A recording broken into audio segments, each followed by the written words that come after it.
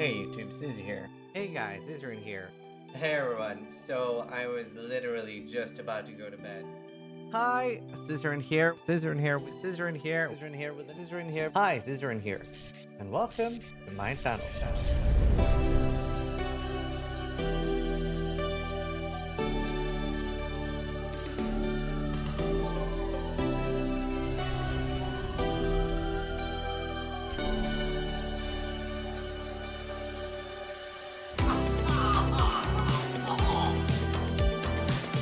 Wow, that looks like my girlfriend. Sharks is the best one. Go away! Leave! I believe in Sharknado, and you should too. Vote Sharknado to go away!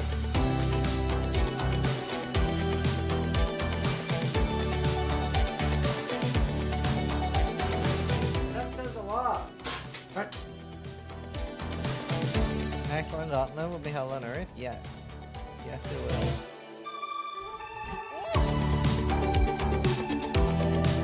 Oh my god!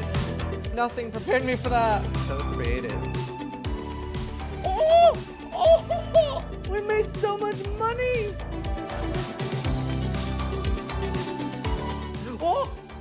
Oh. Scripted! Scripted!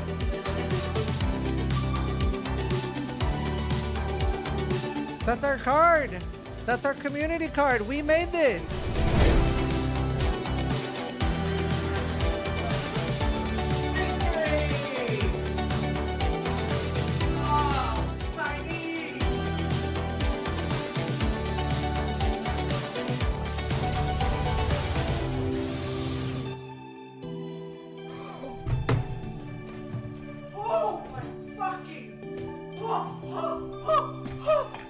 That is, oh my, this is the undisputed best axe in the game for duelist, for banquet, fucking banquet, holy shit.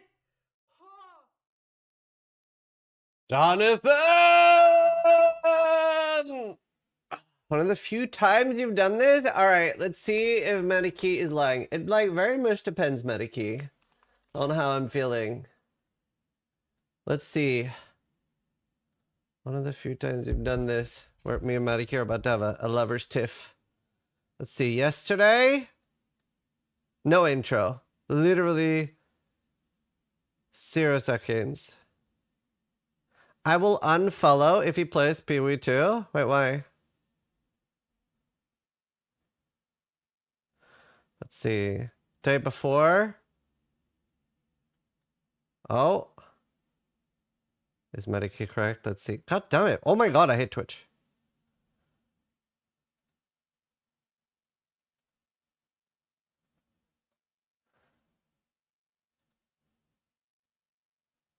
Seven minutes?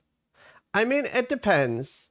I will admit there are some days where the intro is like 15-20 minutes. But I don't feel like it's ever like 25, or what was it you said? Yeah, 25. I don't feel like it's 25 very often. That is usually, in my defense, if I have stomach issues.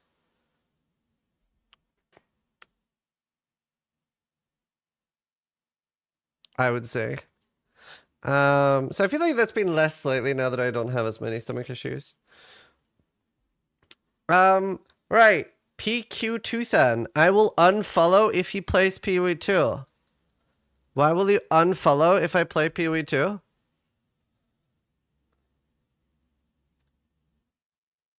Following since 6th of May 2023. 26 messages. It's a troll, just ban. I'll ban him if he doesn't say anything else within a minute. I'll permaban him.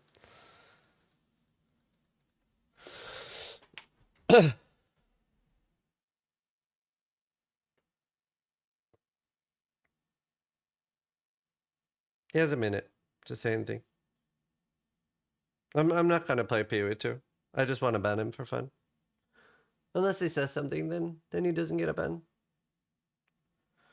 Wait, smile. Okay, I'm waiting. Why did you say that? Why were you gonna unfollow if I play Pee-wee 2?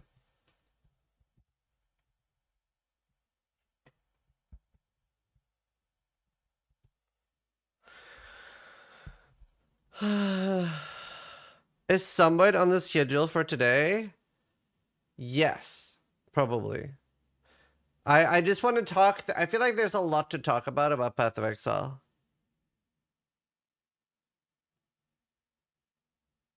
We are all, thank you for the 49 months.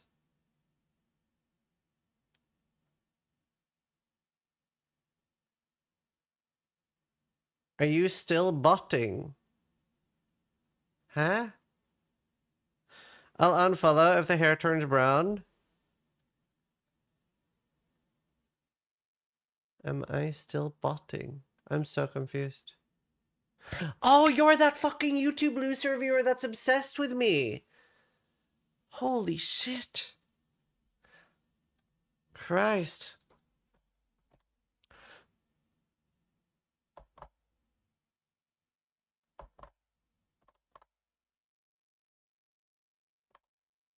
Are you though? I don't even think you can if you bought YouTube. Why would you ever? What would be the reason to? What's with your hair, dude? A mid-age crisis. It was a sub goal, so I got paid like $30,000 to do it. And it used to be a thing I did for my brand, but then I stopped doing it. I probably won't do it again. Shiak, thank you for the 42 months in the tier 2 sub. Hello, Nikov. Why did you stop doing it? Mostly because people are really shitty. You get like a unironic 6,000% increase in negative comments with blue hair. I don't particularly feel like it looks that good on me. But people are really shitty. Like Nenad in chat on YouTube, right? He's like, "Oh, are you having a mid-age crisis?" Like, it's just people being shitty people. Is generally why I stopped doing it.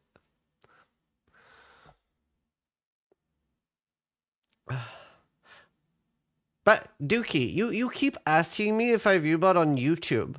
Why wouldn't you be accusing me of viewbotting on Twitch? Because on Twitch it would make sense. But I guess you can't accuse me of viewbotting on Twitch because my Twitch chat is too fast. But also most of my YouTube viewers talk in Twitch chat. But I just don't understand. Can you walk me through the logic? Why would anyone YouTube viewbot? Like, what would be the benefit? Because on Twitch it makes sense, right? On Twitch you get higher up in the category so more people will find you. But the only people who find a YouTube stream are the people that search for it anyway, right? Sorry, I'm clogged up. I'm just confused. I want him to walk me through the logic. Also, wouldn't I viewbot like more than like 80 people?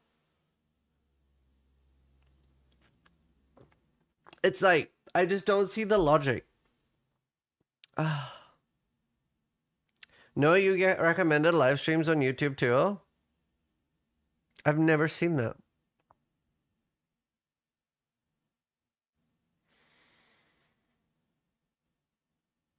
Is there a live category on YouTube? Like, how do you find live streams?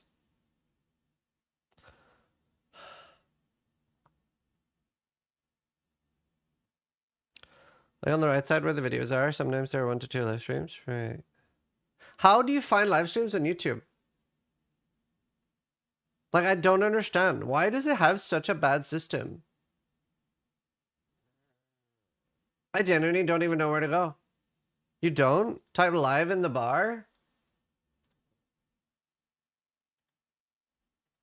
Live.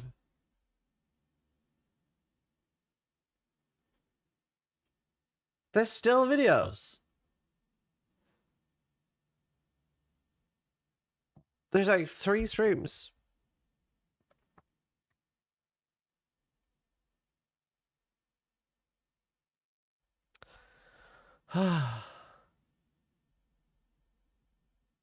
Hey, Almighty, how you doing? I think I ordered your Lego thing. Sun Devil, thank you for the 3 months.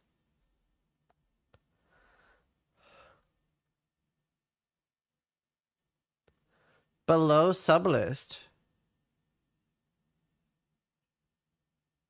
Oh my god. Explore live. How does this work? Wait, this is so bad. Quality entertainment, thanks. You're welcome.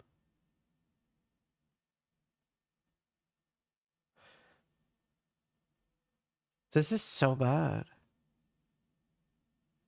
It pretends to work, yeah. But wait, you do need to reply to my question though, Dookie, or I'm going to permaban you. You have like a minute to reply. So for a while, but they're never good at showing off advertising it? Yeah.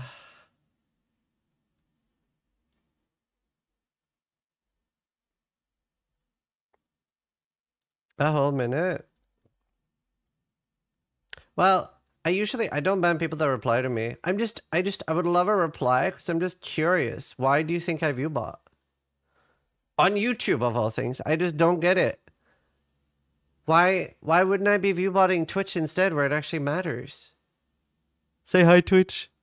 Hi. Did I miss you addressing the PoE1 stuff? No.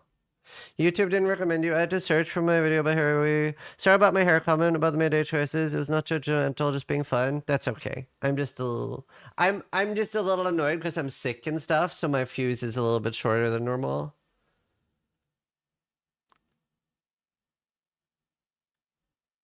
And I got a tattoo. I really am having a midlife crisis. Fucking Christ. Blue hair, tattoo. I'm gonna go buy a fucking car, a sports car.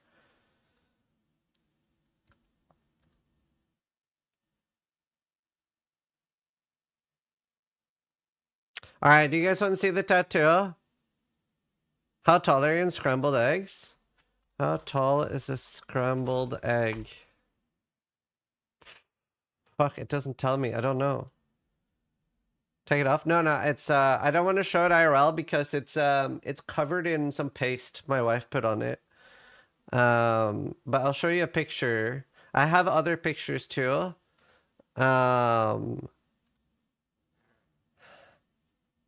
I didn't realize that people thought I would go for a tiny tattoo for my first one. So maybe I went a bit overkill. I very much believe like if you're gonna do something, do it properly. You like it?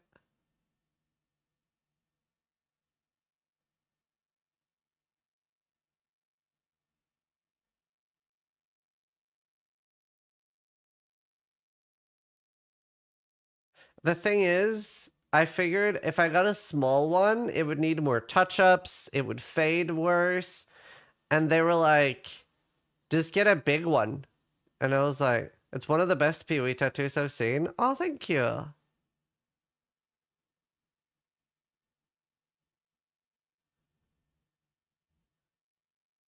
So, it's the t-shirt I'm wearing. So basically, the story behind the tattoo is, that it's the Atlas from Path of Exile when the Shaper was the main boss. No, it has not started peeling yet. And me and Blue, we got world first Shaper together. And then I had a t-shirt competition afterwards. There were no entrants until 10 minutes before. Yeah, they don't have Twitter. They only have Instagram. I don't know what their Instagram is because I don't use Instagram. But yeah, there was no t-shirt entrance until 10 minutes before. And then this is like 8 years ago. Like, she's not even around anymore. This one girl entered with this and she won, obviously. I was so happy. I thought it was so cool. And it was like a shattered atlas, right? Because we broke the Shaper. And I thought it was so cool. So then when I was like choosing tattoos or what to get, this was one of the things I let chat vote on in this one. I think it turned out really cool as a tattoo. Yeah, Shilka. Like, I would say like this is like the main reason I like blew up as a streamer.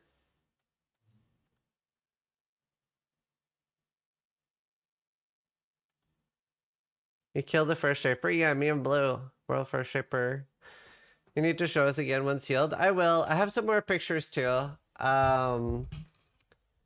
So let me open it on Opera so YouTube can hear as well.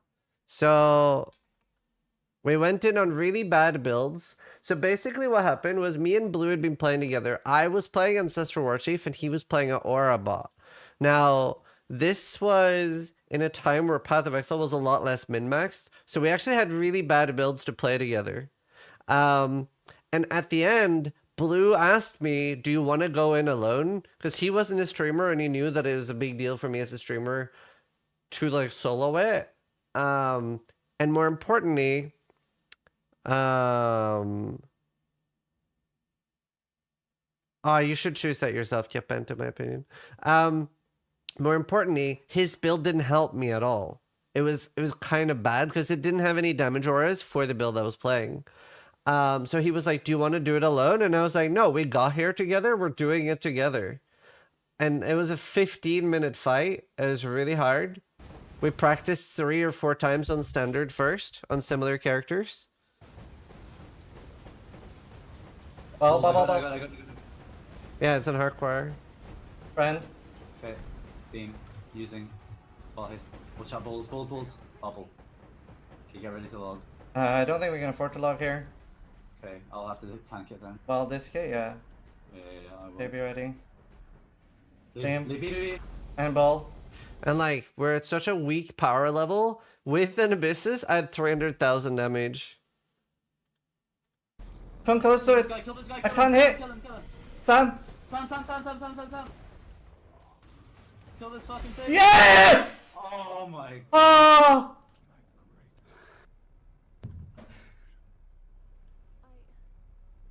I'm so sorry, Father. Oh my god, I've never been shaking so much in my life. I'm shaking really hard. I actually almost passed out. So that's fun. Okay.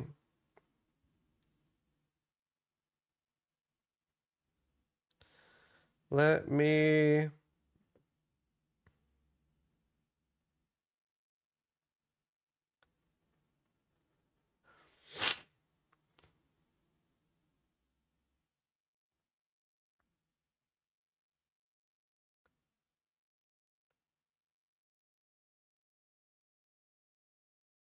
Oh, nice. Let me find the photo album my wife made.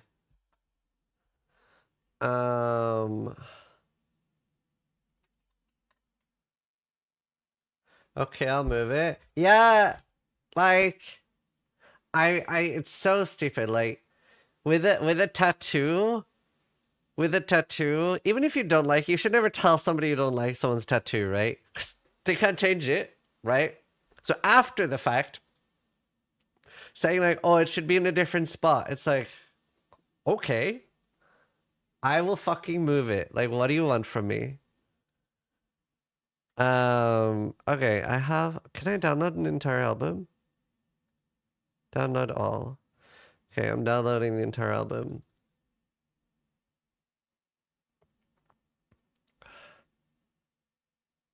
Have you thought about getting another one instead of moving it? Skin drone's fun.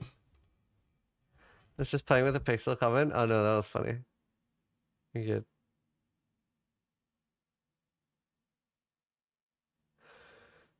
But I'm very happy with it. It turned out really well. People were asking about the pain. I have a pretty decent pain threshold. I would say the outline. So, by the way, I would say on my pain threshold, the most painful thing I've ever experienced was a colonoscopy without sedatives. That is my 10. That's the most painful I've experienced. What is it? It's the Atlas in PoE 1, but broken, like shattered Atlas. And one of the bones here is called the Atlas. So that's the most painful thing I've experienced. So when I say 10 pain, that's what I classify as 10 pain. The outline, if that's what you call it, I can tell it later why I did that, but yeah, bad mistake. The outline I would say was like a 0.5 pain. It just like nipped a little bit. It was like very, very little. And and like the filling was like a 0.2.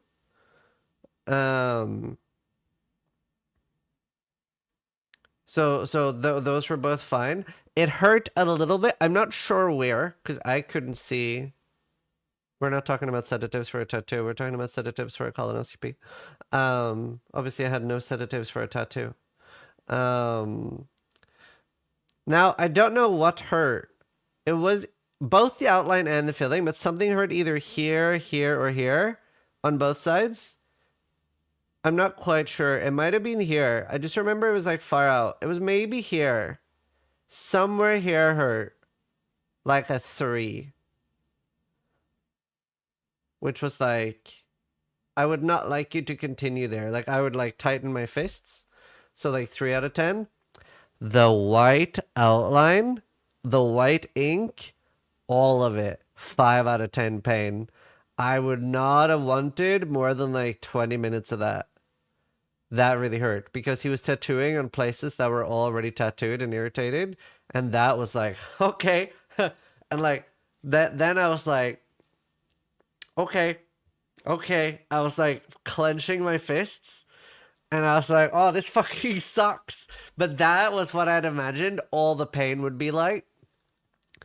So it was a lot better than I expected. Do they stop when it hurts or do they ask you to commit? They stop when it hurts, but I never told them that it hurts. So it was 3.5 hours of tattooing. And I asked for no breaks. He took 2 breaks because he wanted to stretch. But I asked for no breaks. How much for that tattoo? I think it was 300 or 400 and I tipped 200.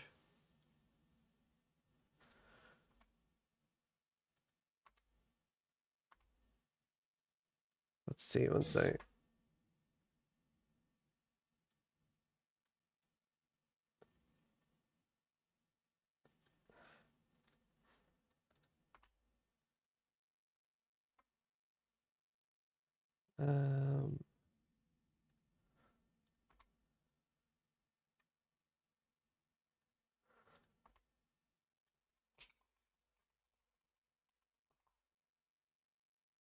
Give me one sec.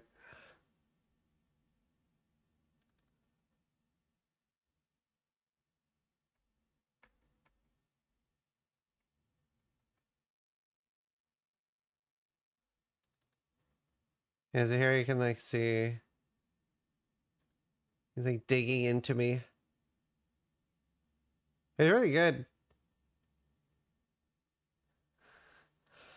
Don't have that many pictures. Here is like when the outline was just done.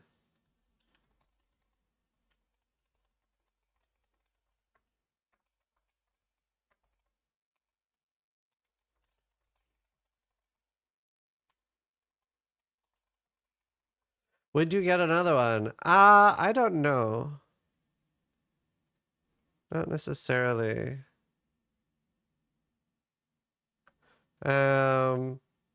Here's a picture before the white outline.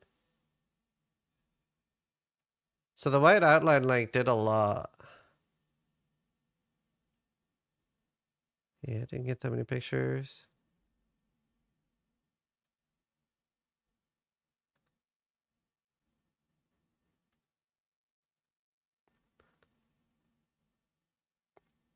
Will you be wearing shirts with no back now? Nah.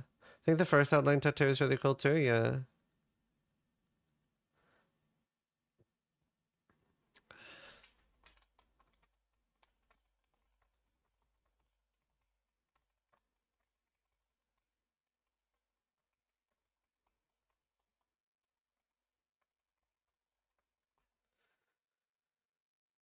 But yeah, so it turned out really well, I think.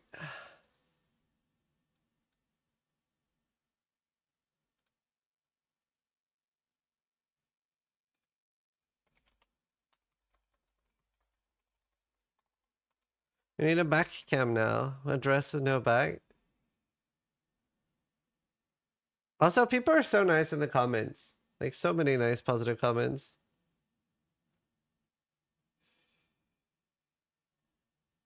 Dude, it's also crazy how good the camera is. Like, you can see my pores.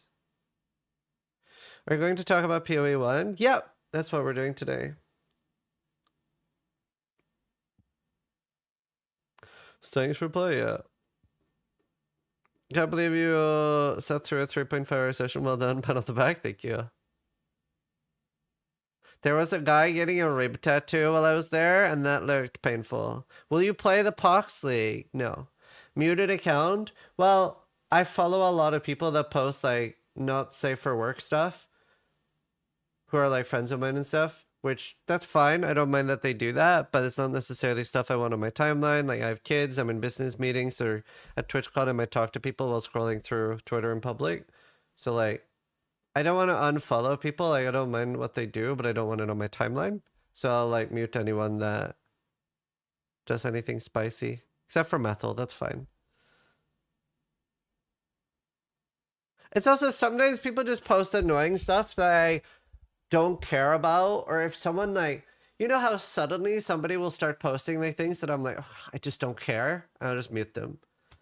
I don't, like, dislike someone for that. Like, I'll never understand unfollowing someone because they post annoying stuff, but I'll mute people quite a lot. I have, like, half of my following muted.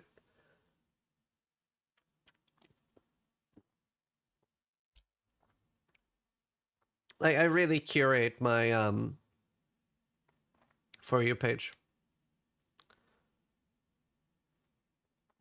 Wait, hold on.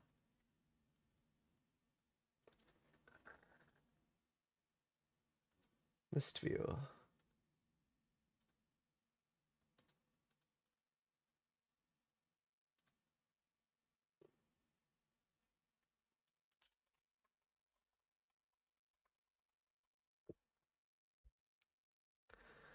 It's a take and a half.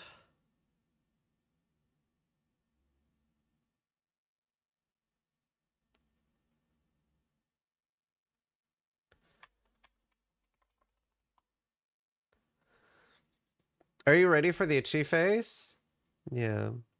Has TDD said anything about adding an actual marketplace in PoE2? They've talked a little about it. They've said that it's not a no.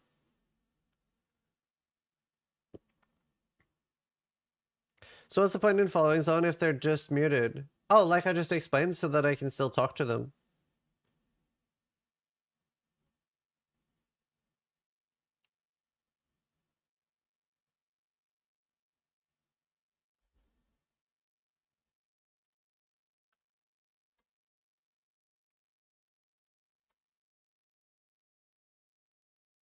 Oh, okay. I have one good video. You guys want to see me getting tattooed?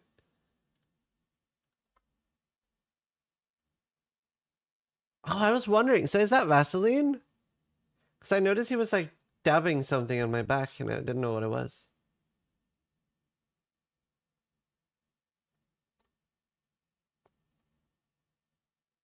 It's cum? Ah. Gelatinous cum? That makes sense. Man, he's so fast. Did you see that? It's so cool.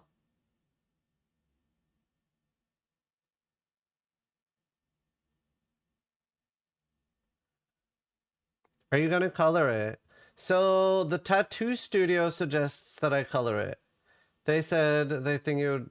They said that they never ever ever recommend blue, but they said blue would look really good on it. They suggested that once it's healed. Oh, I need to oil my thing.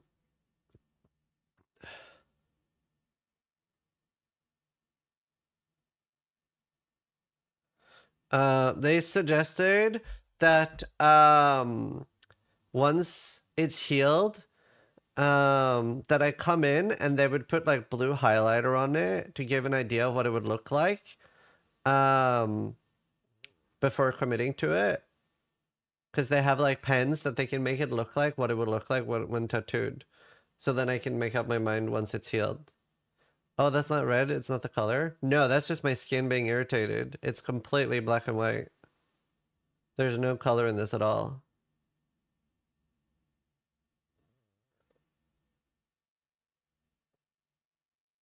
That red looks good. The name of the color is called Skin Irritation Red.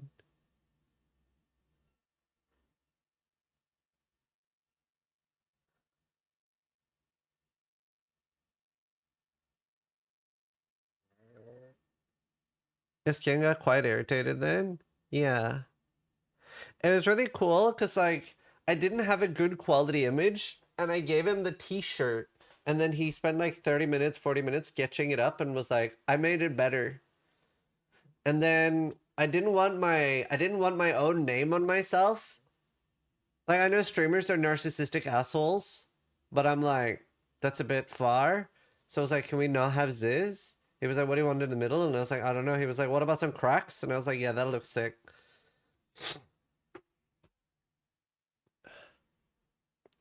What a lame job. They couldn't even avoid skin to crack. True.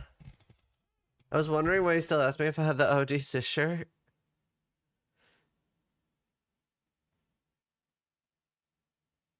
So I think it turned out really well. We have a lot to talk about. Everybody got their pitchforks? Ah! Ah!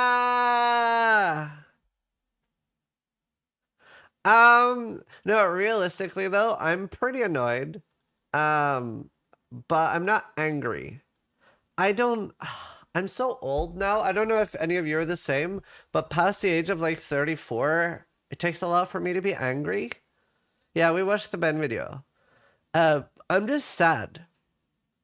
Because like realistically, it does not benefit me to get mad at GGG. It just doesn't. I think they've handled it a bit bad. But like, what am I gonna do other than wait? Like, me getting angry isn't gonna make anything come faster.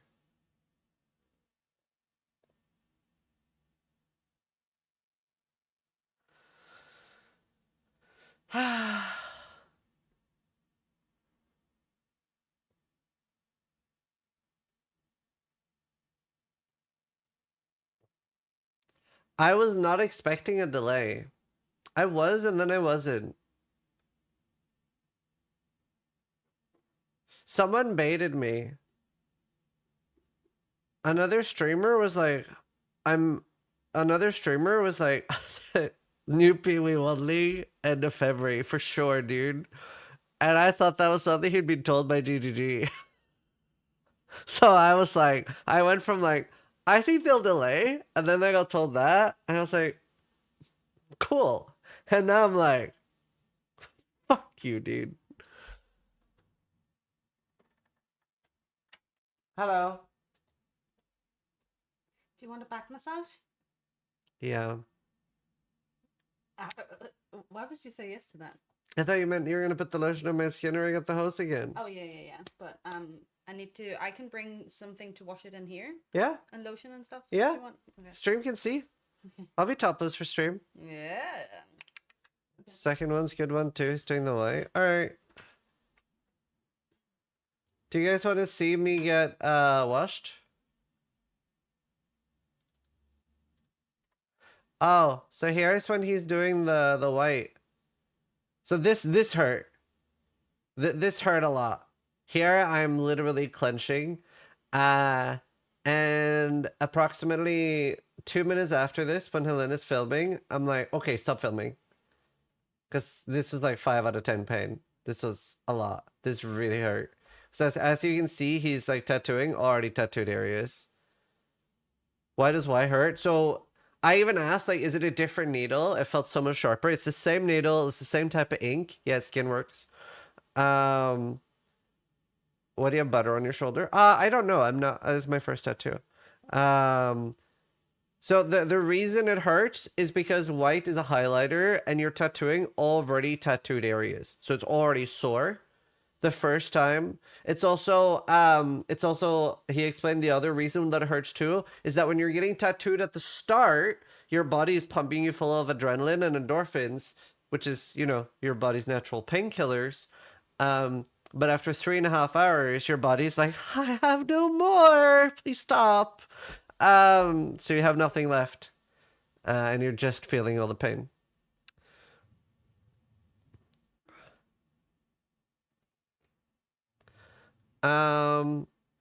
Yeah. So I was not really expecting. I was expecting, and then I wasn't expecting a PoE1 delay. All right, we can do this on stream so you guys can see, because maybe it looks even better or worse now. I'm not sure. So I just want to start by saying, normally I would recommend you like go in the shower, not like this, but this will be fine. This will be fine. Yeah, but Okay. I would recommend like standing over running water. Yeah. You know. Male nipples are good on Twitch, right? We're good. Oh, it's sticky. It's stuck to it. Oh. All right. How does it look?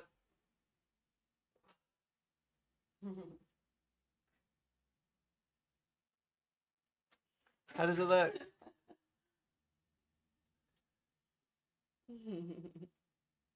We're red. Right. All right. You can sit here. So apparently she has to lotion me every 2 hours. Just like 2 to 3 to like, we'll see. Nice handles. I'm built for child rearing.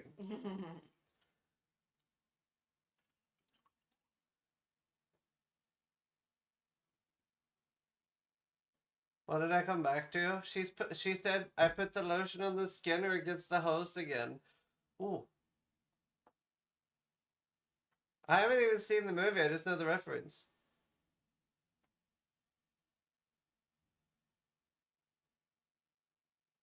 You do look submissive and breedable. Ow.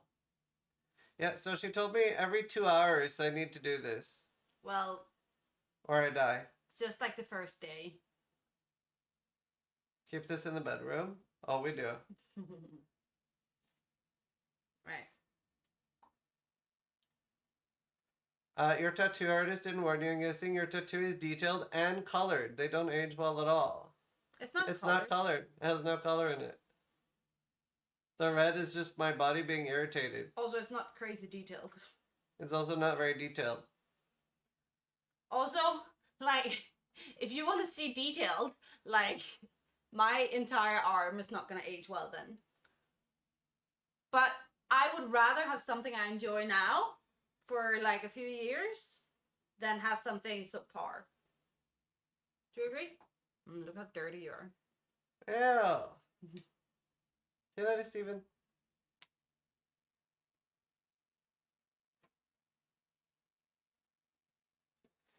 Did Helena get one too? Well, she's getting one. I'm getting squish squish. And then I'm getting a flower, mice, and bug sleeve. What am I watching? Well, I wanted to go a different direction with my stream. There we go. So I figured a little bit more nudity would get me more viewership. There we go. That's the dirty one. Now to the clean one. Yeah, this is hard to explain to a lot of people, so maybe have a tab open with porn at the same time, chat. It makes it easier to explain. Hey, Sil. Hi. So it's like, with the PoE delay, a lot of Path of Exile streamers have had to resort to different types of content.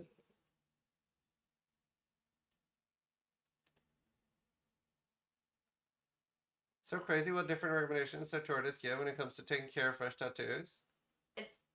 I did start by saying I would run it over running, like put it under running water and then wash it with the soap. But because he lives by his computer, this is, you know, what we're gonna do.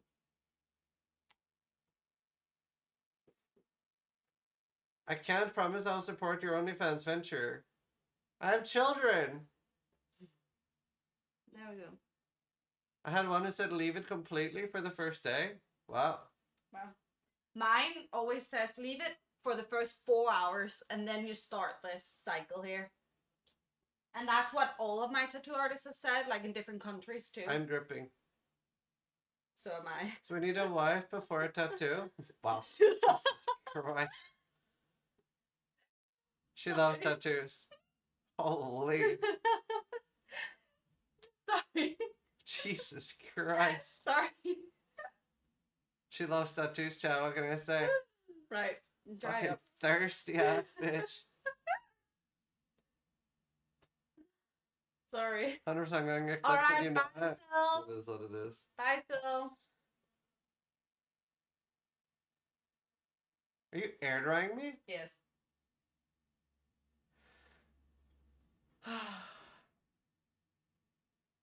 Again, chat. Get yourself a Dane. They're great. Do recommend. Okay. Look at the amount of effort my wife puts in. Just very sweet. She's always nice and sweet like this. She's a fucking bitch. Half of the time. Literally. Yeah. What I stumble into. Hi, Dark Jack! So I'm prepping for my new OnlyFans. But I still want to do it on Twitch. So I figure like a little bit of nipple is okay. Did you say to her like that? Just like that though. I called her a bitch. You said it though. You called her a bitch. Yeah, just like that. Just like that.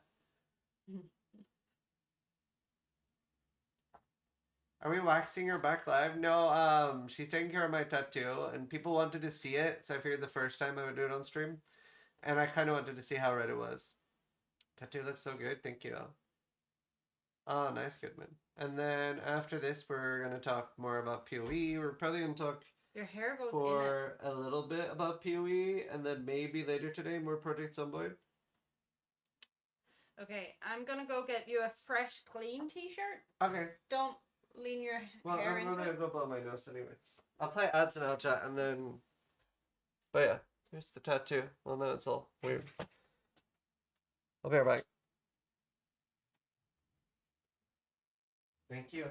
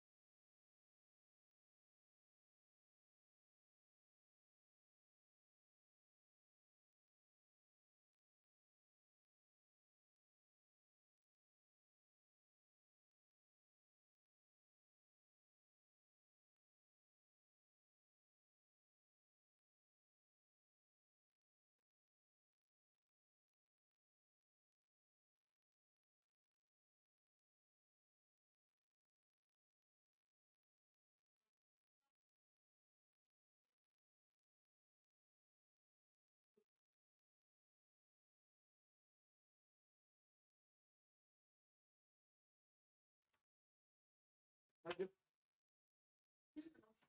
spinning's soap. Where's all that? Let's grab it. Put the fucking chairs on it. There, I'm back. I have a new t-shirt every 2 hours. And if you didn't get to see it, this is the tattoo.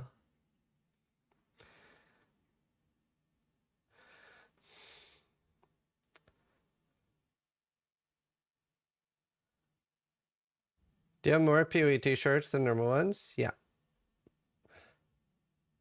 Are you going to play the Pox League later? Personally, I'm not currently feeling PoE 1 without an update. 200 bots watched that. I don't get it. Do you hate my channel or do you enjoy it and you just like trolling? I can't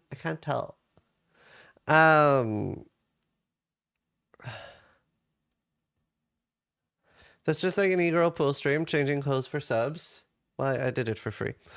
Both? No, not you guys. I mean the guy on YouTube. Dookie D. I just can't tell.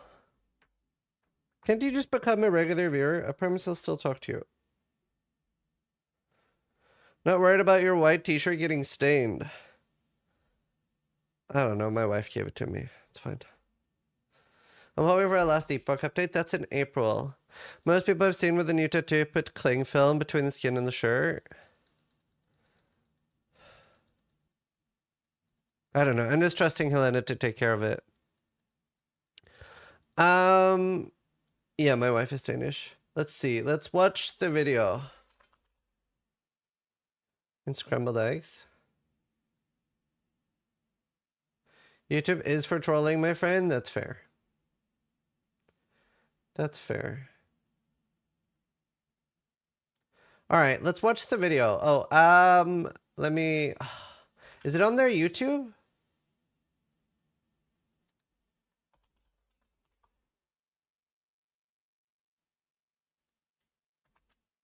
I'm just gonna watch it on Opera so that YouTube can hear it as well, and not just Twitch.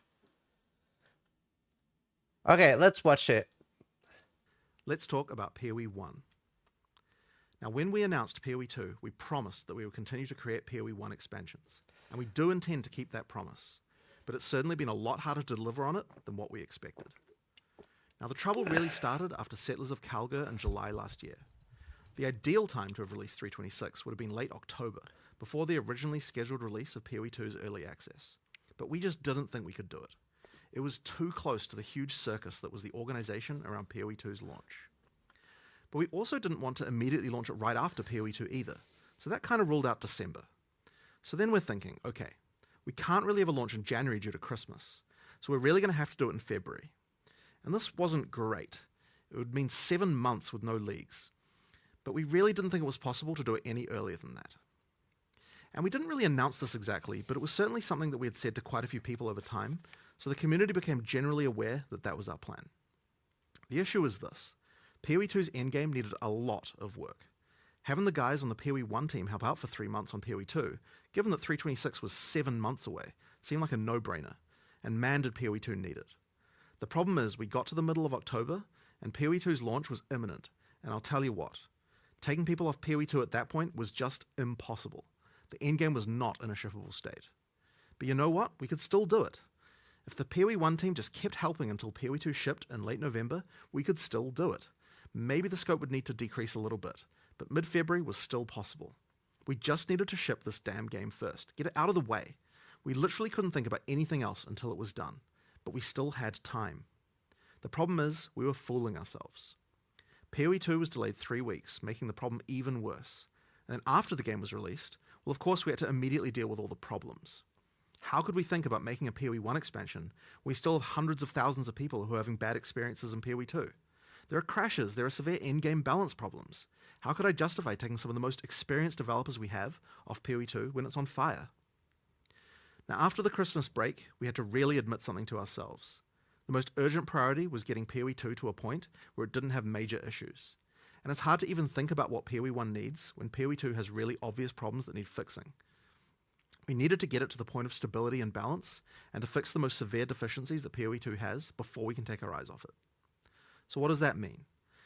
Well, it means that we can't really work on PoE 1 326 until PoE 2 0.2.0 has shipped. And then being honest, we probably need to support that for a couple of weeks after that as well.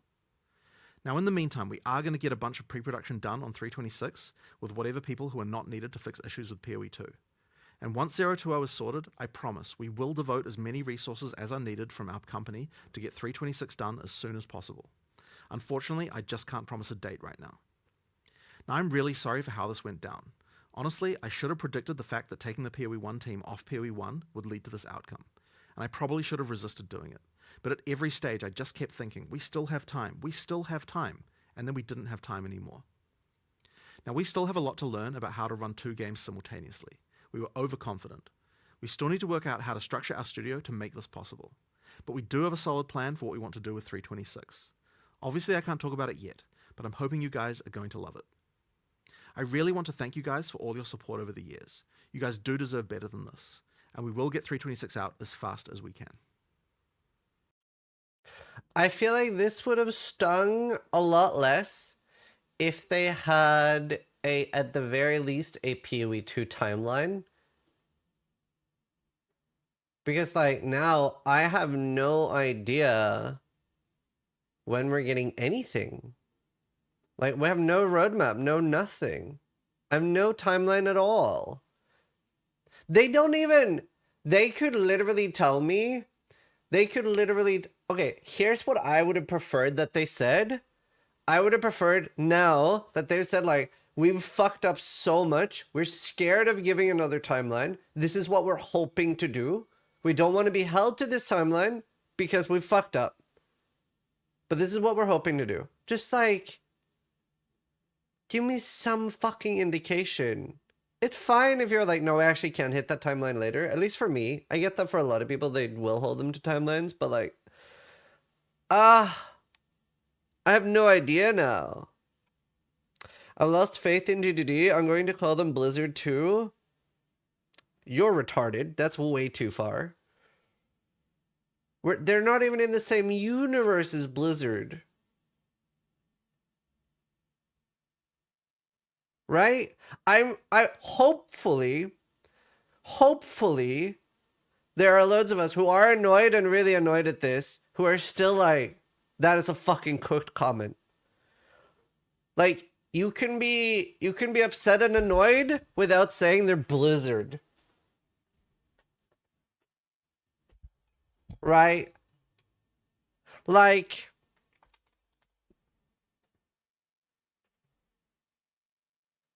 okay. Goodwill. Okay? 0, 50, 100, 50, 100. So,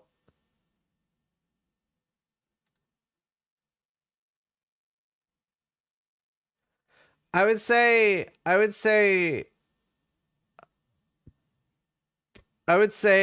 the I don't know. I would say like a week. I would say like a week into PoE 2. Or like after the last patch of PoE 2, my goodwill was like here. My goodwill was pretty high. And I would say like now, it chunked my goodwill pretty hard. I don't really have much goodwill left. They really need to not fuck up whatever they're doing next. I don't have that much goodwill left. Right? My Diablo 4, my Blizzard goodwill is here. This is my Blizzard goodwill. Like, I just, like, you know what? I have none. I have none. But you're a pretty understanding person, Ziz. Add last epoch.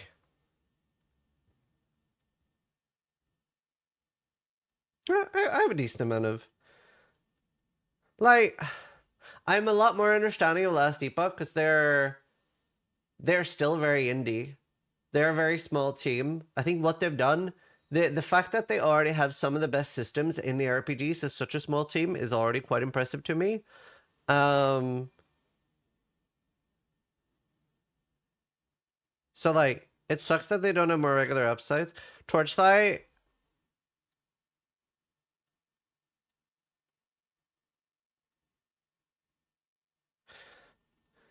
I think Torchlight is a really wonderful game. I hate Grim Dawn. But I think the devs are wonderful. I hate Grim Dawn, but I think the devs are wonderful. I think they have a wonderful game. I just don't enjoy the game. That's all. But Torchlight went to pay to win. Whenever developers, sorry, not developers, whenever content creators for Torchlight started making videos where only farm this if you have the pets, then it was too much for me. I don't psychos.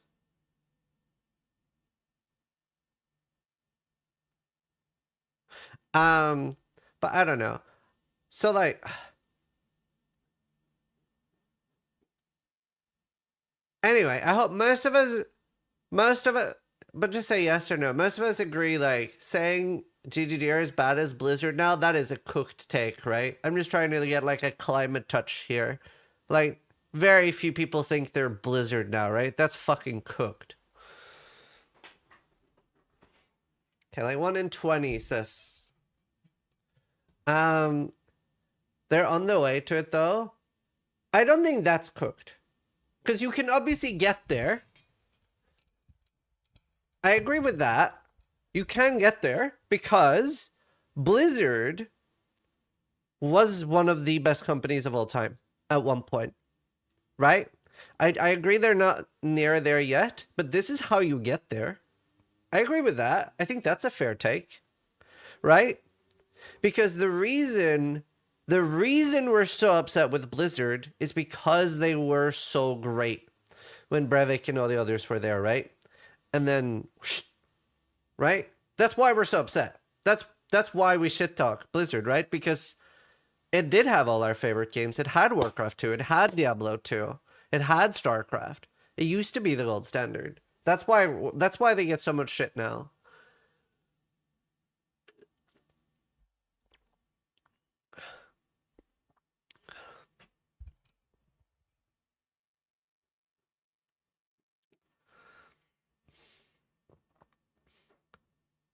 When you become content, you stop trying to be better. I disagree with that because I don't think that's what happened here. I don't think that's what happened here.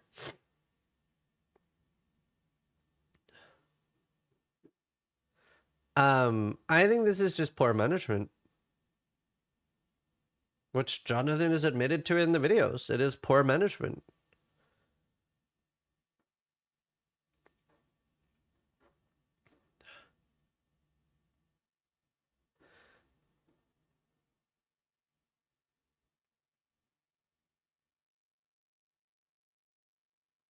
They're full of Zara quotes? Yeah, I've seen it. I don't see how people are upset. Well, a lot of people feel lied to. I feel like that's a little bit dramatic. I'm a little bit more charitable than that. I don't feel like Jonathan is just sitting there and lying. I think it's far more likely that it's just badly mismanaged.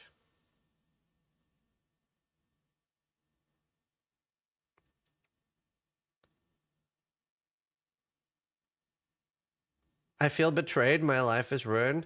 That's the other thing. Like, I definitely understand streamers being upset because their livelihood relies on it.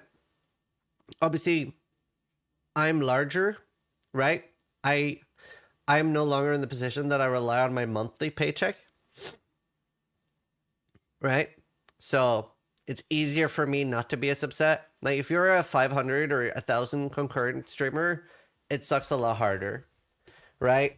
Like, somebody that relies, like, when I was smaller, I relied on league launches for paying my rent. So it's easier for me to, like, and also, like, I do really well in variety. I mean, I managed to have 1.7k viewers on Project Zomboid, which very different than any RPG. So, not the end of the world for me. But it will suck. I just wish I knew, like, do I have a month of variety? Do I have 2 months? Like, because I think I will play a little bit more PoE, because I have a few more PoE sub goals I wanted to do.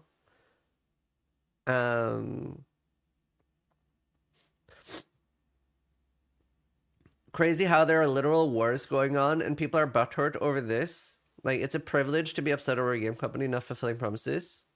But for streamers and content creators, it's more understandable to get upset. I agree. Honestly, I agree. I know I like and I dislike relativism. I like, you know, like, oh, there are children in Africa starving, so you shouldn't be upset about anything. I like and dislike that take. Because I kind of think you're right. Like, at the end of the day, it is a game. But also, like, you should still have the right to be upset about everything in your life that is relatively bad. So I like and dislike it. Like, I see it, but it's also like, Everything is relative, right? Why are you thinking about kids in Africa? Oh, I don't. I care about very little in life. I care about a very small bubble. The older I get, the less I care. I was just saying I understand it.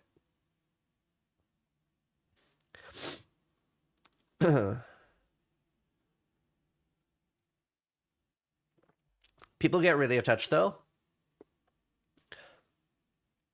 What's also, the more people, like, a lot of this is passion, right? Like, the thing is, the people that are angry are probably the people that love the game the most. So there's a few things that are happening here, right?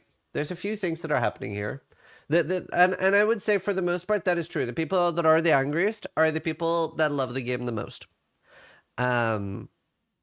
Because, and the people that are angriest are the people that love PoE 1, but they don't love PoE 2. And the reason those people are so angry is they feel like it's almost like the older brother, like they get like a baby brother or a baby sister, and that gets all the attention, and they feel neglected, right? So you see something new coming, and you don't like what's coming. You don't like PoE 2. It's not for you. It's not made for you. You don't enjoy playing it. It's getting all the attention. You know how little attention you need to function, and you're not even getting that little attention. You don't need that much. You know, 5 people for 2 weeks, maybe 3 weeks would be all you need. You need a little bit of balance patches. You don't even need a full league mechanic. You need so little, and you're not even getting that. It's basically your parents aren't even feeding you, and that's why people are upset. And you're being told by your parents that we still love both of you, but you're not even getting food. So, and that's why those people feel like they're lying to you, right? Because you're being told, like, yeah, we still love you, but you're not even getting food. So you're starving. I honestly think that's a perfect analogy. But you got it every day for 12 years. Is that not enough? So that's pretty much my take. PoE 1 has been that for 12 years, and thankfully I do enjoy PoE 2. So for me personally, it's fine for me because I genuinely do believe that they are planning to maintain both games, right? Now, if that doesn't happen, then I would be upset. I would be really angry, right? But I'm patient enough to be like, I'll let them cook. I don't think they're gonna kill PoE 1. I'll let them cook, and then we get both. And I can sort of understand what's happened. And I don't think that's copium. Because the way I look at it, right? Like, look at Diablo 4. Diablo 4 had, what, 3,000 or 4,000 people working on it, and now it has, like, what, 30? Because the majority of work that goes into a game like this is, like, you need to make every system, you need to make every graphic, all the rigging. There's so much more work, right? Yeah. The anger is what confuses me. It's not like 2DD has ever just let things be shit. They almost always get it right and come through. Yeah. I agree. I agree with that. What's with the narrative that they won't update PoE 1? It was given minimal attention for settlers and it was a great league or mechanic. I agree. I agree with both of those comments. The thing is, like, yes, it's annoying, it's an inconvenience, but it's not the end of the world. They don't usually leave things shit. Except for Beyond mechanic. Why are Beyond bosses so shit?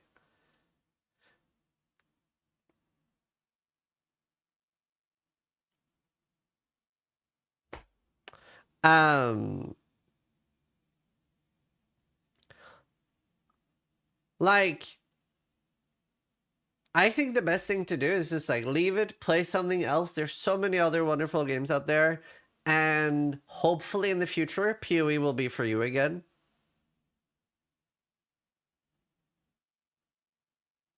But I don't know. It takes a lot for me to be angry at a game developer, I guess. It needs to, like, break a lot of goodwill. I know a lot of small content creators, like, they're my friends, and for small content creators, this can mean a lot. Like, their views can drop to a rate that they will not earn money. No, for sure. For sure. It really sucks. If you're smaller than 1,000 concurrent viewers, you are going to struggle this year. We are probably going to lose a lot of streamers with this.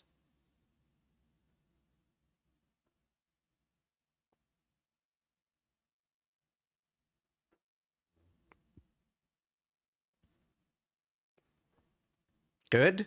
Nah, that's a shitty thing to say.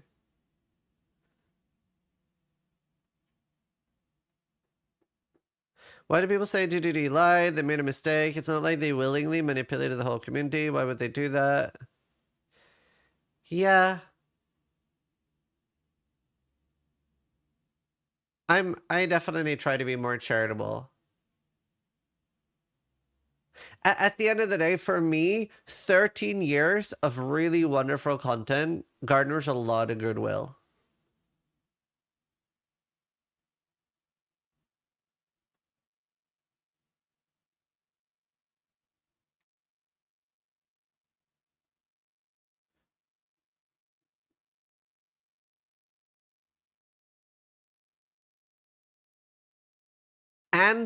And the fact that they have really good monetization. They made a lot of really good choices. They were very generous with the monetization in PoE 2. All of that garners a lot of goodwill. For me, at least. It doesn't have to for you, by the way. But, I don't know. The thing is, it's also... I guess I have a little bit of stoicism here because, like, there's no benefit to me getting angry. At all. Zero. Like, me getting angry will not make any PoE 1 or PoE 2 content come out faster. It will not make TDD do anything differently. It is just going to decrease my enjoyment of life. Like, at the end of the day, you vote with your wallet. Right? That's what you do. You vote with your wallet. If you're happy with what a game company is doing, you give them money. If you're unhappy with what a game company is doing, you don't give them money.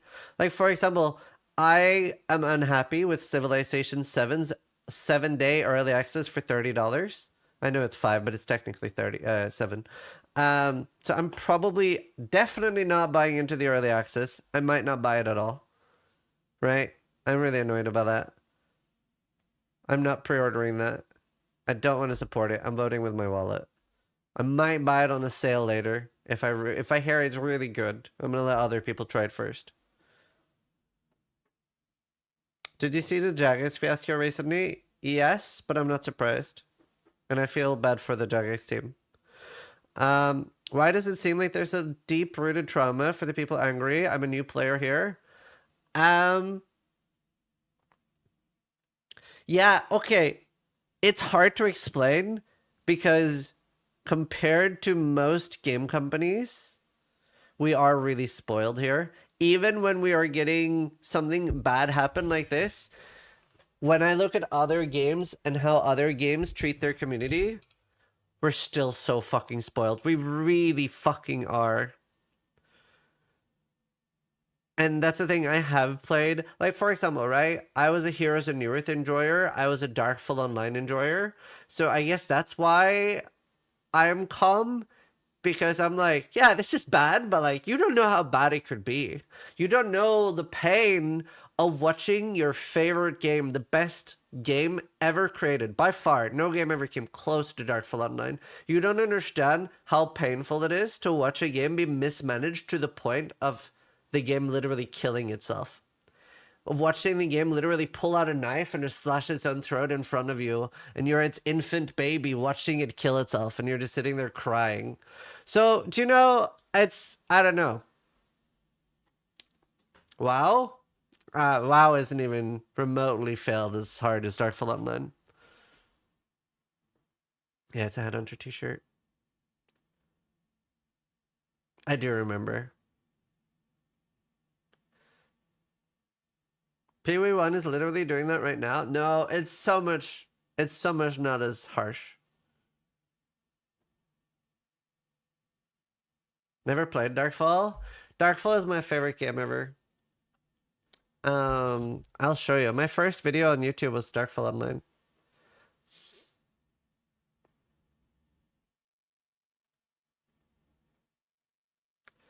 YouTube won't have audio because I didn't think anyone would watch my videos, and I used actual music.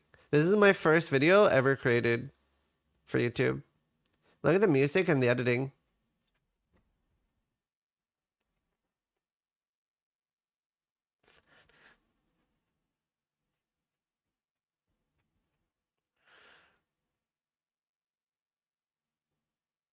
This game looks sick. It's the best game ever created.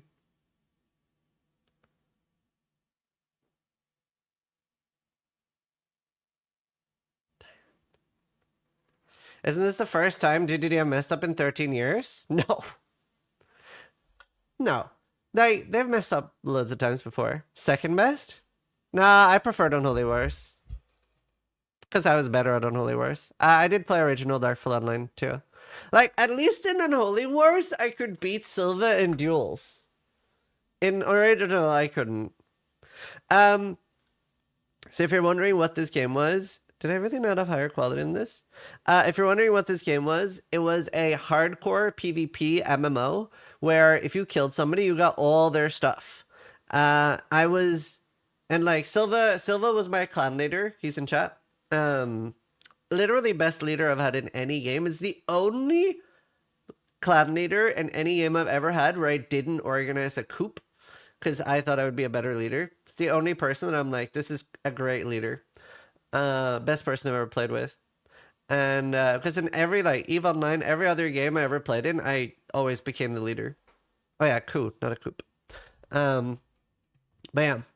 Now I was one of the very full people playing full glass cannon mage.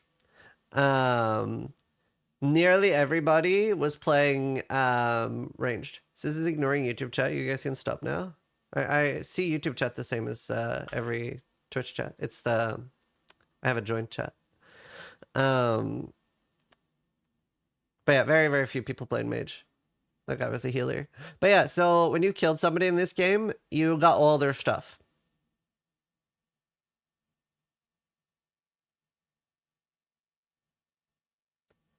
Join a Veil's chat? Yeah. Dauntless? Right. You played a mage with 3 healers behind you? Okay, literally not my fault that other people didn't have friends. But yes, I had 1 pocket healer.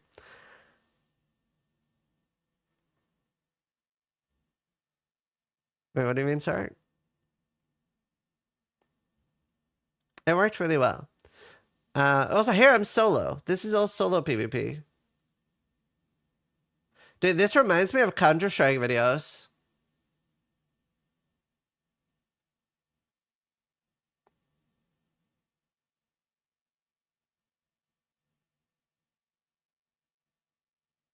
Oh, I thought this guy, I still remember. I thought this guy was a bot. I thought this was a bot. I thought he was talking about PoE and Little Ace. We are talking about that. This is my favorite game. And it died because it got super mismanaged. This guy's wearing really good gear. It's just garbage. What's his name? Like Evil God or something? He gave up. Or ran out of stamina. I'm not sure which.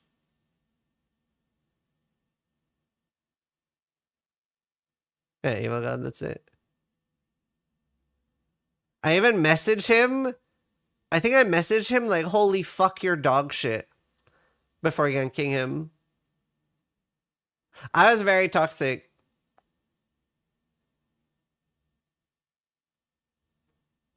No, I wasn't a streamer. I just couldn't believe how shitty he was. Oh, this is my favorite clip from this game.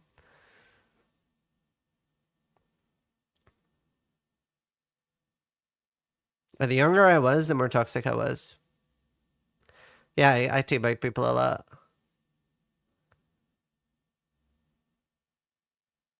You jump into the ship and kill everybody? Yes, I do.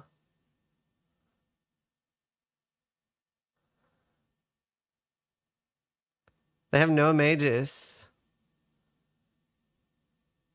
And I'm a reflect mage. So anytime somebody hits me, they take 200% damage back. And they're completely panicking.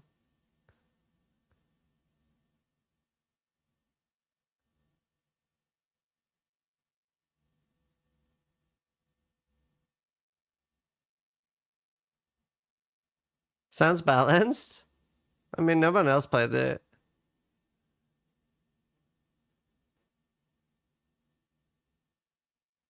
Boom, stop their boat. The driving the boat is getting shit out. Well, he can't see that he's getting hit. His friends are supposed to help them. I've played a lot of Dark and Darker. The movement looks janky as hell. Oh, it wasn't. It was really smooth.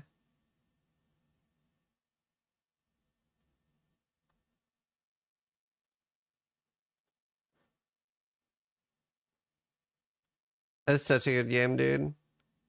Okay, this is just solo PvP. Honestly, not bad though. 4,000 views on my first video. And this is how you looted. So you can see you can loot everything from a player when you kill them. Try to die less than I did. I didn't have that catchphrase yet. Look, Helmbreaker's in chat. Helmbreaker, who some of you knows from making Path of Exile guides, Helmbreaker was literally one of the best Darkfall players. When we were in like a siege, so like it would be like 100 versus 100 combat, we would target call Helmbreaker a lot because he would be one of their best players. We'd be like, there's Helmbreaker, everybody focus Helmbreaker, focus Helmbreaker. He was so good. And he'd also have 3 pocket healers. He was like so insane.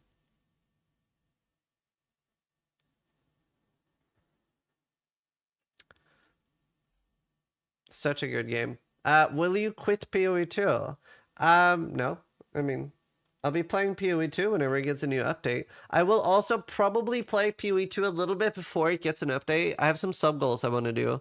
I'm a little bit burned out. Oh, hi, Helmbreaker. That is Helmbreaker, yeah. I'm a little bit burned out on PoE 2 after my monk death. I probably would have played another 2 or 3 days, but I was hoping for a balance patch, I guess. Z5 had the pocket healers. Yeah, I guess you're right. Are you still doing Zomboid? Yes. Will you play private leagues for PoE 1? PoE 1, I also really want an update. I don't think that I will play PoE 1 until an update. I might.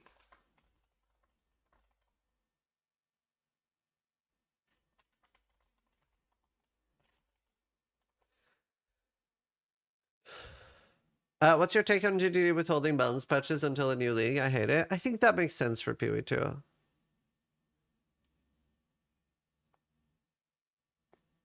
Yeah, same Nick. Can we get some Tarkov? I'm playing hardcore Tarkov right now and I don't plan on streaming it. Steel was talking about making a hardcore private league. I mean... yeah, I don't know. What's your take on to do withholding balance patches? Thank you for the transparency. Yeah, I don't know. I don't feel like they've been super transparent. Why is everyone saying thank you for the transparency? They're like kind of not. Like, I want some sort of timeline.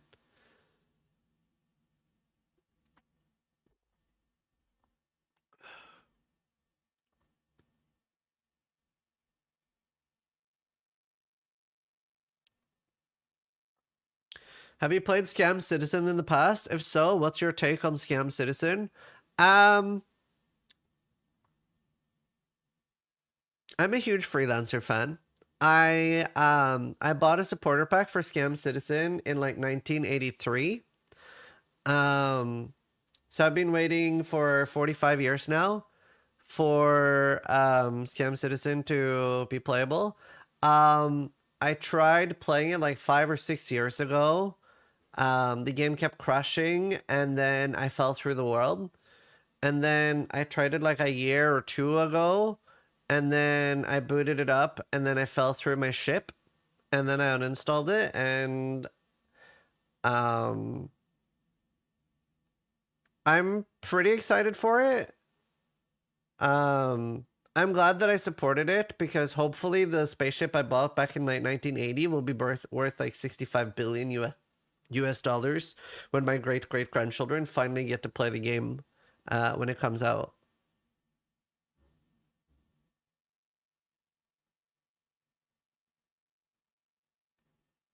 That's how I feel about Scam Citizen.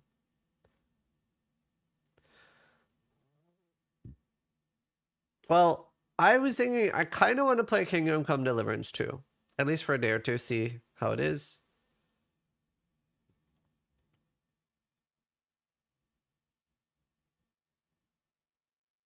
And people moan about PoE when that is in the world. True. I mean, the thing is, I agree it could be worse, but I don't think people are wrong to be upset.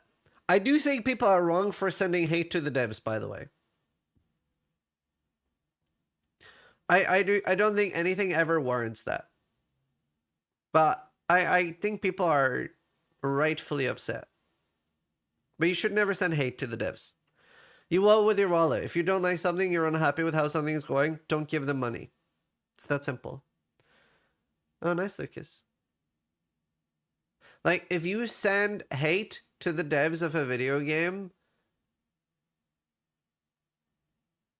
you're an insane person.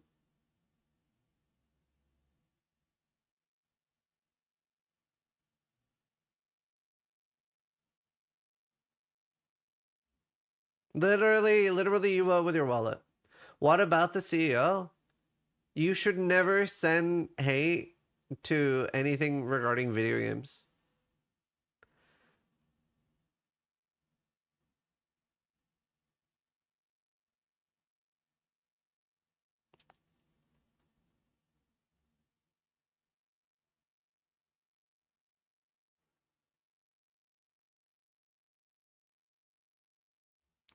Personal accounts and stuff is insane, but official GTD accounts are open season within reason.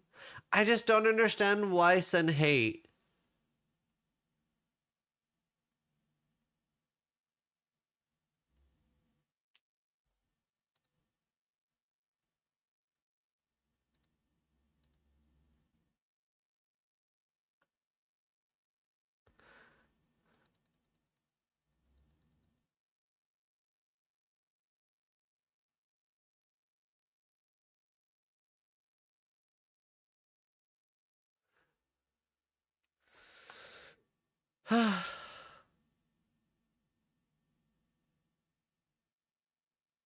Like, whenever I'm upset with a company, I don't play it, I don't give them money, and I move on to something else.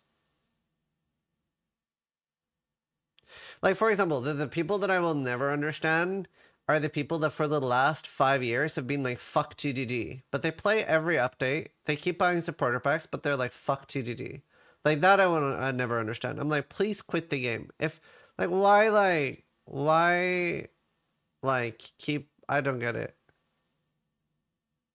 I think the food analogy is right on point. PoE1 fans are starving and feel like they're being betrayed and abandoned by GTD. When you're suffering from starvation, it's incredible to see beyond the circumstances. Yeah, I agree with that. I agree with that. Tarkov players are the worst. Okay, in my opinion, Tarkov players have it even worse than Path of Exile players because the battle state game team is completely incompetent. It's completely incompetent. And there is no other game. There is no other game at all. Like, there literally is no other game in that genre. Delta Force? Nah. I think about it at XCon. Delta Force is not comparable to Tarkov. How much input would you need from GDD to run a gauntlet style league? I don't want to just rush into a gauntlet. It does take quite a lot of effort to do a gauntlet.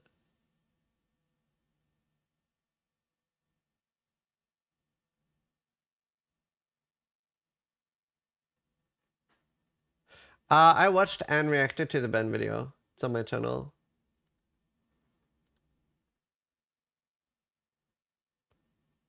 Oh, maybe it's not up yet. I thought it was.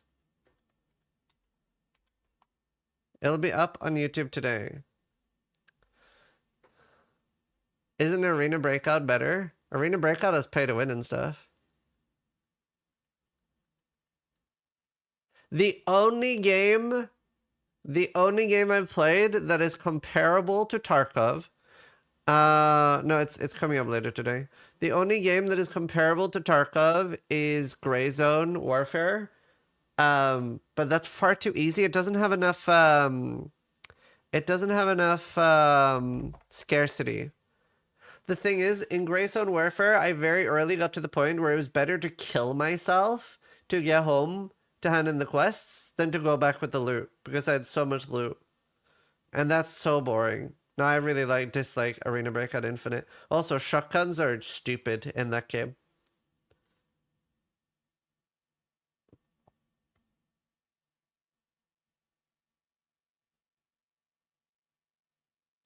Oh, DayZ is really good, but it's a very different type of game. DayZ is more like fishing. I love DayZ though. DayZ is amazing. No, I should watch the Crypt video. We're gonna watch a bunch of videos today. We're gonna make my own video.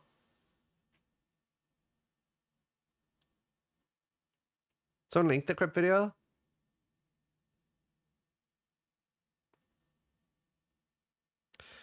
I don't know if I'm gonna do a Zomboid server. So I talked to Steel a little bit yesterday as well. Thank you. Wait, this is just a clip of Chris talking. Yeah, watch the Ben video. What I've been thinking is I will do a Kingdom Come Deliverance playthrough. That sounds super fun. And then after that, because a lot of the people I would want to do a Zomboid server with are playing Kingdom Come Deliverance anyway.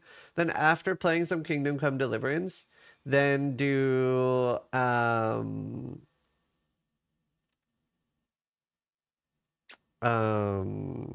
either a when is V Rising getting an update? I'll either do a V Rising server or a Project Zomboid server.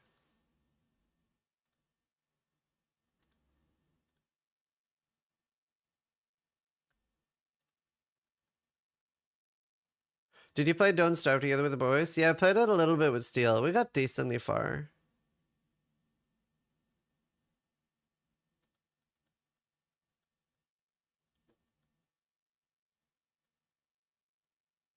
Someone told me V Rising is getting more stuff.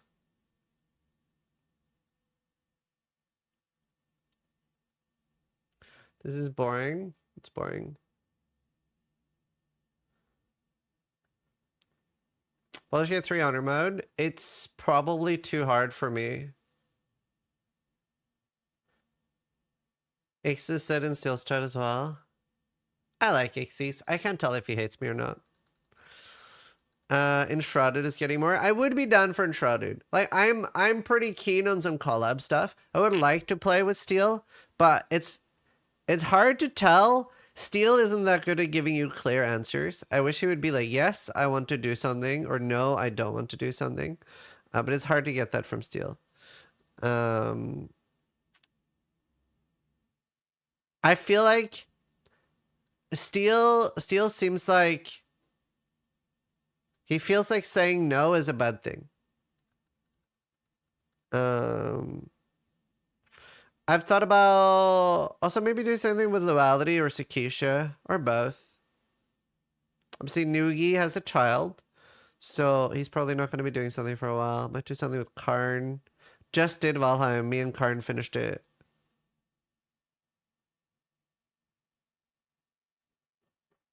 Kingdom Come is single player. What about WoW Hardcore?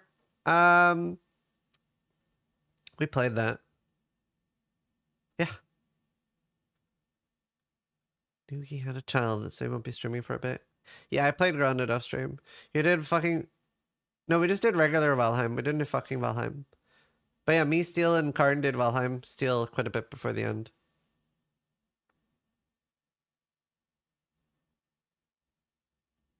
Any interest in Monster Hunter Wilds? Yes. Build 42 multiplayer is going to be great. Yeah. Also, welcome back. Just be normal.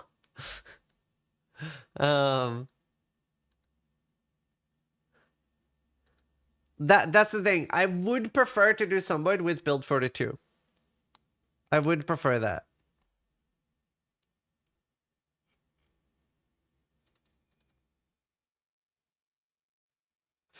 You now need to get Steel and Karn to have a child and Circus and play. Yeah. Did you apply for the Wilson 2 alpha test? I have so little good faith for that company. They completely abandoned Wilson. They're a shitty company. I have so little faith. That is the type of game I would like to play. I will consider playing it. I literally just I have fuck that company.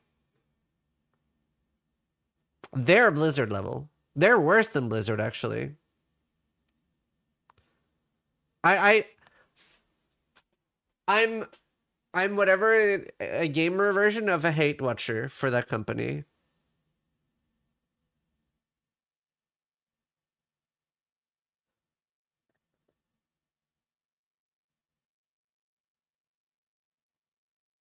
Who? Wilson. I barely even want to give them attention. What did they mess up? So, Wilson was a game. They focused on aesthetics over gameplay and functionality. They made a very pretty ARPG. They have the best ARPG campaign. It's better than Path of Exile 1. Maybe not Path of Exile 2, because it's not out yet. We don't really know. It's better than the Diablo 4 campaign. It's a really good campaign. They have a lot of cool systems in the game. They never fixed it. It was so buggy. They never fixed it. It was just garbage. They completely abandoned it. I would like to play Titan Quest 2. They just took the money and ran.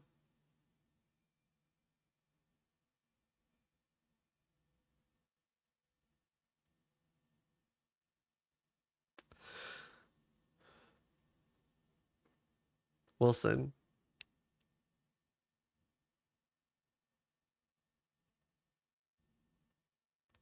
Last Debug's really good.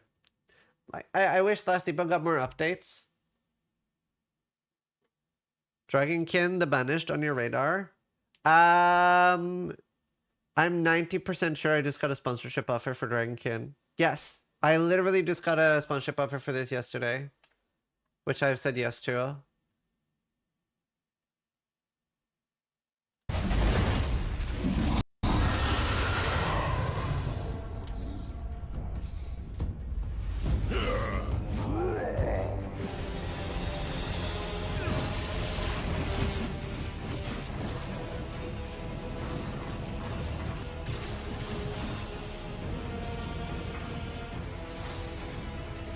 So we'll see. Hopefully it's good.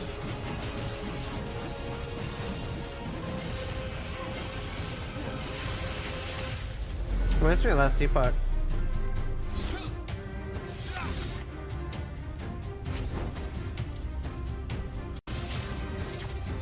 Like, I don't know. More ARPGs is more better. The more ARPGs we get to choose from, the better. So yeah, I'm excited. Hopefully it's good. It's not a mobile game. Just look old school though. It's from a small team. It's published by Nacon. I believe the special thing about the RPG is that you have a dragon that you upgrade and power up. That's like the shtick.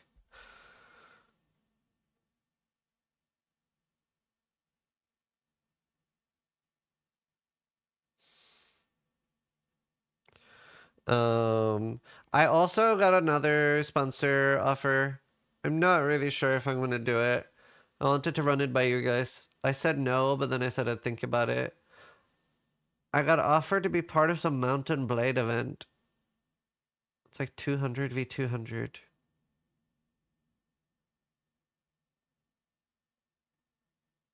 It's like a Samsung event. Bannerlord, yeah. Why not? Doesn't pay particularly well. It's a lot of work. A lot of people saying yes. I'll think about it.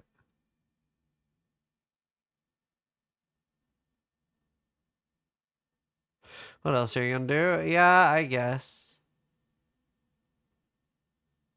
You can go do the RuneScape thing you want to do, yeah. Did you watch news videos yesterday already? Yeah. Well, it'll just be 2 hours, but yeah. But I said yes to Dragonkin. I'm even doing a reduced rate for them.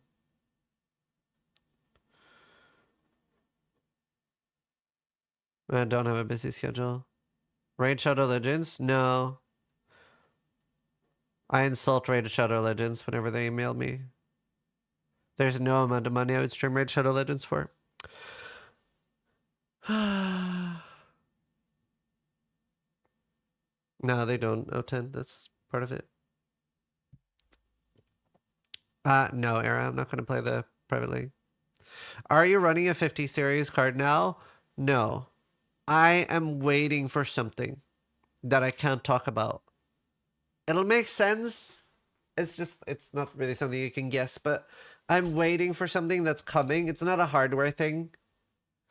But I'm waiting for something that'll take a bit.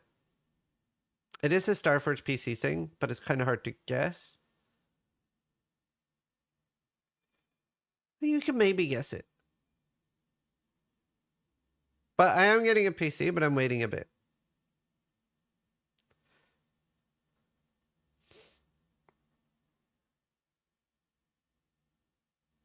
A custom case? Who knows these things?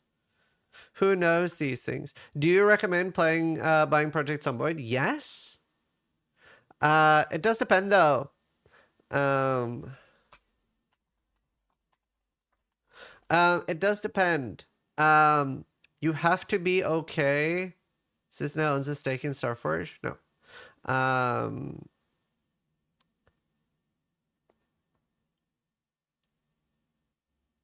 What do you call it? You have to be okay with a clunky game. It's not smooth. It's a bit of a, like, the first 5-10 hours of playing the game is suffering.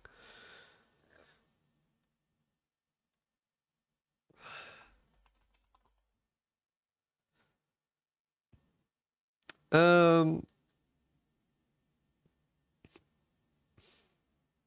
it's very fun. It's very fun. It's also quite cheap, I think.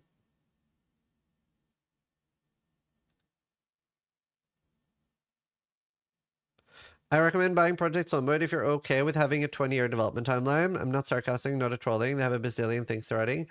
Yeah, they're very slow developers, which is fine. They're very slow developers. No, I'm not moving to America.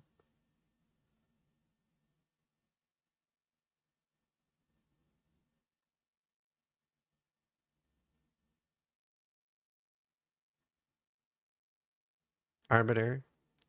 Right, okay, should we watch the crypt video? You know what? I'll set it up so Scry can make a video about it.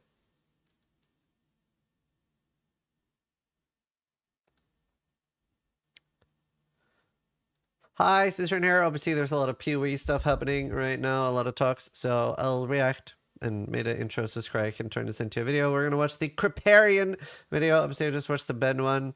I think the Ben one was before the PoE announcement. Crypt's video is called PoE 2 has eaten PoE 1. Numb. I just want to see the video, so we'll watch it, and we'll watch Crypt Yap. I already reacted to Ben's. It'll be up on YouTube today. Hey guys, how's it going? Kriparian here. Today I want to do Kriparian here. a video about the Path of Exile 1 announcement. Now, I know a lot of you guys have actually started on the Path of Exile train because of Path of Exile 2. A lot of you guys are actually waiting for that moment where it's like a full game reset, as if, and you guys can, you know, start to take on this game in its second franchise that was so highly talked about in the past, though in the past maybe it just seemed a bit too intimidating for whatever reason. Now, Path of Exile guys, they gave us an announcement that was probably one of the most disappointing, actually it was definitely the most disappointing one that we have heard, and it has to do with the fact that they have delayed Path of Exile 1 leagues. True. So I thought I would kind of backtrack a little bit, give you guys some information on how the leagues work and why the game has been successful to this date, because I have been playing Path of Exile 1. I've only skipped a couple of leagues, maybe like... Fun fact, the way that works is because of Kriparian. Isn't that cool? It's actually because of him that the game works that way. Not even memeing. But he told GGD that that's what they needed to do. They need to have a set schedule of like a league every 3 months. It's actually something he told them to do. Like 6 or 7 years ago, just the timing was really bad. But more or less, I have been playing every single league for over 10 years since the game was first playable in, I think it was closed beta at the time when you had to get like the Kiwi supporter packs. So back then, Path of Exile was a game that was developed by very few people, and a lot of those very few people still work on Path of Exile 2 today, which is why I have been so hopeful for the game. And they made the system fairly shortly after launch, where they get a new league, a season reset, a new major mechanic, along with significant balance changes every 3 to 4 months to encourage you guys to try to make like a new character, explore the new content. And it was a mix where you would kind of take the knowledge that was still somewhat valuable from the previous time you played Path of Exile, adapt it to the new version of the game, and you could make a pretty good character each time, but because there were new challenges, there was like an X factor. So there was this period of discovery where you try to figure out your build, try to figure out your character, and try to figure out the new content that they challenged you with. And this was a pretty fun experience, which resulted in Path of Exile more or less on an upward growth trend consistently over a decade, which is why the game is so good, honestly, and has been received so well, especially in recent years. It's largely why a lot of people were excited about Path of Exile 2. So the announcement that we got yesterday was that Path of Exile 1, its league, will be further delayed, and further delayed by a lot. Basically, instead of it being rolled out every 3 to 4 months, it has been like, 7 or 8 months or something since the last one, because they've actually had to cannibalize their Path of Exile 1 team in order to get Path of Exile 2 out the door. And as a result of that, well, they're now working on Path of Exile 2, and Path of Exile 2, understandably, they didn't say it, but understandably is a much bigger project with many more prospective players. Yeah. So they are going to maintain the resources that they took from Path of Exile 1, and they're going to keep them on Path of Exile 2, in their own words, at least until the second major rollout of Path of Exile 2. And it's mostly like really bad mismanagement. And I guess I don't think anyone's surprised, right? Because on Steam charts, even now, like, Path of Exile in the last 24 hours doesn't have that much less than the all-time peak of PoE 1 on Steam. Now, obviously, probably more people play standalone on PoE 1 and more people play Steam on PoE 2. So I'm not surprised, but it is like so mismanaged at this point. Happens, and we don't have a date for this, but people assume that it is maybe a few months from now. And then afterwards, they promise that they will put their resources in working out a Path of Exile 1 league. That's pretty much the announcement. That's basically why a lot of people are disappointed. And it's also like, I don't understand, why do they not, with this video, have at least a timeline for the PoE 2 stuff? They give us some rough indication. It doesn't have to be a literal date. But, like, I have no idea. Are we getting PoE 2 stuff in, like, 2 weeks, 4 weeks, 6 weeks, 8 weeks, 10, 12, 14, 16, 18, 20? I don't know when we're getting new stuff at all. And I will give you guys a little bit of context. Because, again, I know a lot of you guys only played Path of Exile 2. So, like, what's all the fuss about, right? Well, as the creators of Path of Exile 1, even Chris Wilson, in a talk that he actually, was very kind enough to give me some credit that, I contributed to this, their model of a new league with new content every 3 to 4 months basically keeps people coming back to the game, and it has been their recipe for success, which is why they have been doing it so well and perfecting it over the years. So they are kind of breaking this model. And as someone that plays video games a lot, it is something that has been missed a little bit. And A lot. it's really difficult to say with certainty if you stop this cycle, when you pick it up again, how well it will work. So, the True. reality is That's true. the I hadn't thought about disappointing that. announcement that they have, that's currently the best case scenario for Path of Exile 1. It's not what's surely going to happen because, let's be honest, their plans have changed many times in the last few months, and we are where we are today because of those changes. So Yeah. it's not like, oh yeah, finally Path of Exile 1 is getting its league probably like 3-4 months from now, right? Yeah, maybe, but that's the best case. Okay, so in the best case, we're looking at approximately a year in between Path of Exile 1 leagues, which, yeah, that could and almost certainly does affect their player base. Because, again, they're kind of breaking that repetition cycle that has been working for them for so long. The other side is, while Path of Exile 2 is out, it is a bit of a different game, but Very I have different. a lot of contacts and a lot of people that played Path of Exile 1 religiously are actually more into Path of Exile 2. And because the audience for content creators shifts towards Path of Exile 2, I would say that Path of Exile 2 will have a pretty strong future because, well, people are watching it. The content creators are going to play Path of Exile 2 more than going to play Path of Exile 1, at least most of them, because there's more eyes on the game. So I don't know if that's true either. I think people are just going to play launches, right? Irrespective of anything else. I think most content creators, I don't think that... It's curious. I guess we'll just have to wait and see. But I would expect that most content creators, let's say there's been like 2 months of PoE 2 and then a new PoE 1 league comes, most content creators would move to the PoE 1 launch. Like, it's all about launches. That's all ARPGs are, right? That's why I hate when people dunk on like Diablo 4 or Last Epoch or PoE off-season, right? Like, who cares about the off-season? Like, ARPGs are all about the launches. The first 2 weeks is always the most fun. So not only is the cycle broken, but I think we'll have the content creators largely playing Path of Exile 2 over Path of Exile 1.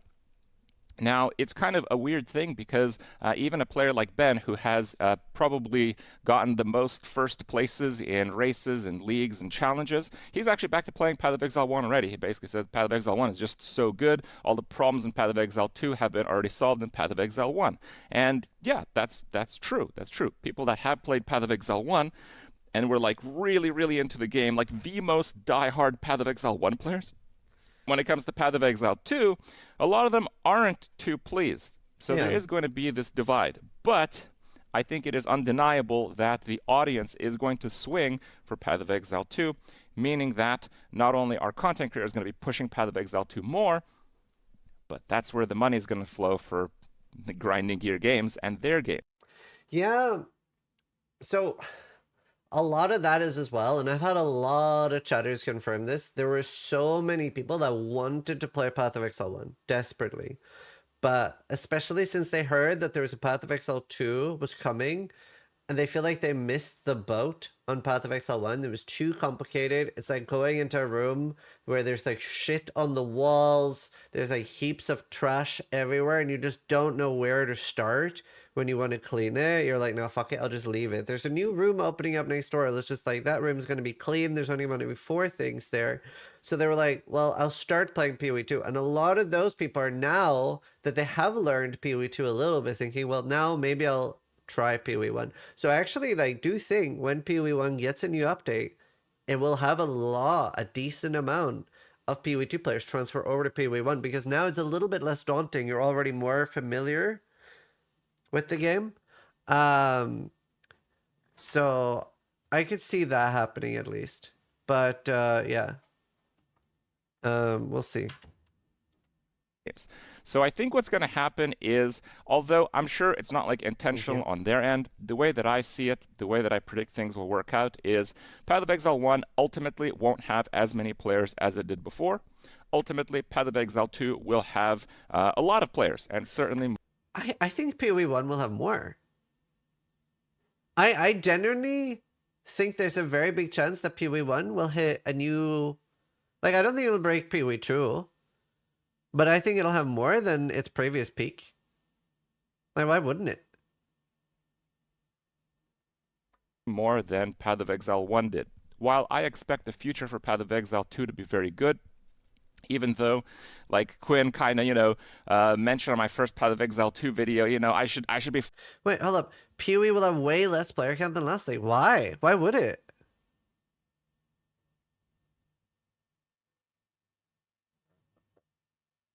I don't understand why it would have less.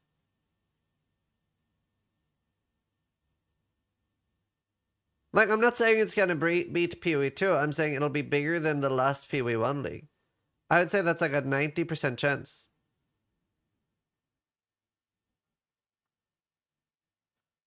Anyway, let's go back 10 seconds because I think I missed something.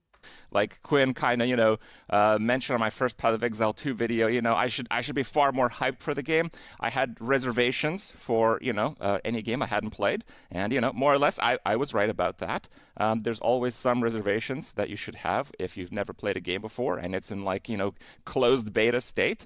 Eventually, I do believe Path of Exile 2 will be, the best version of Path of Exile that you can play. It does appear like we are fairly distant from. I'm a little. So I was saying the same thing Crypt just said, and I hope that's the case. But after the last podcast they did with Ghazi and Darth, I'm a little bit less sure of that, for me at least. And the reason I'm a little bit less sure of that is just the way they talked about items and RNG and stuff. Like, they did say that obviously, like, a lot of the things that players want are coming with leagues, but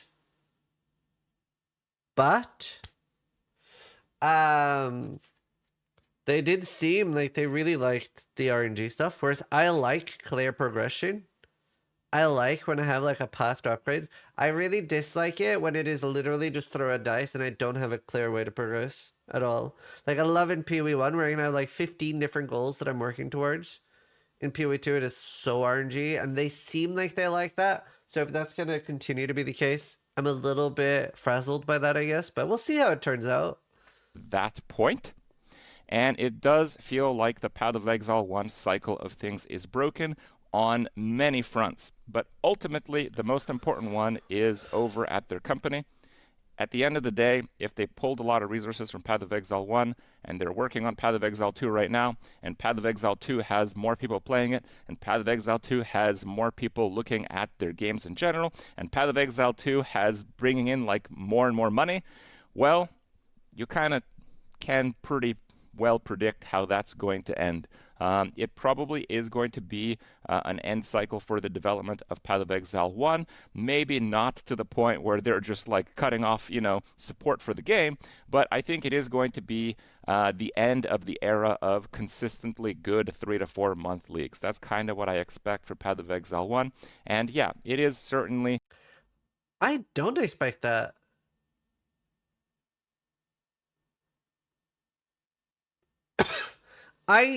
I don't understand why they wouldn't keep updating it. I don't understand why people are being so doomer about that.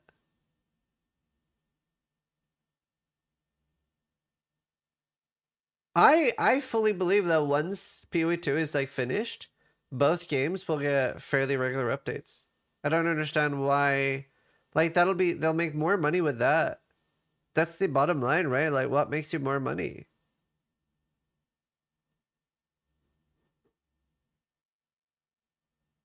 Where are you sourcing your copium? With what will make them the most money?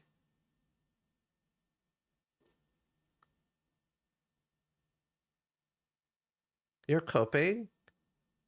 But why though? Not if they don't have the resources.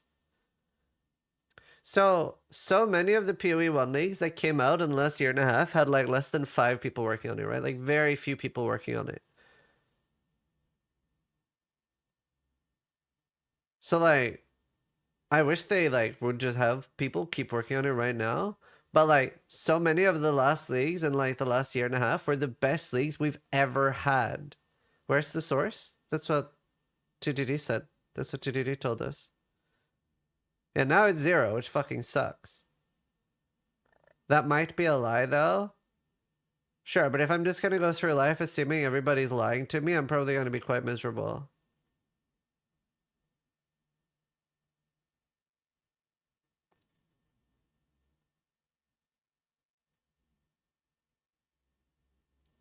I'm not playing the Pox thing now.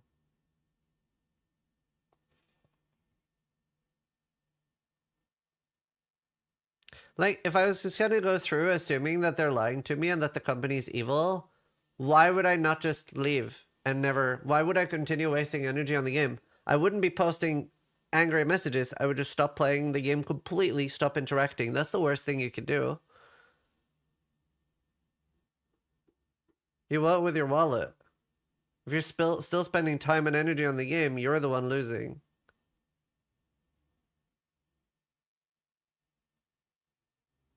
So, I don't know. I do believe that eventually we'll get to the point where both games are going to get updates. And like I said, like, for example, Settlers is one of the best, probably for a lot of people in chat would say Settlers is the best PoE 1 league they've ever had. Right?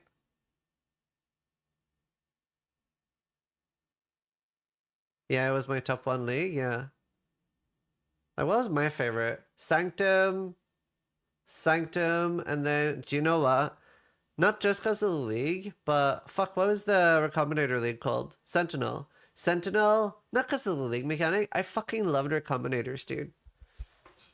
Do you know what? Do you know what would have been the perfect thing for me? Affliction. Affliction was like a 3 out of 10. If I had Sanctum, the original Sanctum League with Recombinators, that would have been peak PoE for me. Crucible, that was like a 1 out of 10. I hated Crucible. Crucible was like actually worse than Calandra.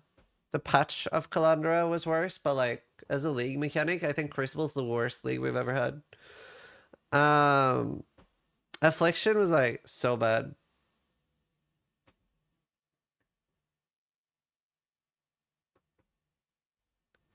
The entire premise of both games is to make money, right? PoE 1 players will not buy a lot of MTX as they already have a lot, while PoE 2 MTX department is just starting and people will buy a lot of them. But you get that MTX in PoE 1 and PoE 2. People are going to buy MTX at the launch of both games and you'll get them in both games. Affliction was one of the most successful. We're not talking about successful leagues though. We were talking about what I personally enjoyed. I didn't like Affliction that much. It was fine.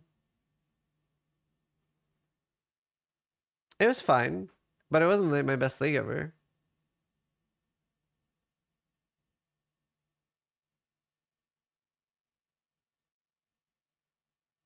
The fact is, thing news 326 was not even started yet. I was hiding it for months.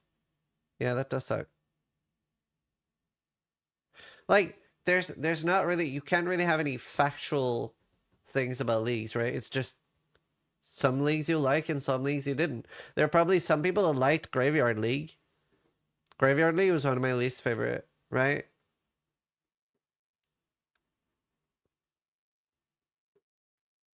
Let's be honest, your best league ever was Calandra. Why? Because I barely played it. And like some people liked Blight.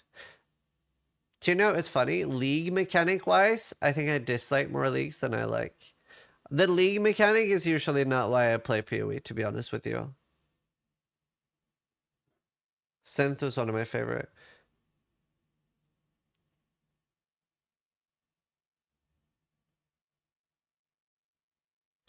Don't you feel like you're grading leagues on a completely different scale between PoE 1 and PoE 2? In PoE 1, you hate a league because it's bad for SSF. Meanwhile, in PoE 2, has a slot machine for a crafting mechanic. I don't get it. I haven't never graded a PoE 2 league.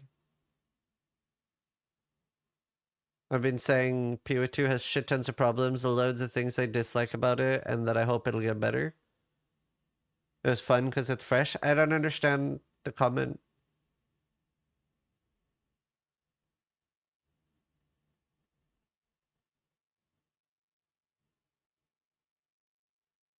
I don't feel like I've been anything but negative about item generation and crafting in PoE2. So I don't understand your comment at all. It's very confusing to me. A sobering moment for players that have enjoyed the game for so long, like myself. But that's the way that these things roll out. You know, games are not static. The best games are not static. And, you know, you really have to appreciate the good times that you have, because they're not always going to be a lot of fun. And when they are, sometimes we're lucky enough to play a whole lot of it. So we'll see what the future brings, and I hope my insight has been valuable to you. See you next time. Good video clip. We'll link that in the description. A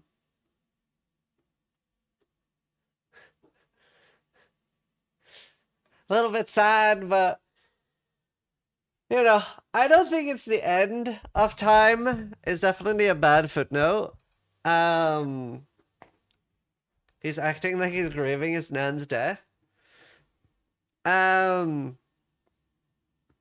mean, I still have some goodwill left, some hopium left.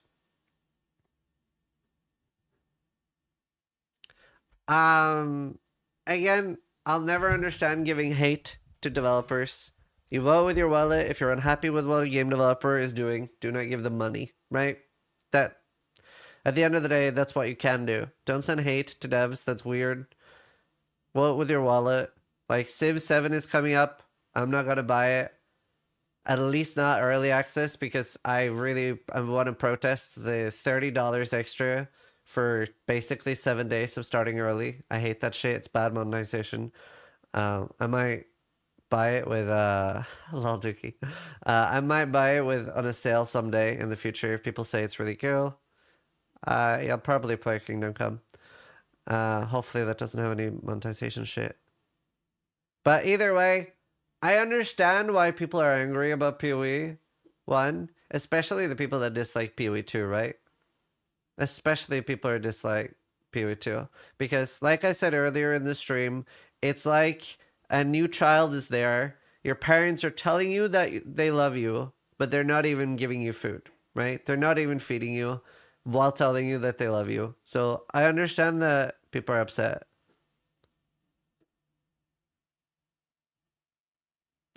I hope we get some timelines. But we'll see what happens, I guess.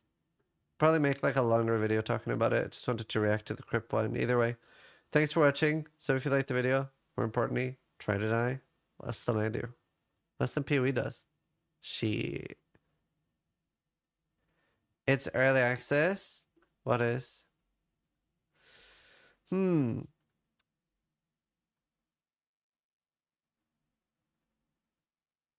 I have food. Good outro, thanks. Oh, it looks delicious.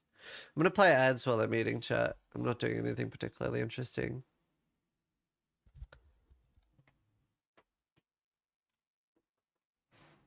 Are you planning to play the Pox privately? Nope.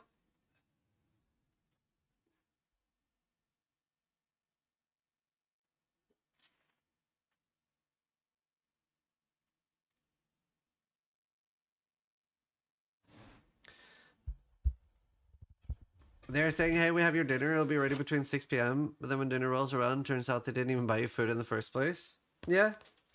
Sure, I agree with that.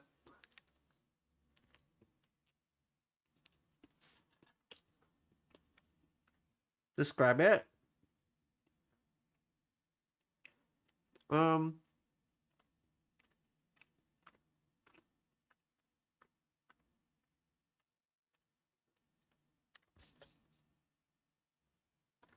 Really good soft bread, bacon, and chicken. No, I'm not playing the Pox privately.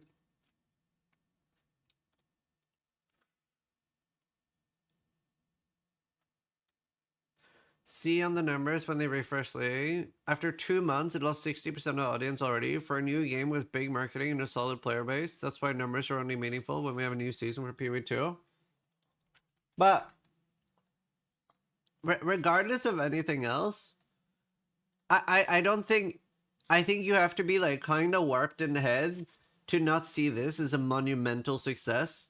The way retention has been and stuff. Like no matter what happens on the next league, this has been a monumental success. This is an insane success. No one's complaining about the numbers, right? That's not the problem here.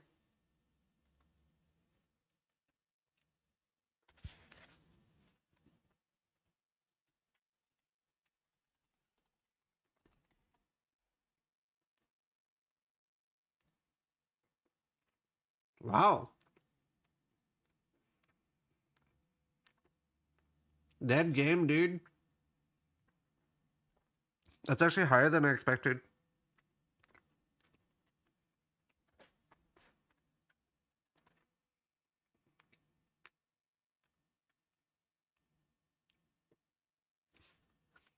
PoE 2 has lost 400,000 players. I don't find that a success. Most new games grow. This has only died. I don't know if that's a serious comment or not. So I don't know if I should actually respond to it. Is that a serious comment?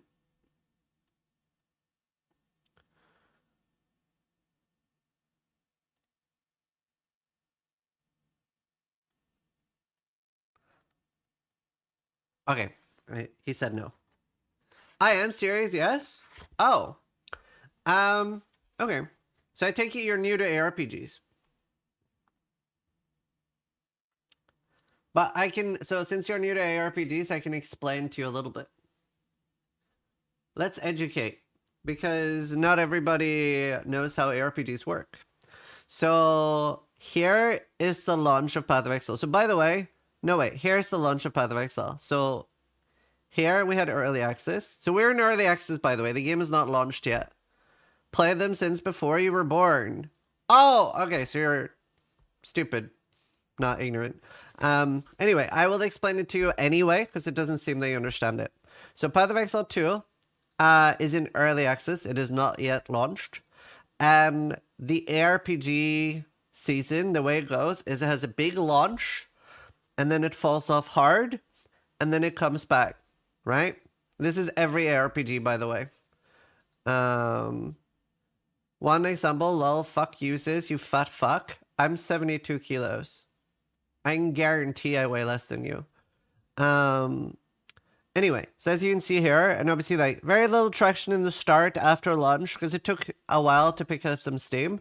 But you can see like a launch, and then boom, it starts on the seasonal model, right? Launch, it falls off, launch, falls off, launch, falls off. So this is like very normal. So you can see here that it's like picking up some steam. And then continues to grow over time, right? So like here, boom, big launch, 158k, goes down to like 20k. So this is very normal for ARPGs.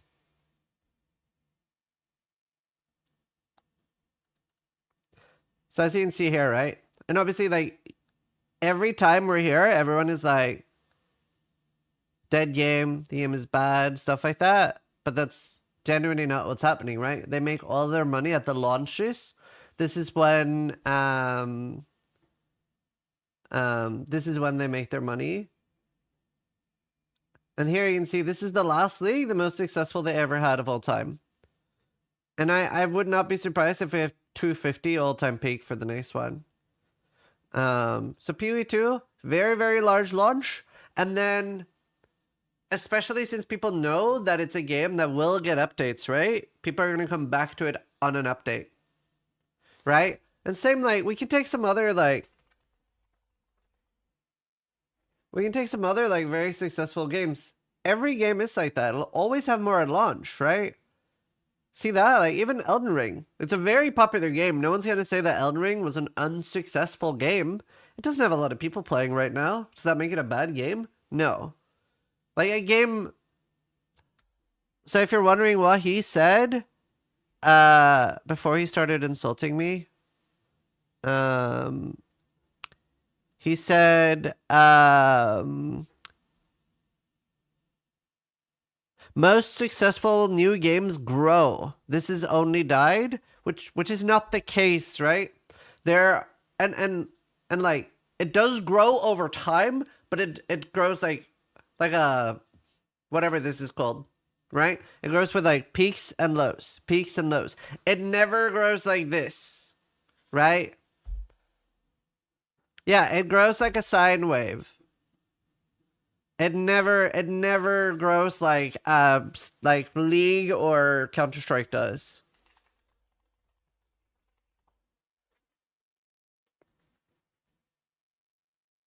Right? This is very rare. This is very rare. I think we'll all agree.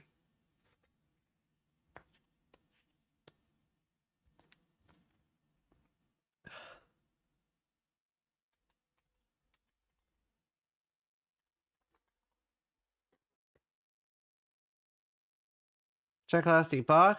I mean, this is just unfortunate. They just need to get updates out. Maybe they can hit 100k on the next update if it's good. But they're working on it.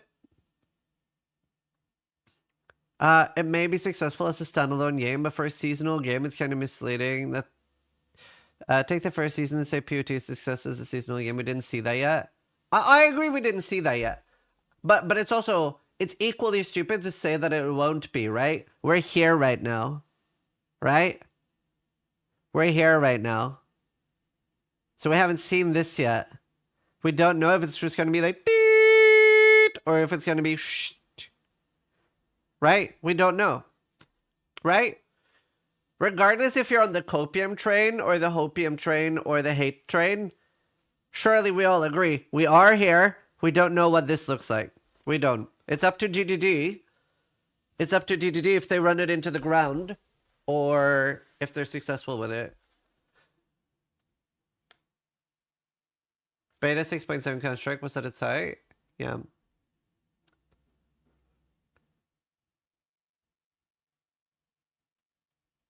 What happened in the end of 2019? Here? No. Here? I don't remember.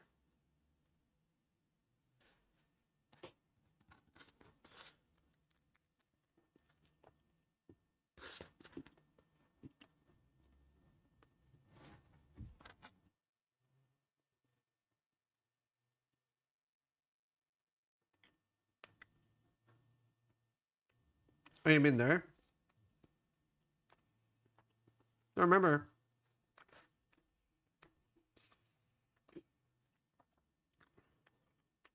Oh, Blight. World of Warcraft happened.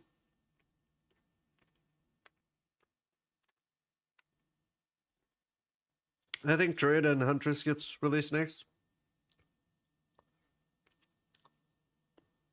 I have no reason to doubt GDD. They have good precedents. I don't understand the streamer talk. Maybe for other studios. I don't know. I see both sides right now. I'm definitely not surprised that people are angry and feel misled. But I'm like, not like, it takes a lot for me to be angry. But I'm not surprised people feel like that. But yeah, like it takes a lot for me to be angry. Will you play Path of Exile today? No. No, we're just talking.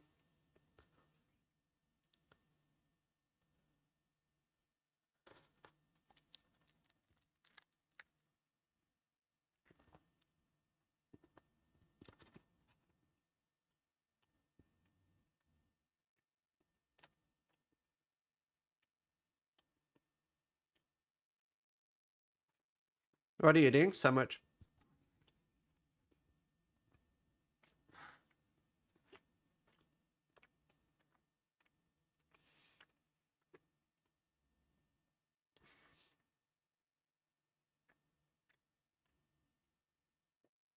How long did the tattoo take? 3.5 hours. 2 30-second breaks.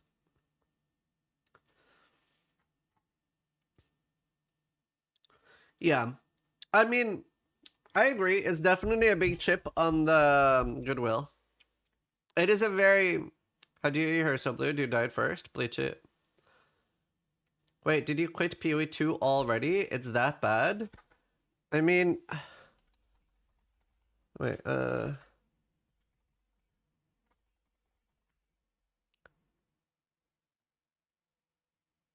So... I'm just assuming. I'll just assume everybody's arguing in good faith. It's just better to assume good faith. So, like... You say already, but I do have like 700 hours in PoE 2. It was a meme? Okay. I just like explaining things.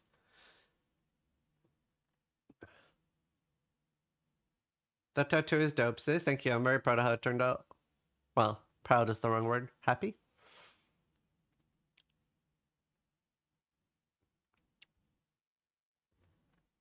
I like that you enjoy explaining things. I'm dumb.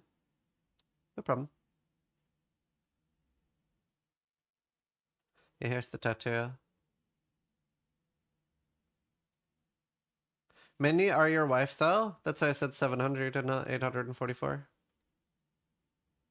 77k max viewers? Yeah. Does the top stick out? Yep.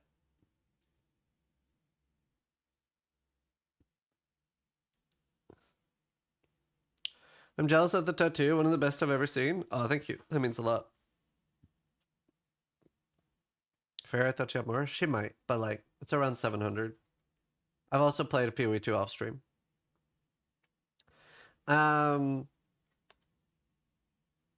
Insane first tattoo. All in. Thank you. Also, there's no coloring. Well, except white. Are you rooting for a complete overhaul of the PoE2 Atlas? Yep. There is a lot of things I dislike in PoE2. A dude that works at Skinworks.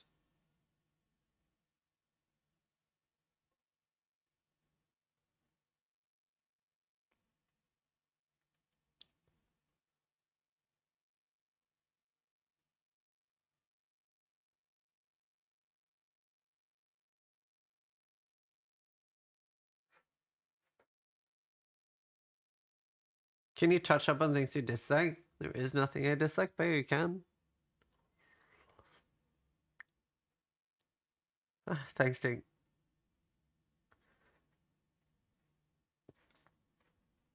To be fair, what this sucks the most for is small content creators. Like that actually sucks so hard. I feel really bad for small content creators. No, not really, yes. Won't they just move to PoE2? But we don't know when we're getting new PoE2 stuff. Why? You literally grew in off-peak times? That's true. Yeah, maybe you're right. But you don't make that much money then, Silva. It's not like I was making much money the first year. It just grew.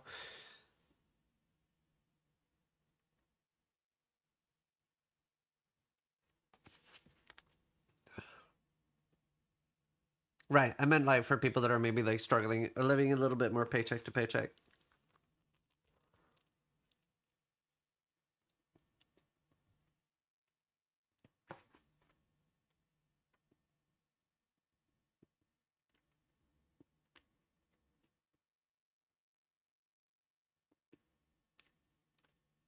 Sure.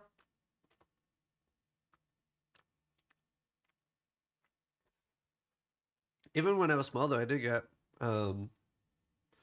decent amount of donations and subs on release. Thoughts on Elon? Should he be banned? So I'm trying to think what I would do if I was in charge of grinding your games. I don't think it's worth banning him to risk losing their Twitter account. They should remove him from the ladder. Yeah, Silva. They should remove him from the ladder. For sure. They should 100% remove him from the ladder. I don't think it's worth the headache of banning him, though.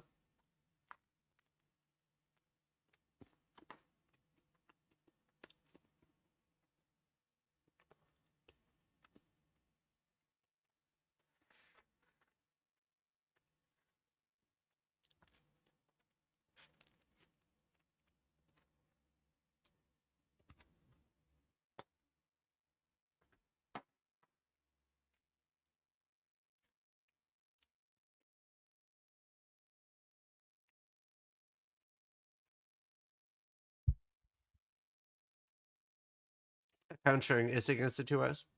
But they're never banned for it.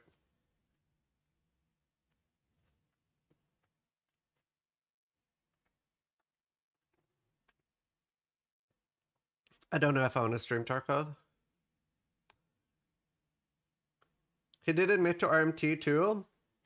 So if you're if you're thinking about it in like a lawyer sense, he technically, you could argue that he doesn't. Yeah, I play Tarkov off stream. Because what he admits to is the guy asks him, did you get boosted or RMT? And he says 100%, right? So there's two questions in that comment, and he says yes. So in a court of law, right, you could argue that he was only agreeing to boosting. Do you know what I mean? By the way, I 100% think for sure that account is not legit, right? 99.999% sure. I'm just saying lawyer-wise, right? Do you know what I mean? I don't think they should ban him. I think they should remove him from the ladder. I think it's a joke that he's still on the ladder. I think it's a joke that Quinn69 showed off a real money trading site for like 10 seconds and got banned for weeks. And they're not taking action against this at all. But it's also been talked to death. I don't really want to sit here and talk about Elon. I don't really care.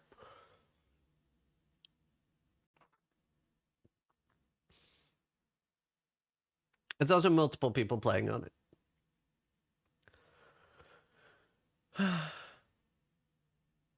Didn't he tweet out that of course he RMTs and everybody does it? No.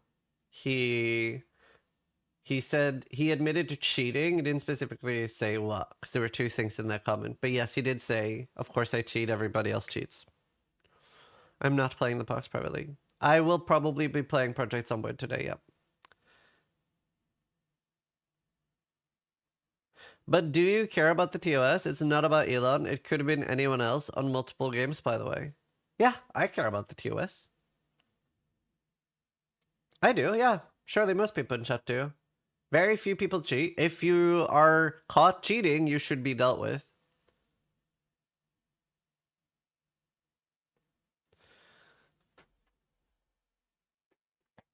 Like, absolutely. Like, the only people that use the excuse everybody cheats is the people cheating. Hello. Hello, sir.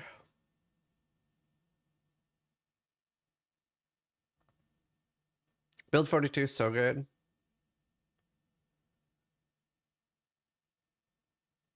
Like, so the only case of GTD taking action against somebody account sharing is when Kobe and Afro, they account shared to try to beat Havoc in a race. And they did not get banned, even though they admitted to account sharing. They got removed from the ladder.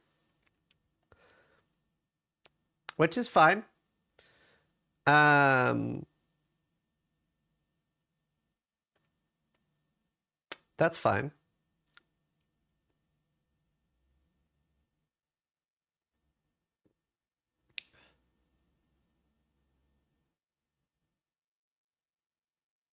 Is account sharing against the TOS? It is, but they never ban for it. They do ban for real money trading.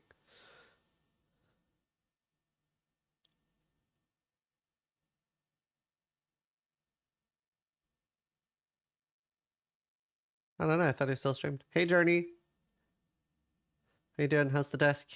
Desk man.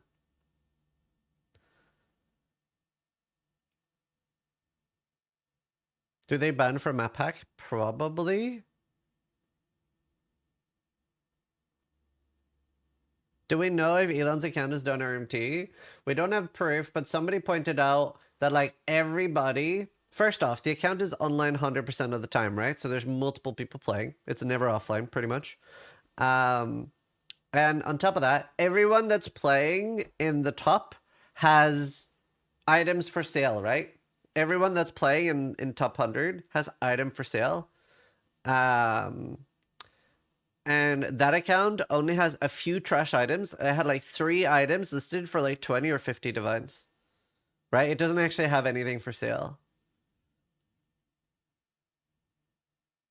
And he admitted it on Twitter, but like, yeah. I don't really want to sit here talking about Elon. It's like we have so much better things to talk about. I really don't care. It doesn't matter. They should just remove it from ladder, move on. But I hate the excuse that like everybody's cheating. How many players did the biggest continent have? 70,000? 60?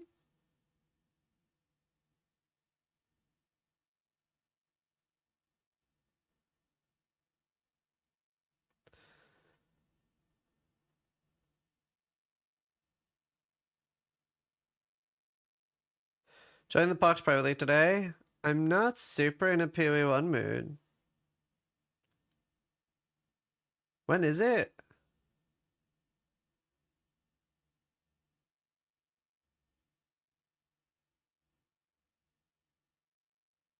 Any comments about your hair, public? Oh, it's just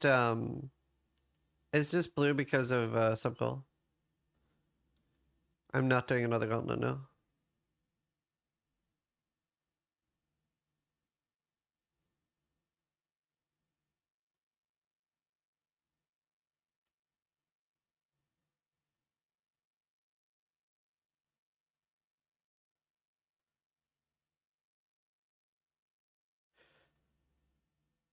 Are you keeping up with the OnlyFans stuff in Quinn Classic? I've been so impressed with how fast Quinn is leveling.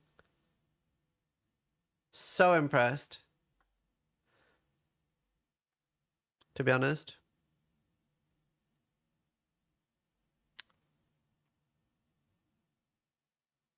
I think he didn't admit to it. I think he's pursuing 100 on the... No.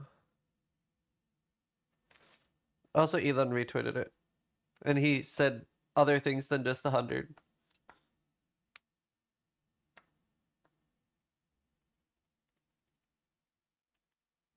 All handouts? Has he gotten handouts?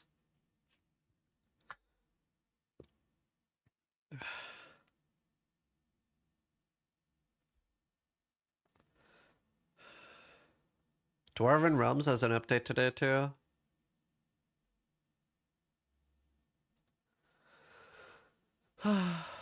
Giga handouts from Guild Help, but I'm impressed. Right, yeah. Will you be playing Civ 7? I am going to wait quite a while with buying Civ 7. I find that type of monetization kind of disgusting. I need to be really desperate for a game to cave for that type of monetization.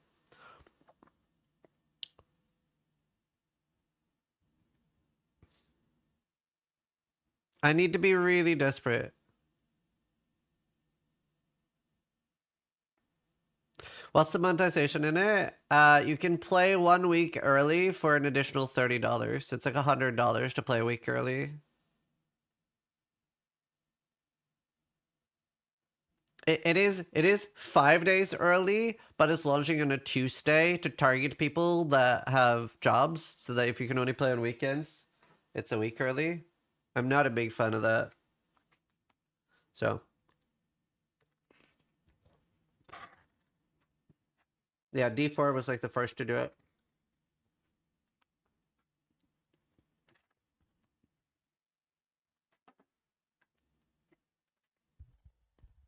It's a sandwich.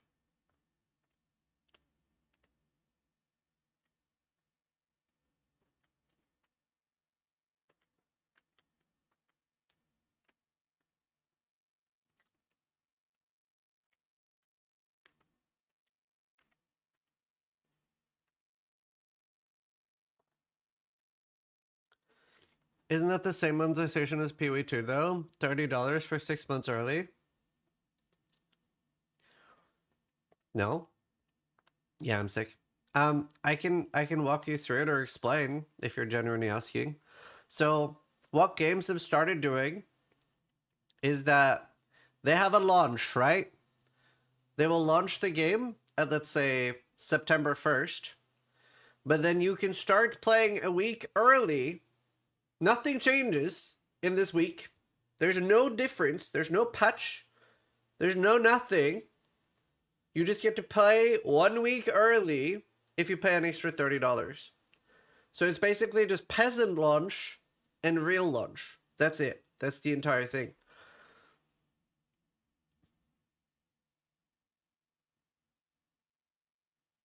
That is completely different from like early access models where the devs are going like, well, we can get you to pay for beta testing.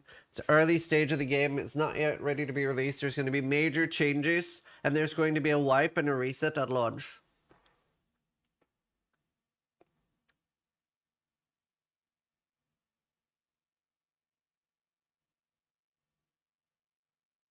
Like, especially with like Diablo 4, right? In Diablo 4, you could pay $30 extra. You got to play in the race 3 days early, the race was over. Not completely, but like the first people had already hit level 100 by the time the peasants were able to play, right? So you basically get a 3-day advantage for paying 30 days, 3 days extra, or $30 extra. And there's no wipe. There's no wipe, right? It's out. With Path of Exile, there's a wipe at launch. Starfield came out after D4 Red Fox.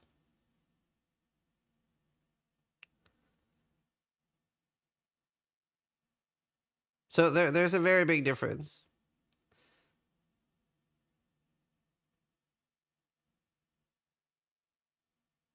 Like, I don't mind a game having paid early access. And like the PoE monetization is very different, right? Like most people that play PoE get it for free. And the people that don't, they need to buy $30 worth of stash tabs anyway. Why does presence of absence of patches make any difference whether monetizing early access is scummy? Seems besides the point. Because they're not monetizing early access.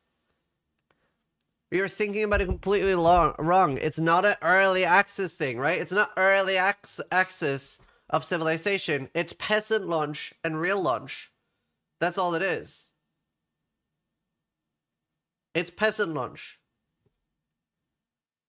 PoE is different. Seems like it's more egregious. Why? There's a full wipe at launch. So it's completely different. I'm not a big fan of peasant launch. I don't know how much more clear I can make it. You're not making an extra payment to play the game a few days earlier. You're paying for the game to play at the same time as everybody else. Yep, exactly.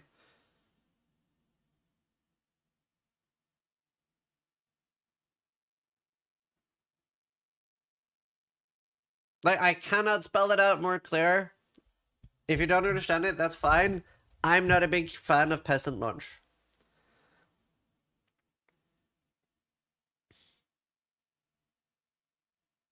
Like, I can afford it. I just don't like it.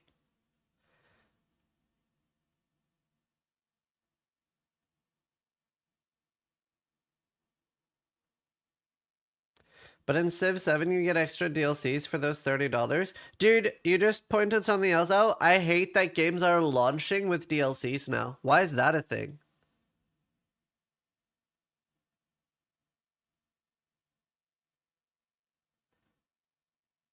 I understand not liking the monetization for Civ, but they built a lot of goodwill with the amount of content they created. Personally, if they continue the trend of paying money up front for content, I know I will play it later. It's worth it.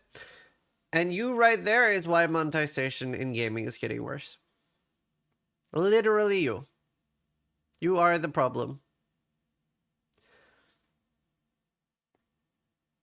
Like, it is our fault. It is our fault that monetization is getting worse. So, and like I said, I'm not going to say that I'm always going to boycott it, because I know at some point the inconvenience to not playing it is going to, at some point for me, like it did for D4. The D4 was the first one. D4 is the only one I have done. And I did say if they did it for the DLC, I would boycott it. I don't know if that helped them not do it, but I'm hoping so.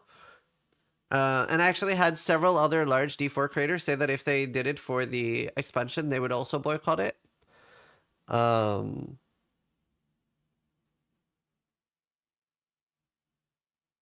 I disagree that it is our fault. If all games do the same, our option is to drop the medium. Yes? You vote with your wallet.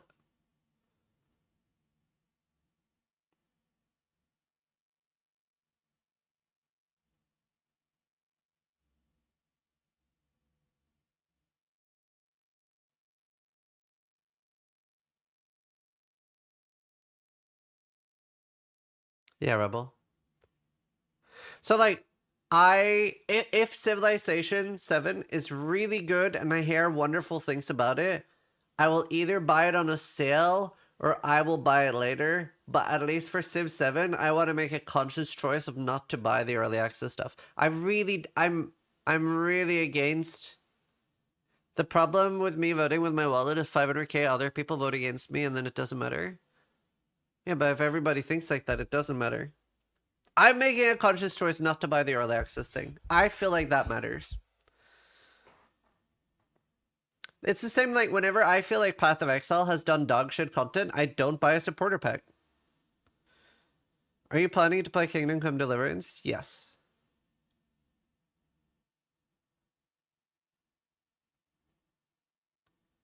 What I mean is there's no other choice between the game or not, but there's so many games.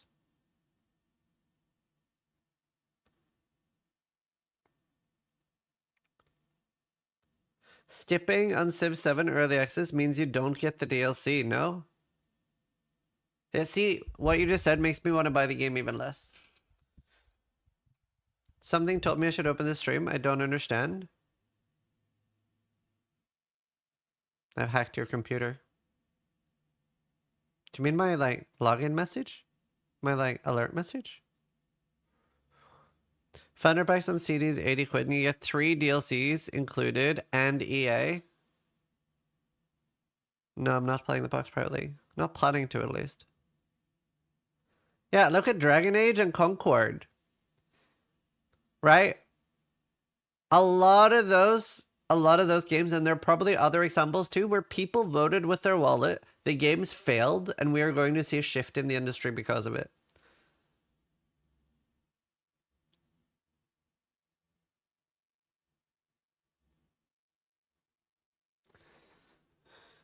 You do vote with your wallet, chat. You really do. You have a lot of power, more than you think.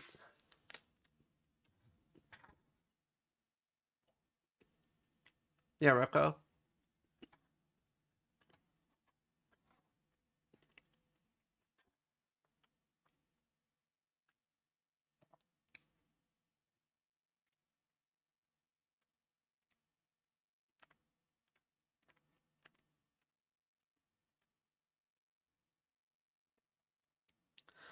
I think you're being a little bit too optimistic. I doubt we'll see a shift.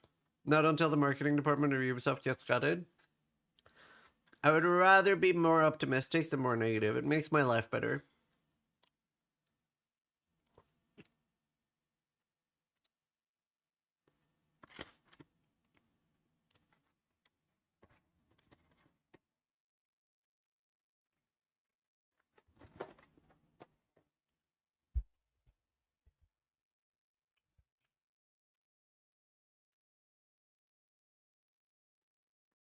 How do you feel about the Kingdom Come Deliverance monetization? It's not ideal, but it's better at least. So from what I understand, you basically get cosmetics if you pre-order. And it's the same price. Like, it's not anything extra. They just want to force you to pre-order. But yeah, I mean, an ideal. But not as bad. You also get an extra pre-order quest. Yeah. That does suck.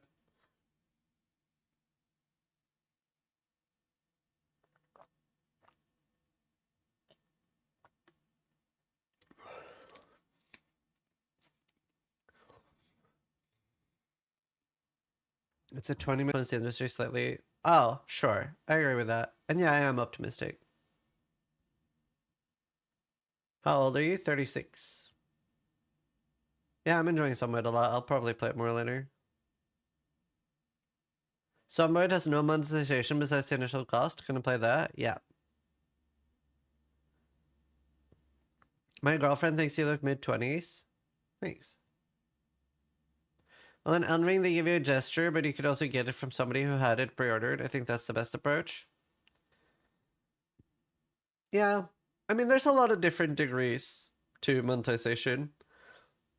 Like, for example, before the True Believer fiasco with Battlestate Games, whatever, I think I paid, was it $130 or $150 for EOD?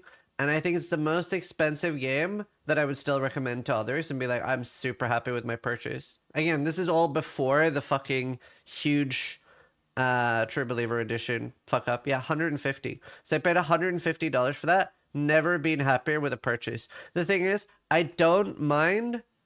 Yeah, I even bought my friends that. I don't mind expensive games. What I really am starting to get tired of is the underhandedness. I'm starting to get really tired of like the deceit in monetization. I'm not going to be playing any Path of Exile today. No, we're just yapping. We're just having discussions. EOD, Edge of Darkness edition for Tarkov.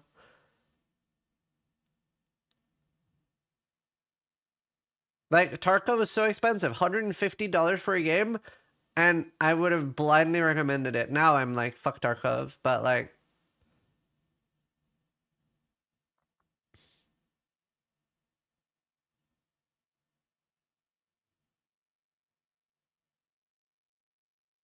Yeah, I'll be playing more Zomboid today. Oh, nice virus. I bought the Peasant edition and it was bad? Yeah. Oh, no, somebody asked about Civilization. So are you okay with somewhat pay-to-win edition, but 5-day early access in a game is a no-go? That's a great question.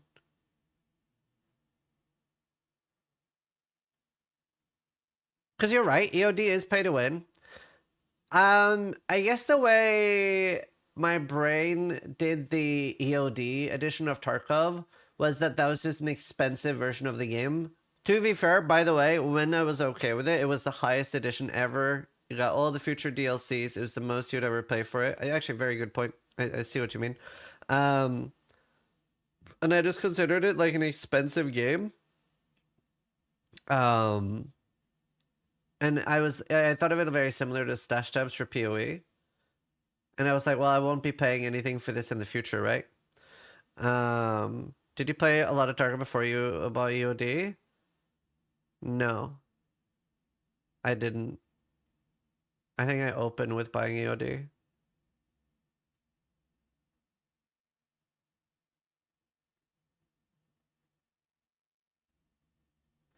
Yeah, I don't know. That's interesting. I hadn't put it into that perspective. I don't know why. I can't even put my finger on it. I'm not sure I can explain it super well. But something about the Peasant launch just rubs me the wrong way so hard. I'm not even sure I can put a finger on it.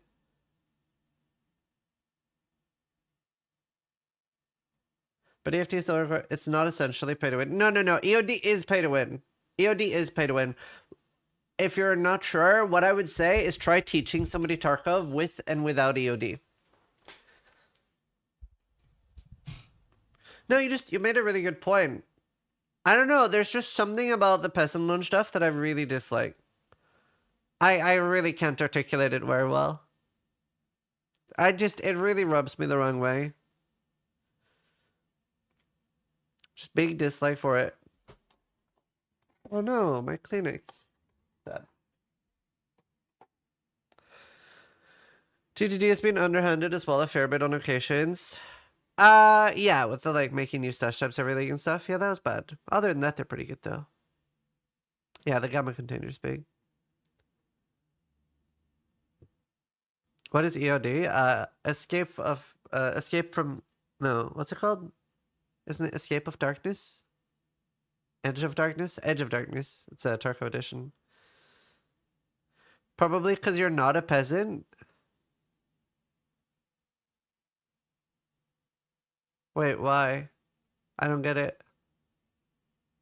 Wouldn't that mean that it shouldn't rub me the wrong way? Because I can pay for it?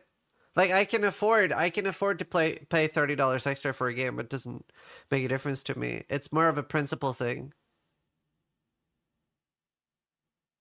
Like, it's worse for peasants.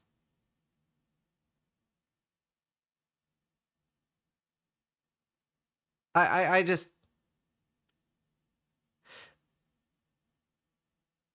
What did you do for a living before PoE? I worked in a flower shop.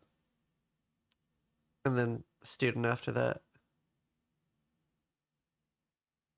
Like, it's a bit of a... I guess some things like this I like saying... Because, like, sometimes when other people say... I've seen some people get slapped with the, like, oh, you just hate it because you're poor. Which I think is, like, so shitty to say. Whereas like I can afford it and I still think it's shitty.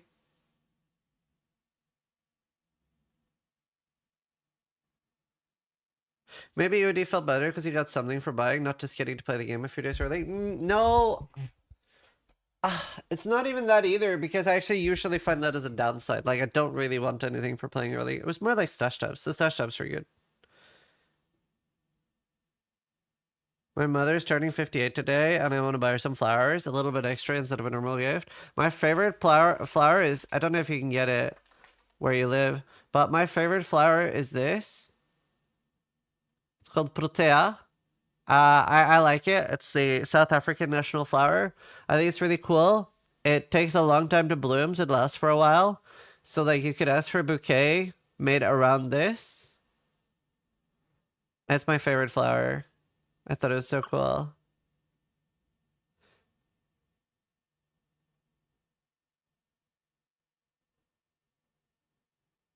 It is shitty, but since you're not a peasant, you can't say why it's shitty, but don't get me wrong, it is shitty. Oh, no. That's not what I meant. That's not what I meant. I meant I couldn't articulate why I was okay with EOD more than I was with the pay for playing extra early. That's what I meant. That's what I couldn't articulate. Because, yeah.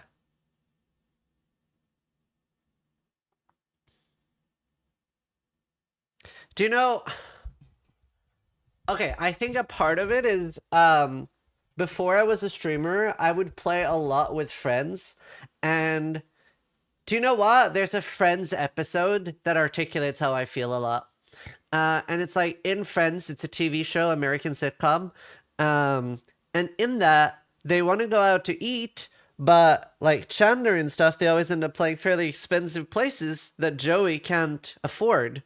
And it creates like a really weird inequality in groups where you want to play a game, let's say, so this is particularly bad for multiplayer games, right? Where you might not be able to afford the extra $30. You're maybe already struggling to pay the $60 for the game, but all your friends are going to be playing on lunch. And you see everybody online saying like, well, just wait if you can't afford it. But now you're suddenly playing after, and you're especially if you're a dude, you're probably not going to tell your friends like, oh, I just can't afford it, or like ask for help, right? So I think it's shitty. I really dislike the like pay for playing early thing.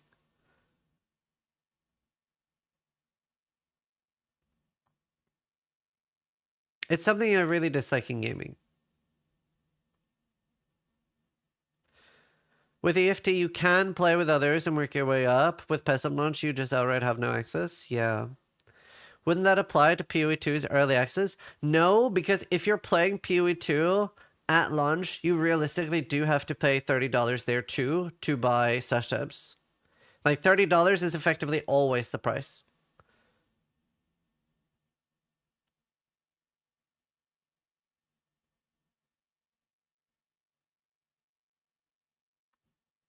Because you do get stash tabs with that $30.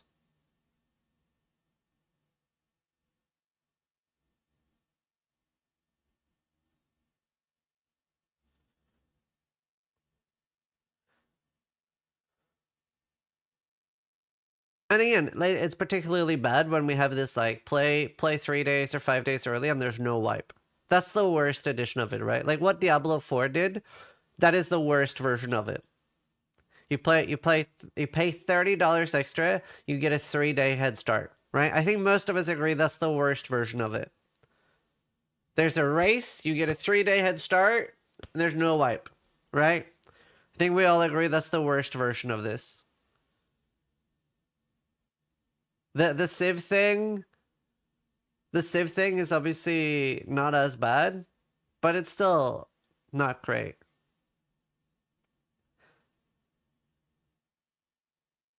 It's still not great. But I do agree the Civ 7 thing is not as bad as the Diablo 4 thing.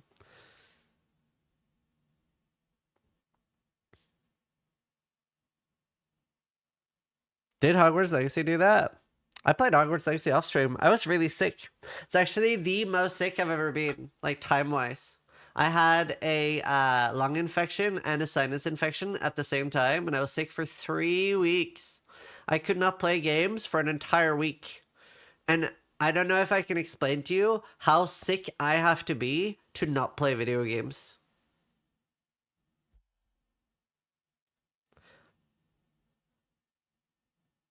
Oh, nice, Panoxy.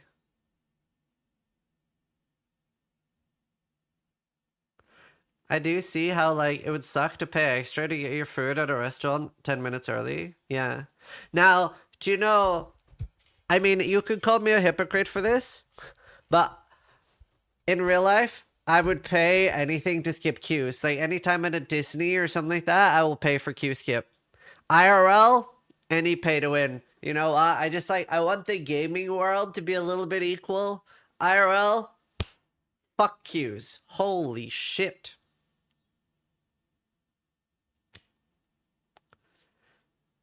Like, you know what? IRL is too fucked. We can't change that. What's a poo to all?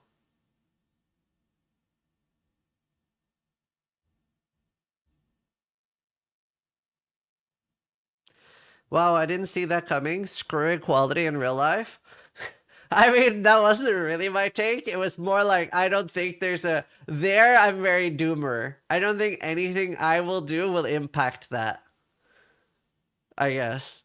Whereas in gaming, I feel like we still have a chance to salvage it. It's all good. Made me laugh. That's good. You're too idealistic if you think you can change the video game world. I don't.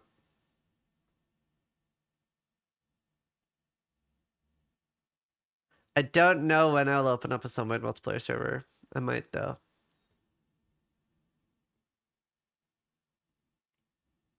Like, I don't think that's too idealistic.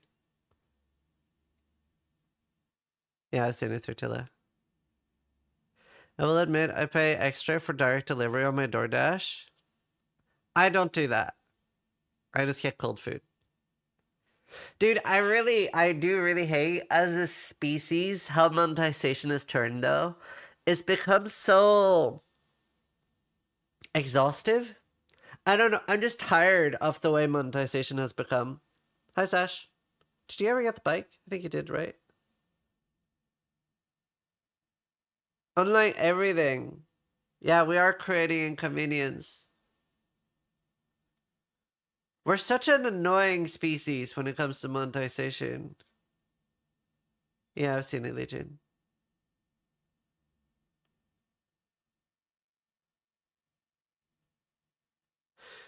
I spent 4 going to uni for them to say I need to pay 4 a year studying worth just to get my degree. Yeah. It's so much nickel and diming. It's so annoying. But yeah, but with your wallet. That's the important thing. I want to watch Methal's video as well. Which did monetization better? Which on what? To be fair, PoE in general does really fair monetization. At the end of the day, I just want to feel like the game is fair with their monetization. Like Last Epoch. Oh, nice, Sash. Last Epoch, I'm very happy with the monetization. Path of Exile, really happy with the monetization. Right? I just want to feel like it's a fair transaction. And you know, because I'm so happy with the Path of Exile monetization, I, on good leagues, willingly, I've spent thousands of dollars on Path of Exile because I'm so happy with the monetization that I will actively spend more money to support it. No, I'm not playing the private league.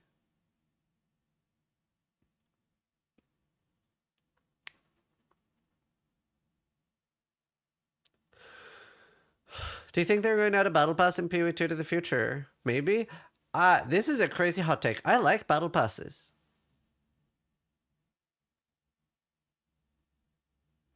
Like cosmetic battle passes, I've always been a fan of.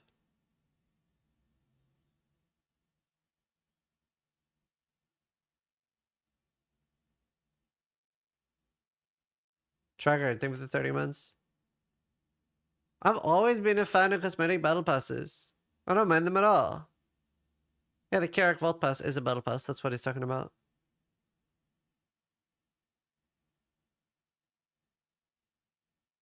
Did you buy a single Carrick Vault? Yeah, all of them.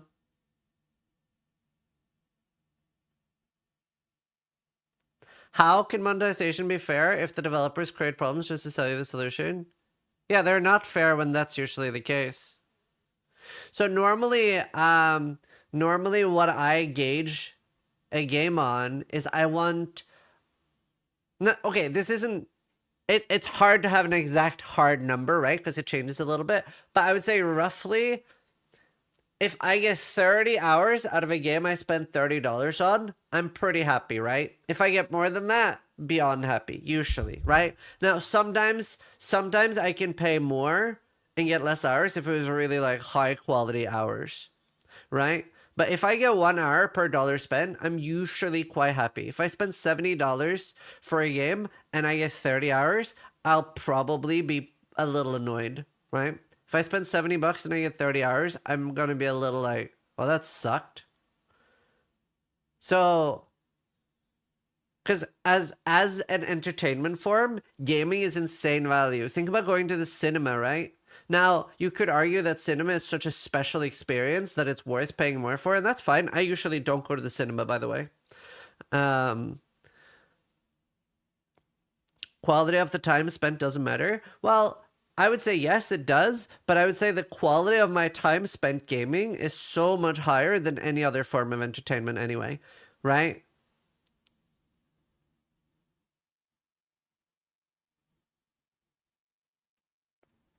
Like, in my opinion, gaming is the coolest thing you can do on this planet. It's so cool. Gaming is so wonderful. It's so awesome.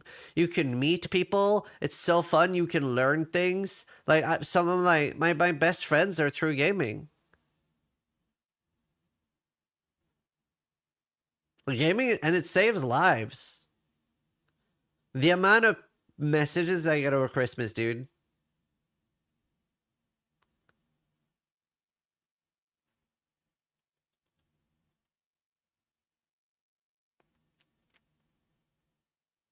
So like that's again, you have to make up your own mind, right?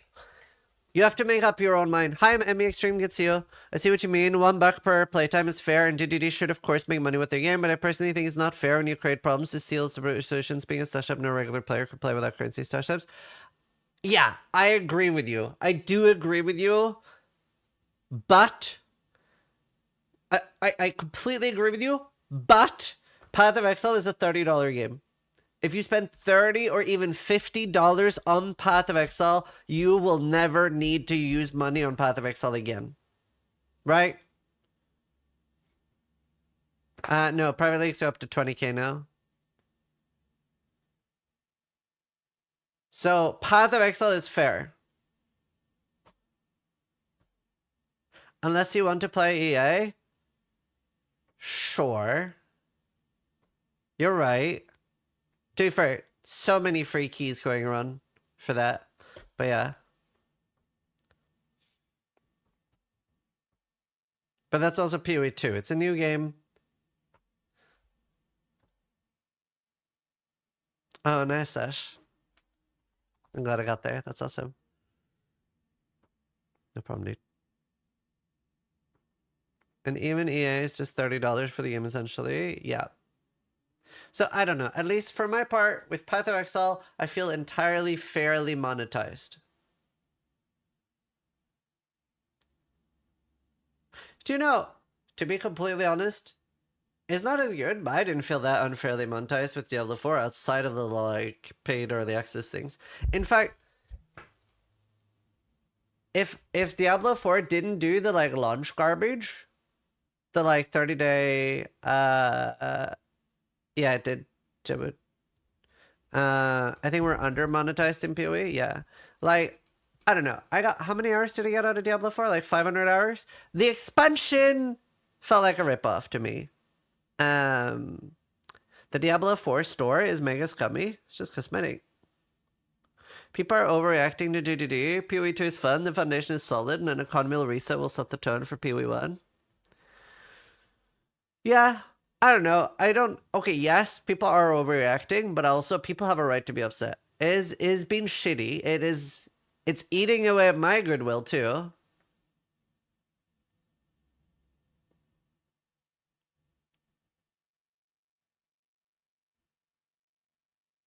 Cosmetics that cost 2,500 points, but you can only buy 2,400. Yeah, that is shitty.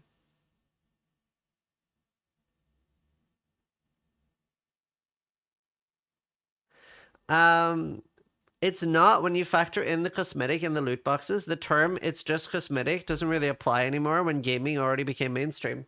No, I disagree with that.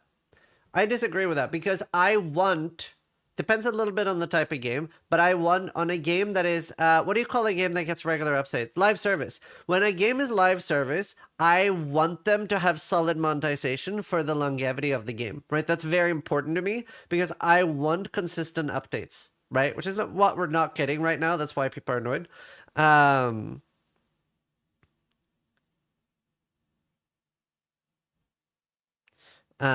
But like, for example, for a game like Witcher, then I just want the game to come out. I want to play it. Also suck. But so I'm a big fan of monetization because I want the developers to make a lot of money, right? Because I want them to feel incentivized to keep making good updates to the game. So, like, sure, like I would love to live in a world powered by unicorn and fairy poops where everything is free and they never make any money off the game but still continue amazing development and hire new developers. Realistically, that's not going to happen. So cosmetic monetization is the best monetization. But what about non-live service games? All the single-player RPGs are selling cosmetics. They used to hide them behind achievements. Feels really scummy. I don't know. I don't play any of those. Have you tried Warframe before? Yeah.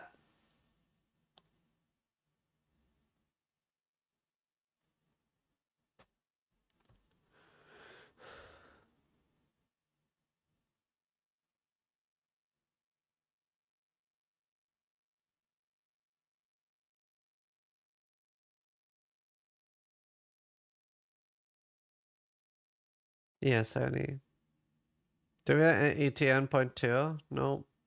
But yeah, I don't know. So personally, big fan of cosmetic monetization. I think PoE fairly monetizes. Most of the games I play fairly monetizes.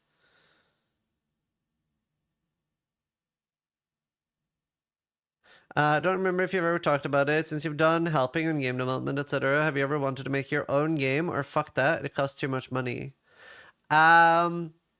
I have one pipe dream for a game. It can't be my first game, but it's too large in scope.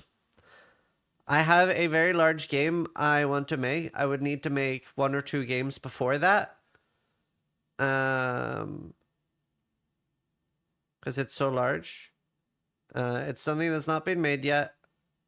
I already have investors. I just don't want to start with it. Can't talk about the genre. It's a new genre. No one's done it yet.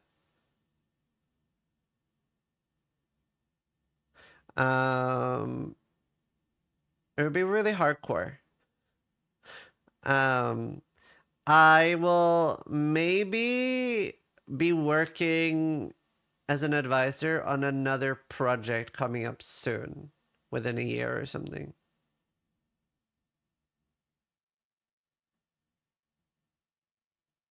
Like a smaller game to like dip my feet in it.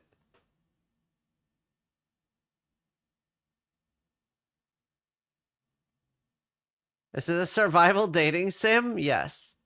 Will it have early access? Probably. I think early access is good for smaller games. I think it's really good. I'm a big fan of early access. It is not going to have a fucking peasant launch. Do you think PoE 2 will be sustainable in full release with 12? I hope so. I don't know though. It's a hard question.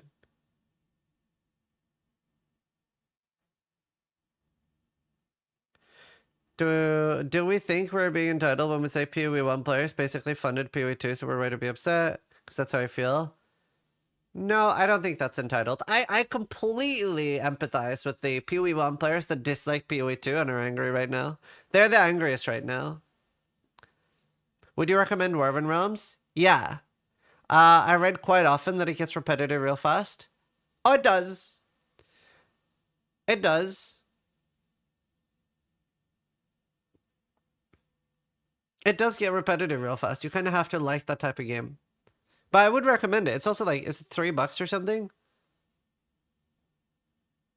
I'm thinking about playing it a bit later.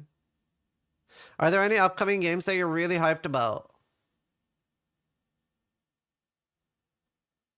Kitten Space Agency. It's the only thing that came to mind. I don't think a streamer has ever made a banger game, or am I wrong? No, you're not wrong. Han Reborn? I'll see. Hopefully it's good.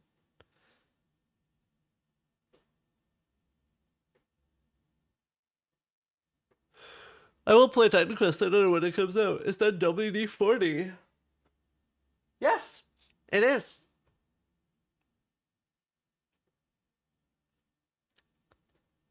Bazaar? Who made that? Oh, is that Reynard's game? Cool. Do you trust Dean Hall to deliver on KSA? I'm a big Dean Hall fan.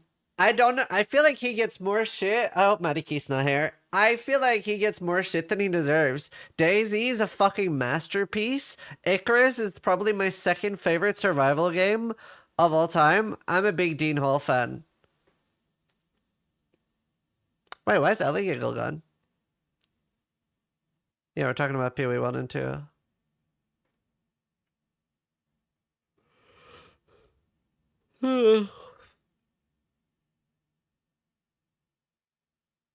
There is a leveling guide for it too on my YouTube, Sandyhead. What's PoE 2's biggest problem right now? Items, in my opinion. Item progression. What's your favorite thing about PoE 2? How, like... I really like that every boss is like a proper fight. Like, obviously you can get to the point where you one-shot it and demolish it, but I like that everything is a proper fight. How about you have nothing to stream? What do you mean? At the moment, we're just talking. I'm so pissed for what Tututu is doing, but I was expecting. What makes me more sad is this move made the PoE fandom even more splitted. That's true. Hey, Zangrath. I also need to go put, oh, my tattoo feels dry. So I'm gonna go, put stuff on my tattoo chat. Because it's not supposed to be dry. So I'll be right back. I'll go put some WD-40 on it.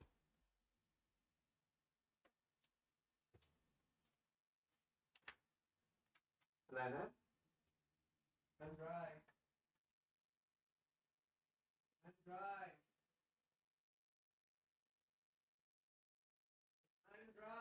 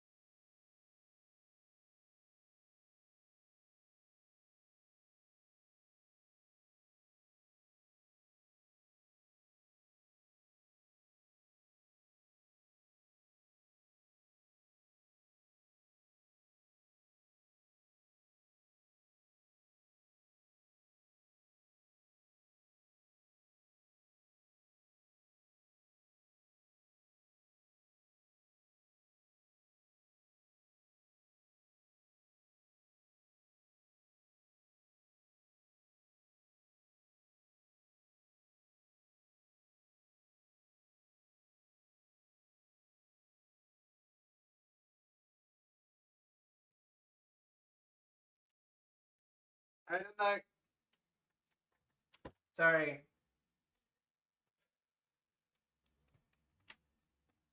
Got anything? Yeah.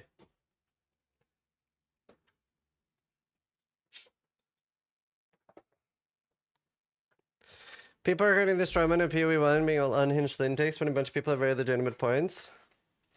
Well, yeah, a lot of people have very legitimate points, but people are also being pretty unhinged. There's both.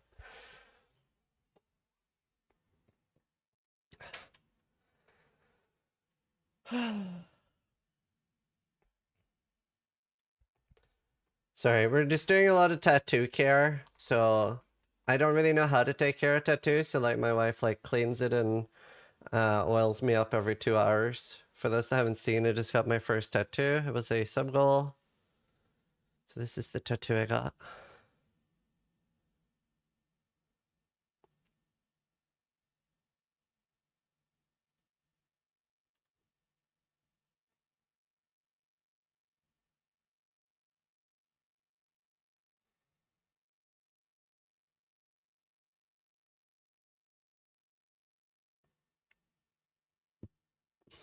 How do you like it?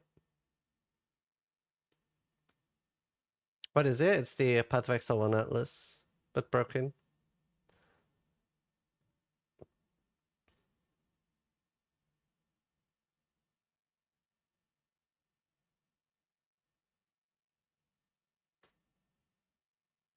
It's gonna get so many pimples if he's leather with cream every 2 hours. Well, I don't know. My wife has like 20 tattoos and they all look really good. Do you regret it yet though? Nope.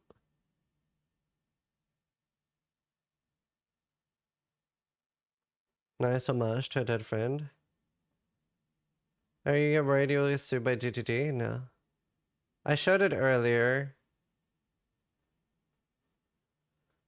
Will it be red? Oh no, the red is not color. It's just my skin being irritated. There's no color in it. It's just black and white. Pretty impressive for a first tattoo. Thanks.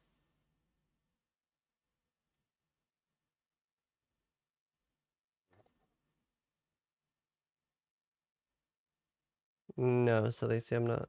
What is the symbol? The Atlas.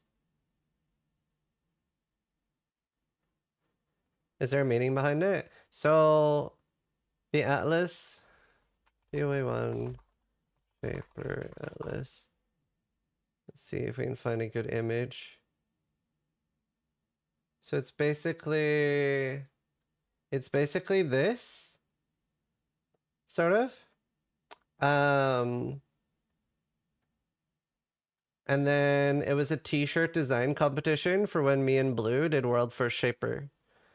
And then somebody entered with this and it won and it had Ziz in the middle. So it's, oh, I'm not wearing the t-shirt anymore. Oh, it's over there.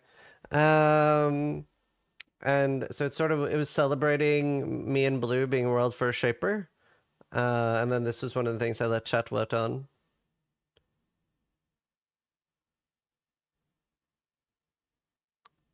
Stank is great.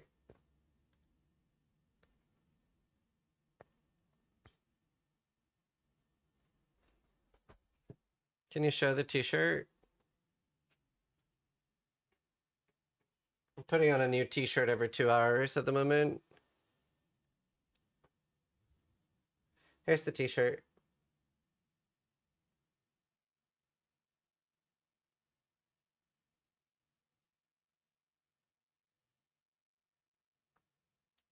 Yeah, I got it at Skinworks. Same place my wife goes. How's the design finalization going, by the way? On what? Why are you changing t-shirt every 2 hours? I have a tattoo on my back. So to be clean. Like it's an open wound.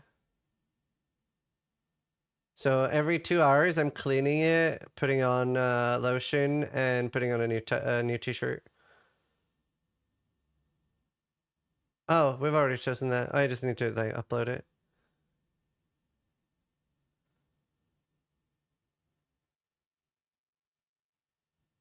I'm not looking for advice from chat. How long do you have to do this? A week.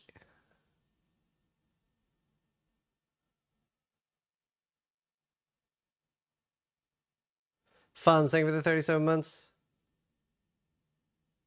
I'm not asking for advice at all from chat. Like, the only opinion that I care about is my wife has like 50 tattoos, and all of her tattoos look fucking amazing, even though they're old, right? I don't care about anyone's opinion from chat with tattoos. Because I already see that hers turned out great, and they've been maintained great, so I'm just gonna do what she did, right? That's all I care about.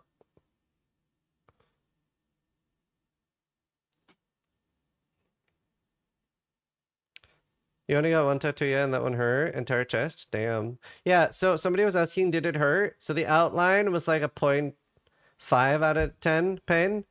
No. Yeah. And then the filling was like a 0.2 out of 10, except for some place in this area hurt like a 3 out of 10, 2 out of 10.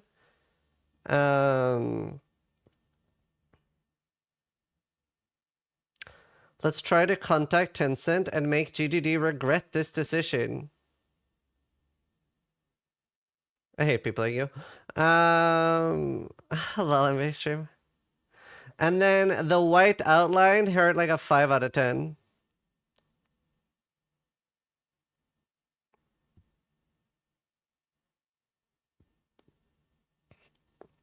How long did it take? 3.5 hours.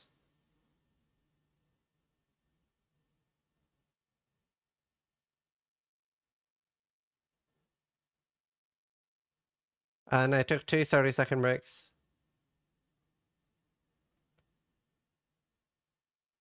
It hurt a little bit at the top, but not that much. Only the white outline that hurt a lot. Planning on doing more? Not really. So the actual ink is the filling part? Yeah. What's a 10 out of 10 pain for reference? The most pain I've ever experienced is doing a colonoscopy without any sedatives. No sedation colonoscopy. It's 10 out of 10. After I finished the colonoscopy, I broke down crying. I'm like almost crying thinking about it. Why though? So, so a friend of mine, Adrian, drove me there, and he was going camping with his parents, and he said he would stay to take me home. But at the surgery, they gave me the option. They could sedate me, but I would have to wait for an hour afterwards until I could go home. And I didn't want to make my friend wait an hour to join his parents for camping.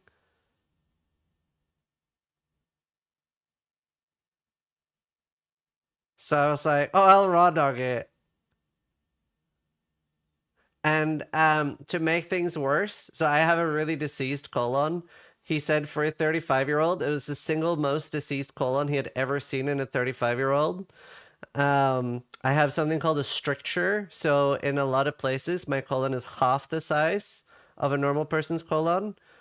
And I have something called diverticulitis, and I have IBS. So like my stomach is really, really fucked. And halfway through, I was like in so much agony, and they couldn't get through. And they were like, man, we should maybe come back another day when it's less inflamed. And this might sound retarded, but I literally like asked, like, can any permanent damage happen to me? Can I explode? It might sound stupid, but I literally thought I was going to explode. And he was like, no, it's just gonna hurt. And then I was like, by the way, at the time I was also worried that it could be cancer. I was like, okay, fuck me up. Just fuck me up. And the nurse just held my hand, and I was just, that was a 10 out of 10 pain. As soon as it was done, I just started crying. I just sat there weeping. It was so bad, dude. Yeah, Shadow. Were you screaming? No. What about after? Yeah, after I just sat there crying. I didn't cry during. Have you ever broken a bone? No. Just fractured. You should smoke crack. Damn, I shouldn't have asked. No, it's good. It was pretty dumb. I would never, ever do that again. Oh, yeah. Trank me up for the future ones. Know the pain? Oh, it didn't hurt after. There's the There's the image of the guy looking really focused with like veins on his forehead. I felt like that. Do you know the meme? People always use it in memes for like when you're trying to hide a boner or like a hot girl is sitting on your lap, stuff like that.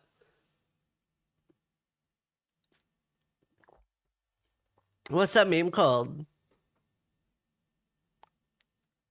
Hi, Edie! Thank you for the 107 months, dude. Good to see you, man. Focused. Stressed out guy meme. I found it. I felt like that. That was like, it was that type of pain.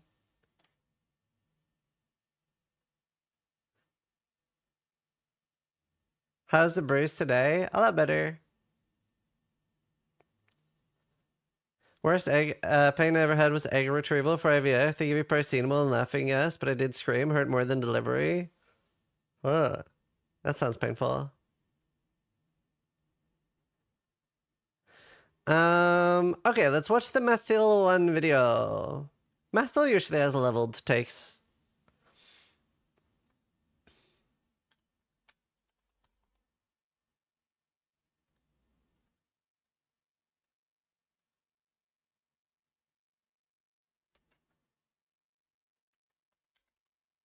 Hey guys, Hey guys. All right. Hello, Calvin.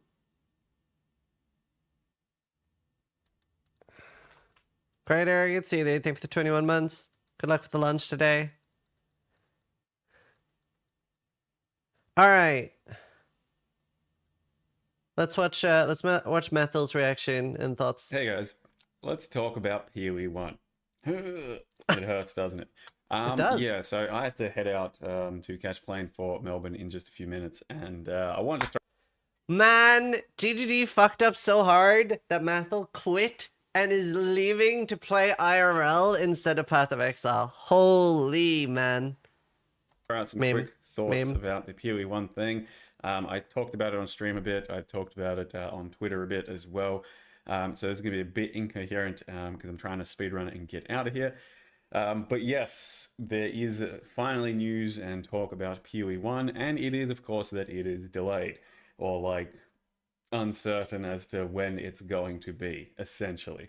By delayed, we mean we were told we'd know more about it by around January, maybe February, for kind of a launch is what we would somewhat teased as, because I don't remember exactly what happened, but a lot of us were kind of implied that it was supposed to be around February. Yeah. And that's not happening. So a video did come out yesterday from, Jonathan at GG about what's happening with Path of Exile 1. So they finally, said something by the end of January, and it wasn't good news for anyone that cared about PoE 1. Because basically they said that so much resources and so much time had been dedicated towards PoE 2 and the early access and the end game and the everything that, it's all him, that they couldn't really, as far as we can even tell from the wording of the video, they haven't really even started PoE 1 3.26, which is a bit of some news. We were hoping that at least it'd be somewhere close, or they're working on it. But apparently nothing's really even started because they have had to put so much work into PoE 2, getting it online, getting stuff fixed up. Yeah. And in the end, it means... I mean, that is like really the worst thing, right? That they pretty much haven't started it. Matthew's trying really hard to stay positive. Well, I think he's always pretty open about that, right? He doesn't really like being negative. I think most content creators prefer not being negative, right? Right? But yeah. That we don't know when PoE 1 is going to be relevant to our lives again. Now, my thoughts on that, pretty heartbreaking. Like, obviously, I still, for everyone that always asks, am I going to play PoE 1 or 2 or whatever, I still want to play both at the moment. PoE 1, in my opinion, still the top ARPG in the genre by a good distance. And then PoE 2 has the makings of something that can become that. It's just, it'll take time, it'll take work.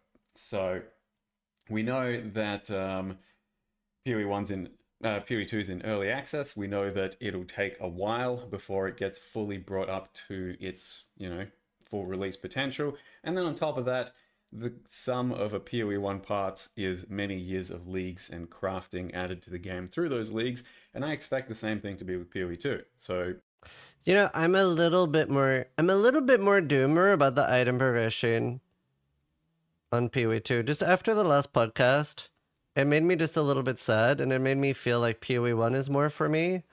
Like, they did say that there would be more item progression and crafting coming through leagues, but in general, they're happy about how like RNG it is and stuff, which I'm not. I don't like it being that RNG. I like the top 90th or even 85th percentile of an item being RNG, but like, I just feel like I'm slinging shit at a wall in PoE2. What about set items? When are they coming? Never? As they if we should? say PoE2 is coming out in, let's say, from here on now, let's just say 1 year, I wouldn't expect PoE2 to be the top ARPG until like another year from that. True. At minimum. So PoE1 is still very relevant to all of our lives, yes. So I was looking forward to it. I wanted to play the next league, and it's disappointing. Like, I'm not, I don't think it's the end of the world. So if you've seen a lot of people and the particular Reddit, you think that it might be the end of the world. I don't think it's quite that. I don't think they're like pulling the rug and discontinuing PoE1 altogether.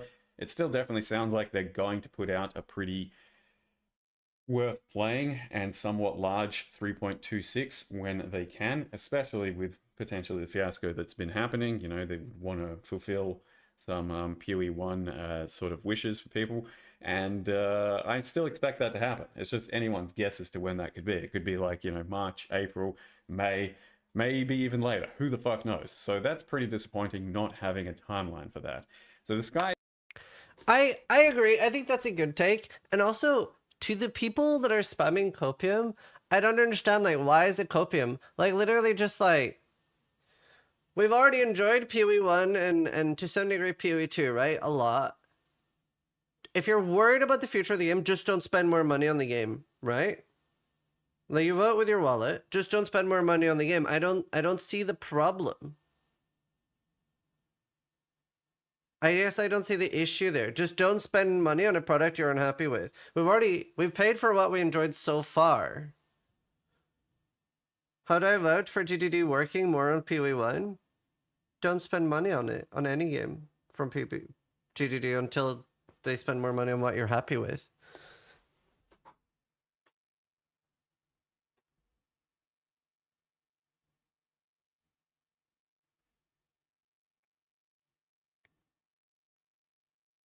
Then PoE1 gets the sunset treatment if it doesn't rank in money. So when they do a PoE1 update, buy money or spend money when they do a PoE1 update. Super simple, no?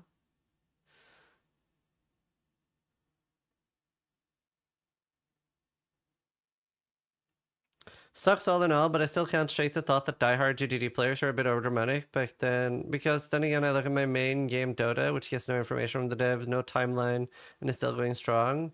So I don't think GDD are going to fall off because of this.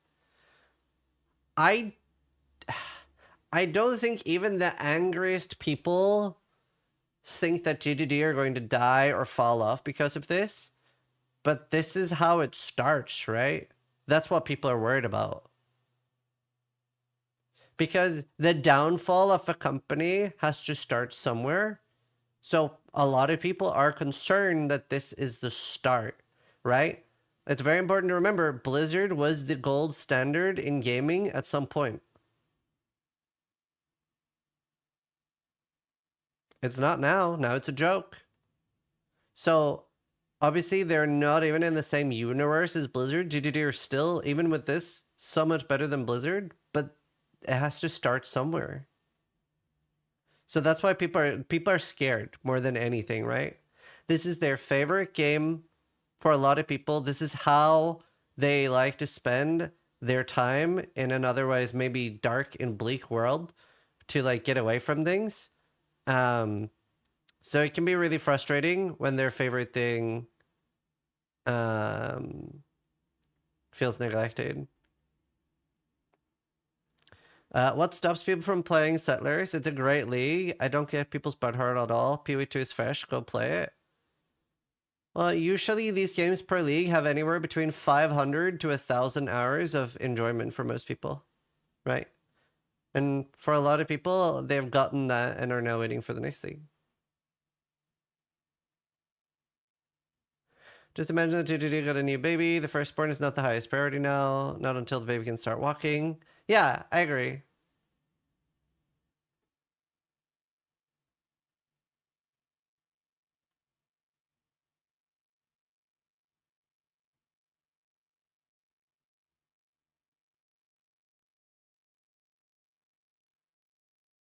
I feel like people are more worried about this because so many recent cases. They wouldn't be worried, say, 10 years ago at the peak of gaming. Well, I think there's just a lot of uncertainty around PoE2. They should be hiring so many people with the PoE2 money. That's really hard for them. They're a New Zealand company.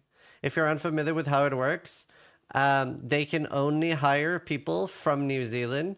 Whenever they want to hire somebody outside of New Zealand, they have to prove to the New Zealand government that that person does not exist outside or inside of New Zealand.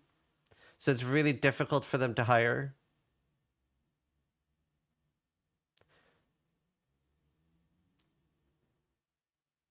Like they have to actually make like an actual case to the government. This person, we specifically need this person. We need this person. They don't exist in New Zealand.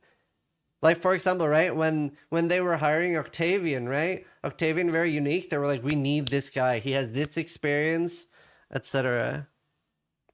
Okay, I'm gonna ban this Tom Zion guy from YouTube. Every comment is so annoying and crazy. There. So it's not as simple as like, oh my god, just hire more people.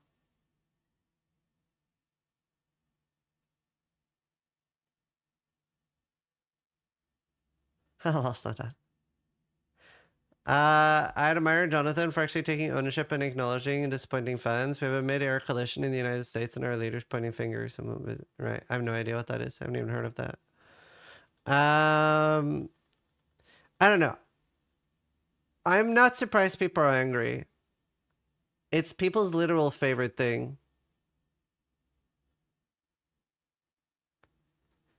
I think what they set out to do is incredibly ambitious, but it would have been better to under-promise and over-deliver as opposed to what happened. 100%. And I feel like they used to under-promise and over-deliver. I feel like they used to.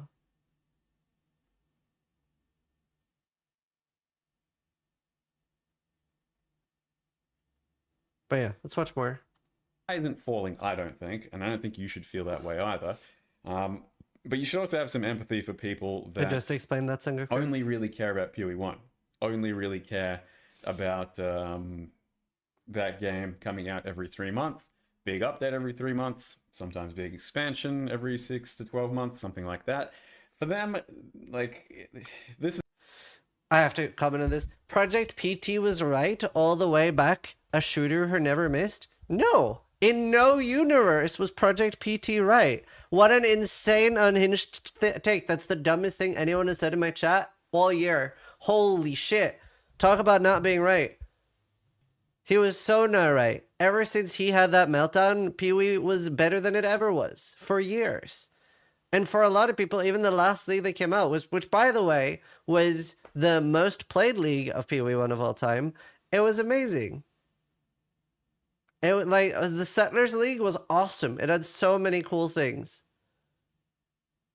So many cool things. And there were so many good patches. We had Sentinel, we had Sanctum, we had so many awesome leagues after this. So many awesome leagues after this. Like Settlers was so awesome. This has been a pretty bad outcome, like overall, for the past year or so. So I have some empathy for those types of people. I understand where some people with their frustrations may be coming from. For a lot of us, PoE2 came out and we had a lot of fun and we kept playing, and you know, it was a pretty good thing, and it's understandable why PoE 1 resources went to PoE 2, and it's okay. Do you know, it's even more frustrating because playing PoE 2, I was like, yeah, you know, this is cool and I like a lot of this. It needs a lot more work, but all it did was it made me want to play PoE 1 more. So that's why it extra sucks that PoE 1 is so far away. And there'll be time. For a lot of people, they tried PoE 2 and they went, well, this isn't at all what I like compared to my PoE 1, and I don't think it ever will be. Where am I left standing with my PoE 1s? Nowhere. And that feels pretty fucking terrible, because you've very much been forgotten about up till this point, because they've just had to keep pushing deadlines and dates and announcements and stuff down the road until we're at this point where Jonathan's basically saying, we still don't really know what's happening with PoE 1 and we have nothing to tell you because we're just still focusing on PoE 2. That feels pretty bad for those people. My one sort of thing I will say, let me get back into personal mode. My one sort of thing I will say is the sort of glass half full thing you can look at if you're someone that's been playing PoE 1 like me for 10 years. Try to take it as an opportunity to step away from PoE for a little bit. Like, had, you know, they just kept going every 3 months for the next 50 years, I'd probably be playing it every 3 months for the next 50 years. And for the past 10 years, I've been doing that. And my life has basically non-stop been every 3 months, PoE, a lot of PoE, take a small step back, more PoE, etc. This is your chance to kind of like, you know, just have an actual breather from PoE and come back when they've got something worth for you to come back to. So you don't have to, like, you know, throw it. That is a good take, isn't it? Like, I do think that's a good take. Like, at the end of the day, it's either the options we have is either they do fix everything and we come back and enjoy the game. And if they do keep making good content, then we probably will continue giving them money and stuff like that. And if they don't and everything fails, then our game died and we have to find other games to play. Like, those are the only two options, right? Here, chat, his eyes are up there. Like, those are the other two options, right? It's either you had a great time for 13 years and your game died, or they'll fix everything. Like, to be fair, they usually do. They always have in the past. Is this the beginning of the end and the first time where they actually completely ruin the game? I realistically don't think so.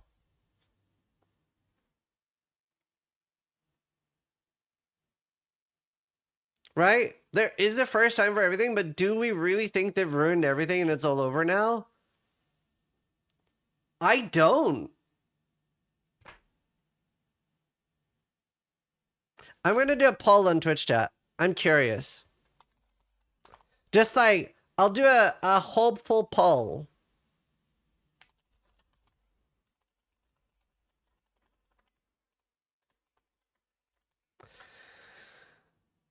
Hopefully most people are more on the optimistic side.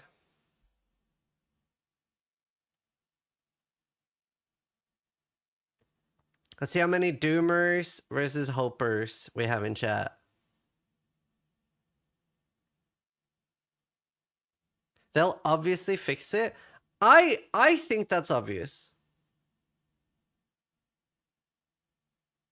I think that's obvious.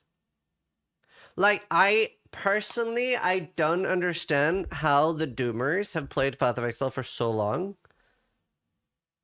Like, I guess I find that kind of, if you're so disenfranchised, is that a correct word to use? If you're like so disillusioned that like, oh, it's all over. Because they usually doom every single time, right? But like, I feel like DDD generally have a history of making things okay.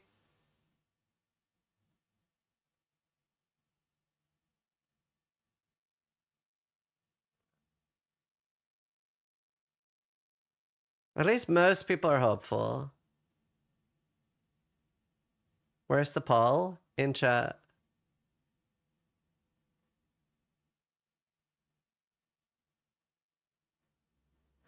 I'm a doomer. I don't trust GGD even a bit anymore. Wouldn't it be nice if all the workforce focused on PoE 2? Do you mean like they're doing? That's what they're doing. That's the entire problem.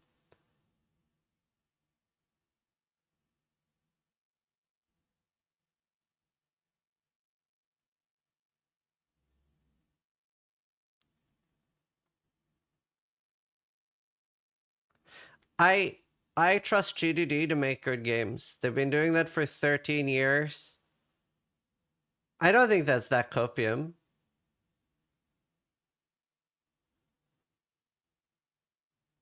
Like, I don't think that's that copium. Is that crazy? Like, they've done great games for 13 years. 13 years is a stretch. It's not.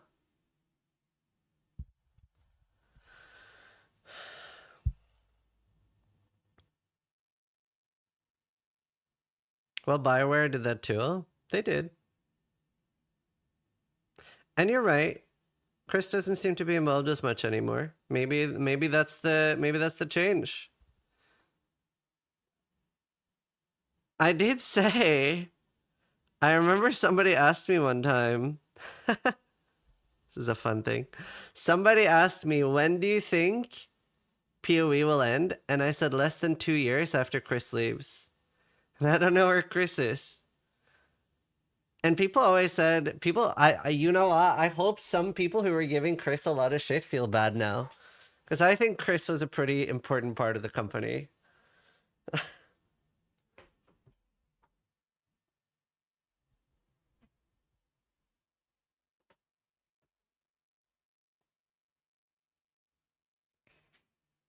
Did you get your tattoo? I did.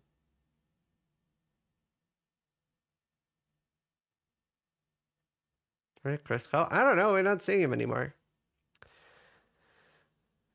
Where was his energy before? Yeah.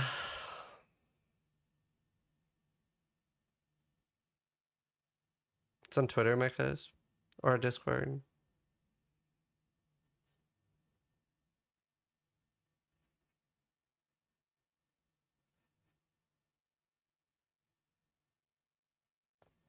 Man, let's continue watching Methyl.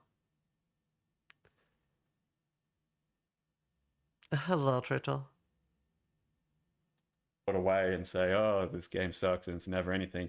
They left PoE 1 in, I think, the best state it's ever been in with the Settlers of Cowgirl League.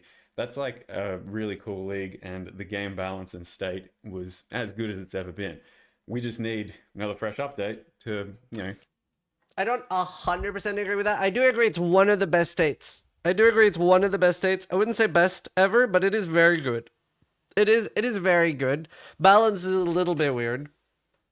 I would say build viability is very high. I would agree build viability is very high. What was the best state for you? Oh, I don't know. So I think it's between Sanctum and Sentinel, but for different reasons. Sanctum is the best league. Ritual fucking dog shit. Sanctum was my favorite league of all times. Sentinel was the most fun I ever had because of recombinators. I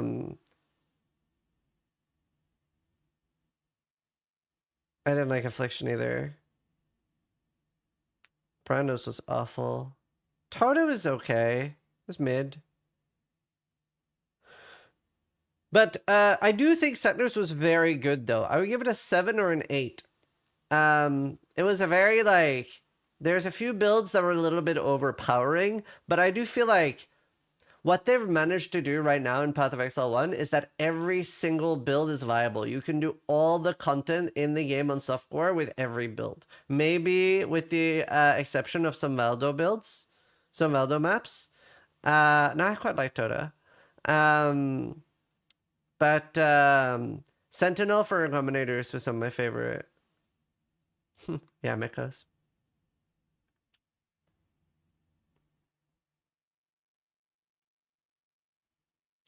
What were all 10 out of 10 leagues? Sanctum, Synthesis, maybe not Settlers. Sanctum, Synthesis, Sentinel.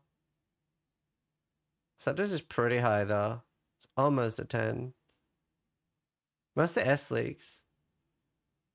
S tier leagues or S tier? No S tier leagues? Do you know, I really feel like some people are forced to play Path of Exile. Or like they feel like they're forced to play Path of Exile. Like there's some people are confused, like why do you play the game? You're acting like it's Dota. It's weird.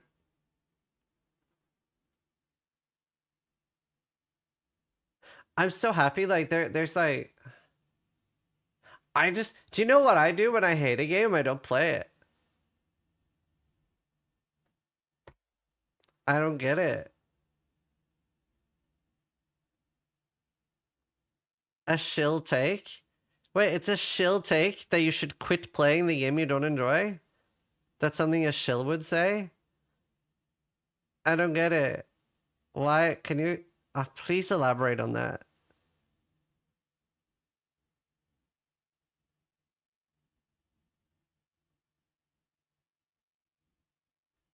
I'm so confused. I don't think he's going to elaborate, but still, it would be nice if he did. Where did these people come from? I don't know. This is wild to me. Keep enjoying the game. So it's actually in a really good state. It's just that you know, we have to wait for a reason to come back, and there will be a reason to come back. I think.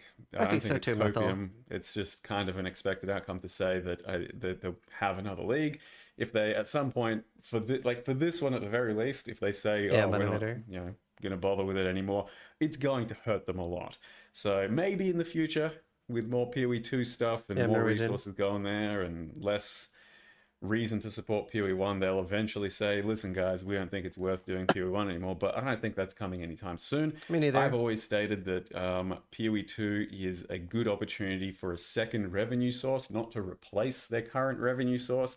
It is well in their interest to make a banger of a PoE 2 game, have two very sort of different games, but bring in a whole new audience for that PoE 2 that might also bleed into PoE 1, and then have two sets of supporter packs and two sets of releases happening simultaneously, because that is going to maximize their profits in their business. So that's how I've always seen it, and that's how I see it until it's super not worth focusing on PoE 1 anymore, and they've fulfilled as many promises as they can, and then maybe it might get scrapped. So if you're thinking, oh, it's all over, PoE 1 had a good run, I mean, Mathel is summarizing pretty much 99% how I feel. I can't think of anything that I don't agree with so far.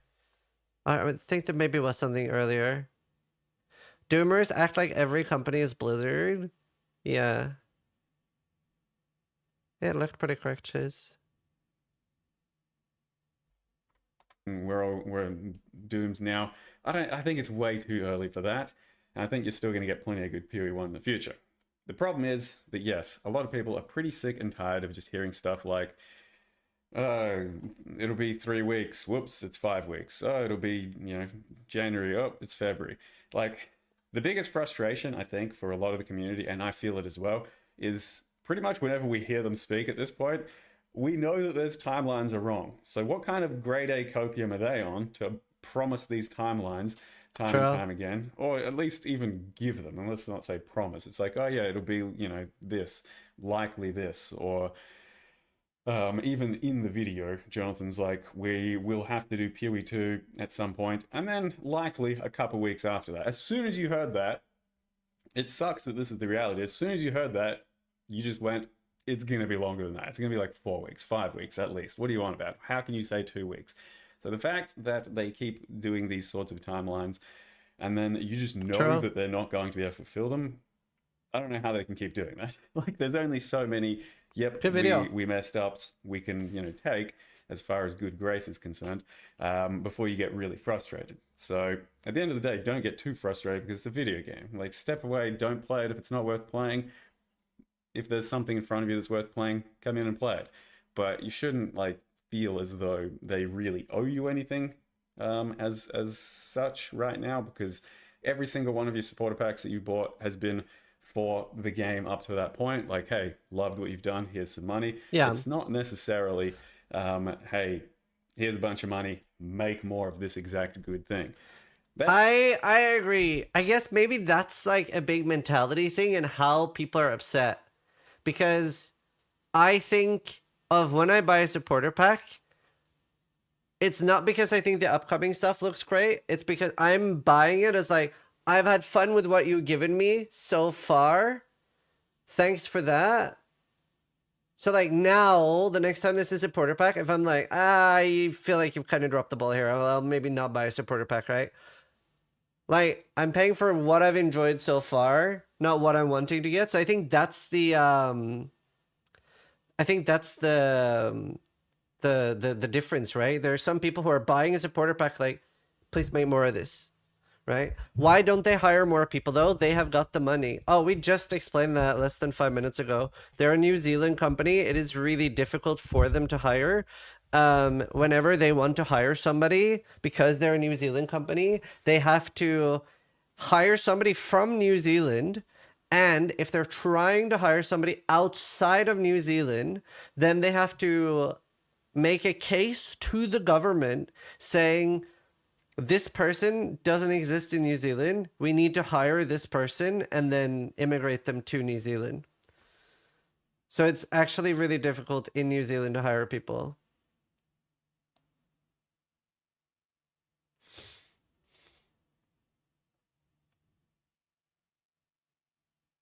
So I get that it seems like simple, but for a New Zealand company, it is not easy.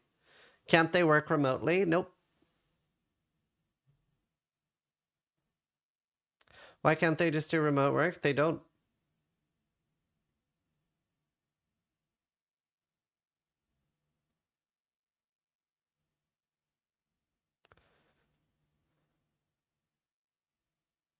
I don't fucking know. They said they don't. Sounds like their problem. Well, yeah.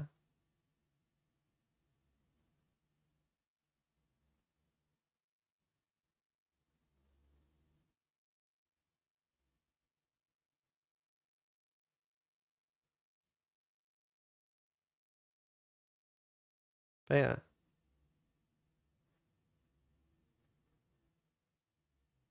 They probably like living in New Zealand.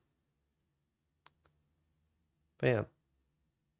That's the ideal circumstance where you're thinking about it that way, but it's not like how it's been, especially knowing where they're taking directions. They're a very experimental company. They're very, hands-on with their game, where they want to try different things, and sometimes they fail, sometimes they don't. PoE2 is a very experimental thing, and at the end of the day, it might fail, because it might just not retain the right audience, and it might not have the right set of end game that has the replayability. But they are experimenting. They're trying things. So that's kind of more or less what you've paid for. And otherwise retroactively for everything you played up to that point. I think this has been very incoherent. No, this has been really good. This has been the best video so far that I've seen from anyone. By far. Like, this is pretty much summed up exactly how I feel. And my thoughts are all over the place. So the long story short is, yes, I'm disappointed, but I don't think it's the end of the world. Yes, I'm pretty, fed up with just constantly being like strung along for stuff like this and these messages. We don't really take them very much at face value anymore, do we? Because how can you, from everything that you've been told and then everything that unfolds after that? I still want to give benefit of the doubt as much as possible, because there's still good products in front of me. Like I said, the last thing that PoE1 was left with was, I think, the healthiest state PoE1 has ever been in.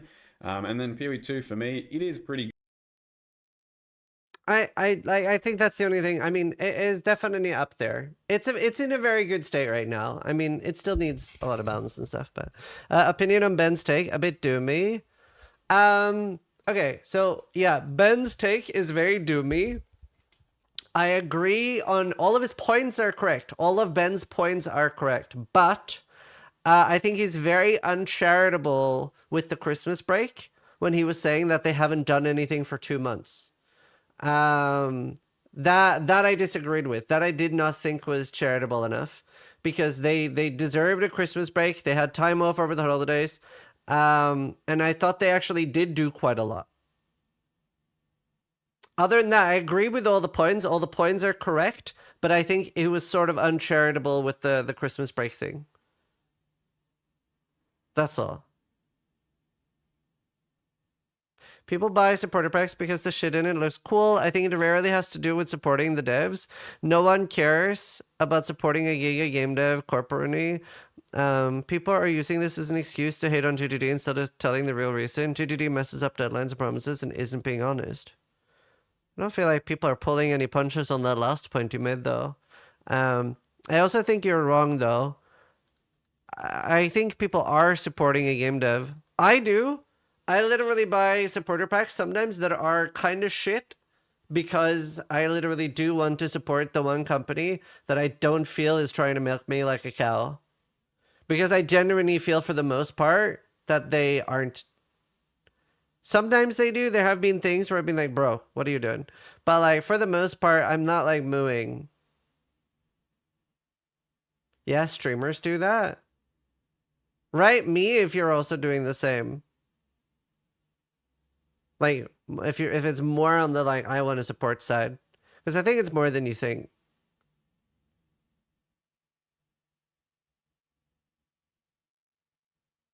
Because there are other companies that have the same option as GGD that are maybe cosmetic only, and like things that are like, yeah, you can support us more if you want to. And I'm like, yeah, no, fuck you. Go fuck yourself. I don't have no interest, right? So like, there are other companies that like have the same option where I'm like, nah, no, get fucked.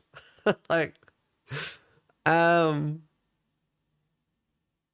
like, for GGD, a lot of us do feel that way. And I think that's why a lot of this hurts more too, right? What was that game that scammed you? Star Citizen, Arcade.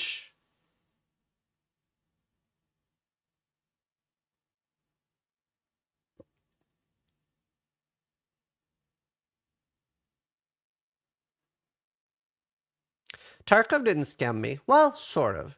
I guess you could argue it scammed me.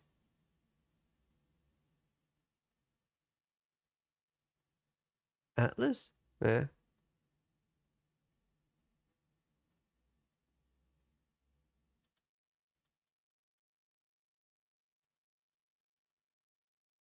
Ben was 100% right. If you think otherwise, you need to check your IQ. Yeah, no, I mean, I like, his points were all accurate, but like I said, he was very uncharitable about the fact that they hadn't done anything for 2 months. That was really unfair and, in my opinion, a bit stupid. Like, I don't know why he didn't take the Christmas break. They were pretty honest about the Christmas break. They were pretty communicative and transparent about that. They were like, we're doing a Christmas break. We're not going to work on it. Enjoy what we've done so far. We'll come back. And then they were back for like 2 weeks, did a fairly big update, and now they're continuing to work on it. I don't feel like that was anything they deserved hate for.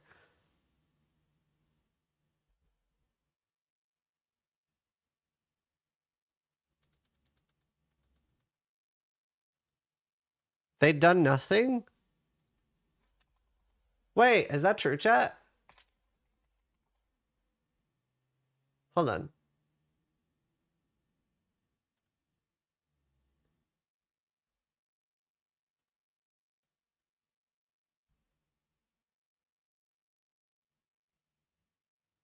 Where is it?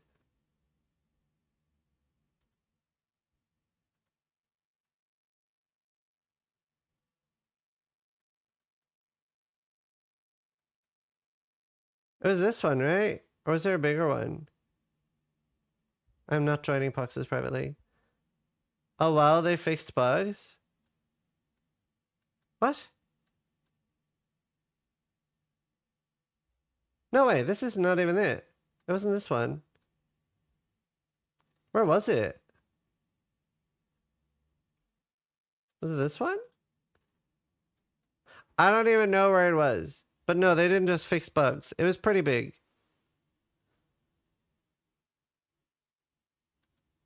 The patch was pretty whatever, to be fair. The checkpoint one and rune change. Really? I don't feel like that was pretty whatever. Do you think that was pretty whatever? Am I cooked? Like, I don't feel like it was pretty whatever.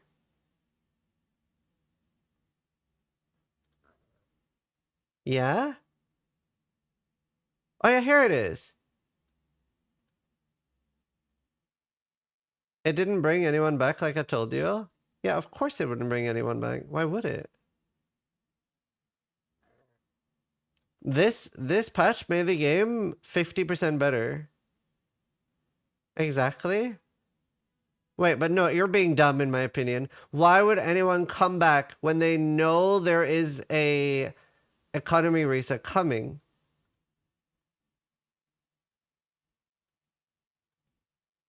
Why would you come back then? Most people after this patch came out played a day or two and went to variety on PoE 1. Well, not economy reset. They're like bringing out a new league. That's when people that were burned out are coming back. Because this just makes the game better. Can you sum up why it makes it better? Sure. Okay. Rune swapping alone makes the game so fucking good, right?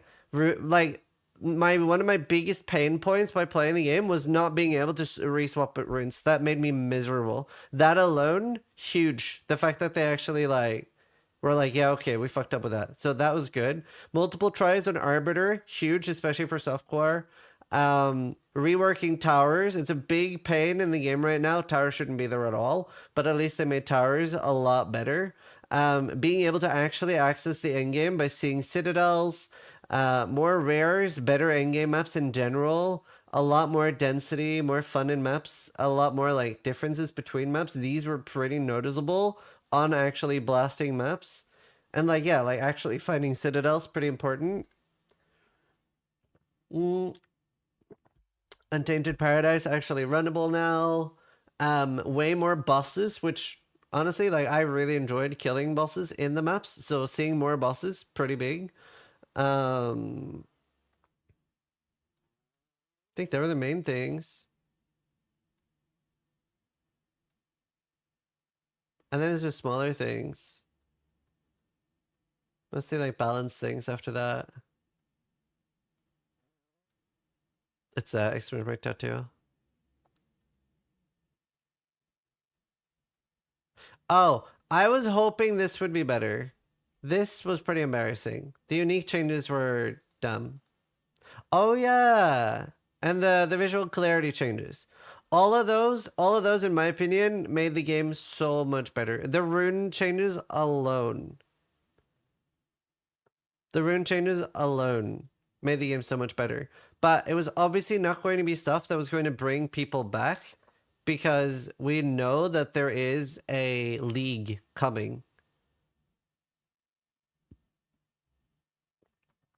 Ben's point on the minute they put checkpoints in maps should have been a giant red flag. Oh, I agree. I think nearly every map in PoE 2 is dog shit. I just thought he was being uncharitable by saying for 2 months they did nothing. That's all. Good. It just needs more work. It just needs more time. True. The other thing I'll say is I think a lot of people are frustrated because they're not getting as fast development on Like I agree with all of Ben's points. PoE 2 as they would have hoped for. I think, you know, we all would have been like thinking, oh, every couple of weeks, pretty nice balance patch or some update or something. And instead it's, you know, it's stagnating a little, and there's probably just going to be big releases in chunks that doesn't really keep you as busy as you'd like to be kept busy. So yeah, that's kind of the opinions. You know, I feel a lot of the community smudge. I think a lot of people that are just like, oh wow, I've been betrayed and this is all over, and PoE 1 just they've killed it and they're never going to do anything with it again. I think that's an overreaction, but I also absolutely understand, and I want you to have empathy with the people that don't really like PoE 2 and just want more of PoE 1. Because if you look from their point of view, you'll understand that it's been a pretty shit almost past 1 year. maybe like 7-8 months, something like that. And for the foreseeable future, it might still be shit. Like if your favorite game is just kind of stood still when it's always been at a pace, it's gonna feel pretty bad. So anyway, not sure if I need to mention anything else. Just yeah, I don't know. Try not to take it too hard because at the end of the day, like I said, it's a video game and a business. If there's a product and a game in front of you that is worth playing and good, play it. If it's not, it's as simple as just step away, take a deep breath, and come back when it is worth it. So with that, thank you very much for watching, and I'll see you guys next time. Yo, literally best take though. I 99% agree with that.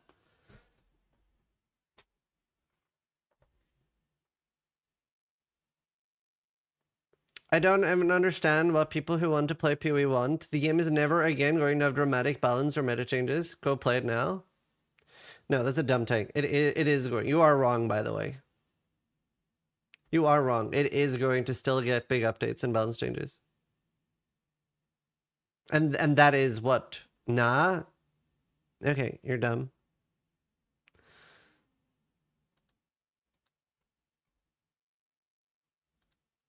You are dumb.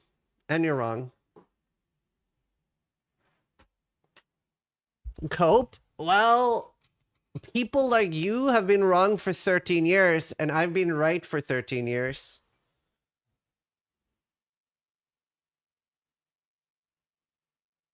So, I mean,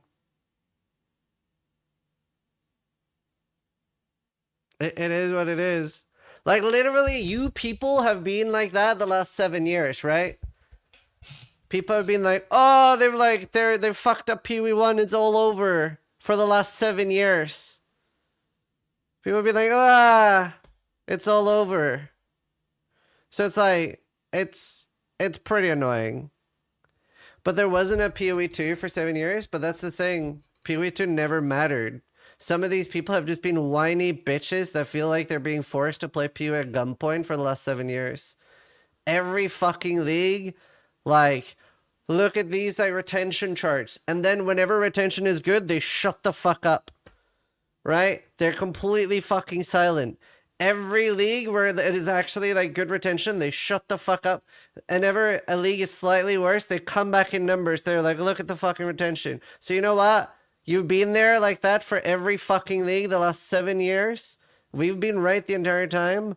And like, I get it. It fucking sucks right now. I don't like PoE 2 as much as PoE 1. So yeah, it sucks. I want to play PoE 1 a lot more than I want to play PoE 2. I dislike almost everything in PoE 2 at the end game. Like, items are shit. The end game is shit. It needs so much more work. So yeah, it sucks that PoE 1 is being neglected. But at the end of the day, GDD has made this amazing game. I'm just going to play other things until I have something else to do again. Like, Mathel's take sums up pretty much how I feel. Then join us in the Pox League. But I don't want to play PoE 1 right now. I want to play PoE when it gets an update.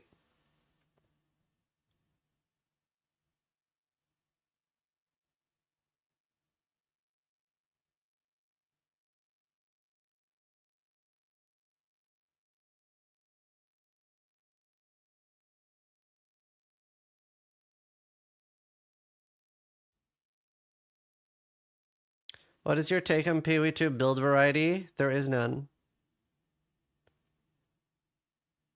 Are you going to play Last April in April? Yeah. There's so many good games to play right now that aren't PoE. Methel's take is the best take? Yeah, I agree.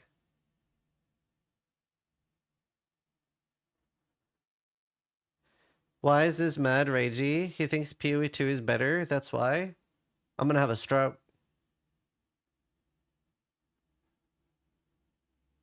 Did I not just say how much I dislike loads of things in PoE 2 and I said PoE 1 was better?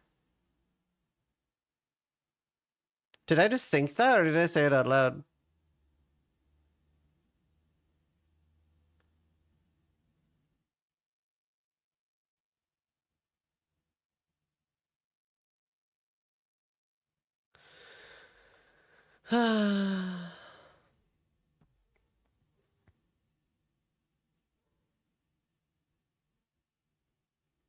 But you just glazed PoE 2 for 30 minutes? Did I?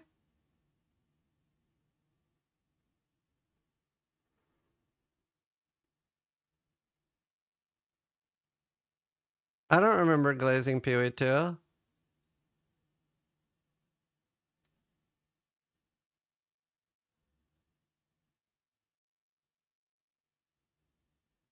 I glazed PoE 1. PoE 1 is a masterpiece.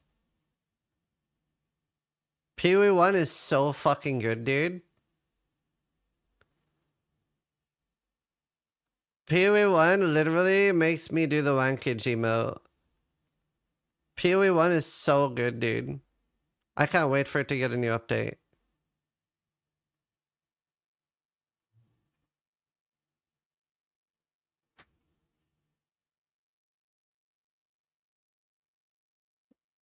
Yeah, I send that email to TTT Bloody. I don't work for them.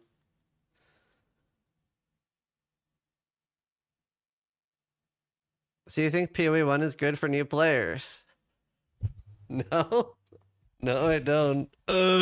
No.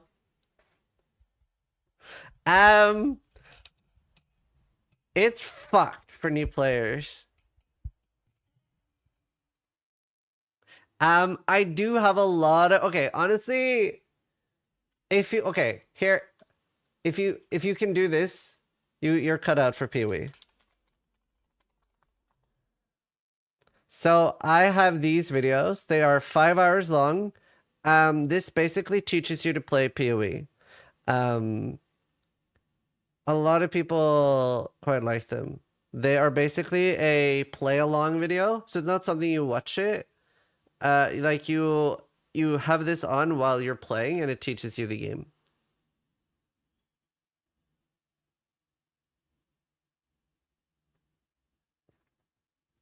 PoE 2, like Ben said, PoE 2 does player onboarding really well. It really does. How many parts are there? Oh, it's just one. It gets you through the campaign. No, Jumbi. I don't play Heroes of Might and Magic 3. Like, PoE 2 does new player onboarding really well. I think it could be better. Oh, I agree. I agree with that. Is that a WD-40 can? It is. My door needed oil.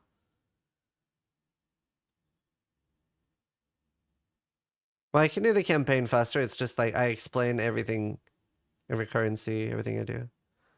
Why do you think his hair just stands up like that?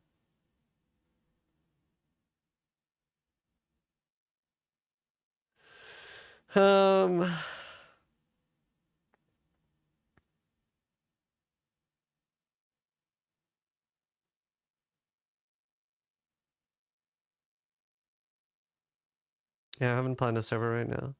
I don't get why new players stress so much about being hard to get into though. It's not about it being hard to get into. The problem with PoE 1 right now is that especially early, you are overwhelmed because you feel like you have the option to make a permanent bad choice and you don't know that you don't.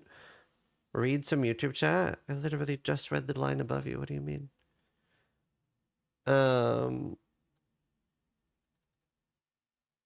But yeah, dude, I hate some of my YouTube viewers. They act like they're being neglected when I read them just as much as Twitch chat. Yeah, my photo.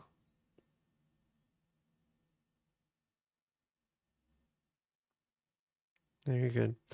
Why is your face so shiny? Are you using a special cream? It's cum. There's just lights everywhere.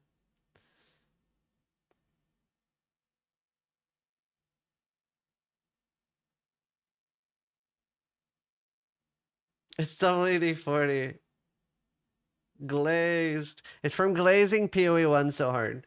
Yeah, I don't know. I hope I can't wait for PoE 2 to be better, but like yeah, it needs a lot of work. I can't remember what I was saying. I have both my chats combined already. It already is combined.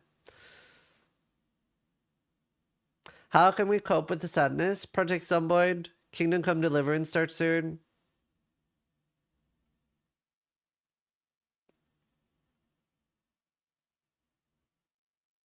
Look at those red eyes, high as fuck. I don't do drugs. I've tried drugs, I didn't like it. What's your take on uniques either being OP or useless? I hate PoE 2 unique design. Where is Steel Mage? Isn't he streaming every day?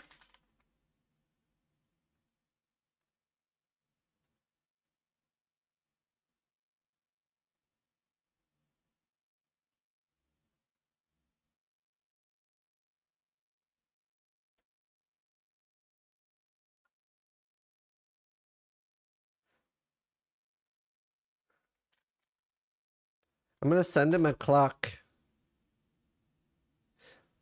What stream is supposed to be today?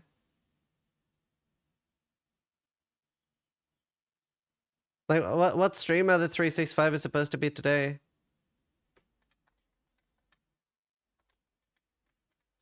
I'm sending him a 31 out of 365.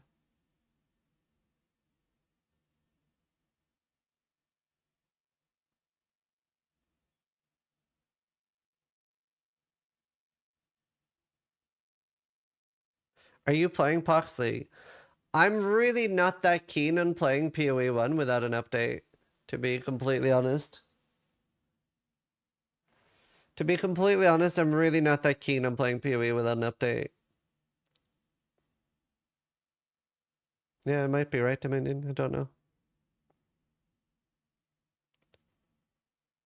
Any of you Sims fans, they're re-releasing Sims 1 and 2 with all DLCs in about 40 minutes. Re-releasing? The fuck? Oh, it's a software trade league? Oh, definitely not keen. Definitely not playing. 100% not playing. 0% interest. I was kind of thinking, like, should I play? But yeah, softcore league, definitely not playing. Here, Bast, I ended up watching all of the Beast games because of you. Was 2DD forced to make a video to stop his R from multiplying on Reddit? Yeah.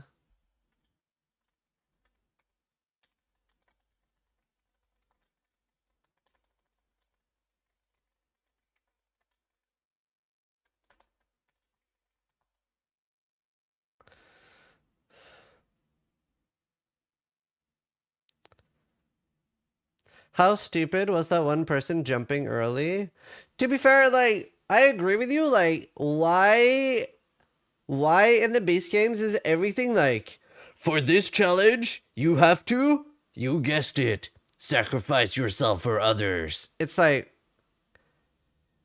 why was there so little, like, skill-based stuff? Why was there so much, like, mental fuck stuff? That was really dumb. I need to go get a drink, chat. I'll be right back. No, Notario. BRB.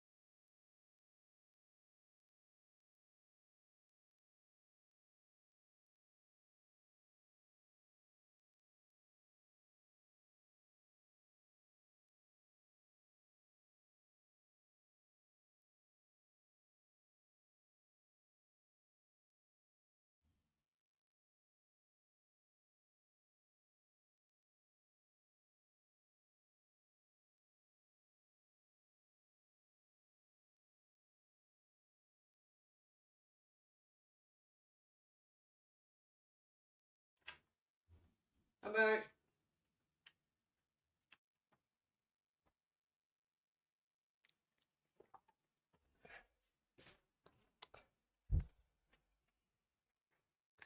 Huh?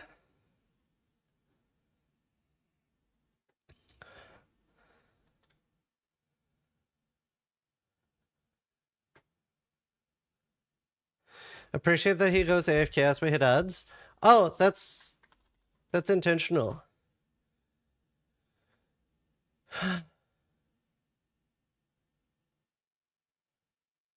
Like I time my ads so that I play ads when I go AFK.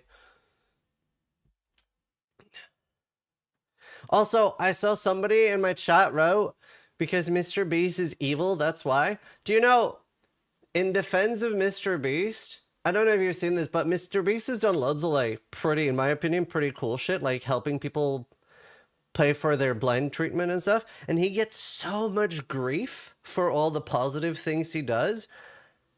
I would get so tilted if I was doing so many nice things like that and people gave you so much shit for it. Like, no wonder he snapped and was like, nah, you know what? I'm gonna make people like dance for money instead. I would be so tilted, dude. He does so much grief for the cool things.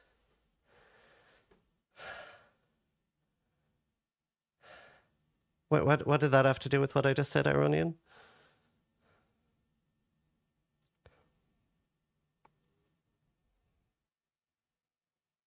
Wasn't there something about him not paying for them or something? Is that true? There's drama about the blind thing, like not actually paying out the clinics that did the surgeries. Really?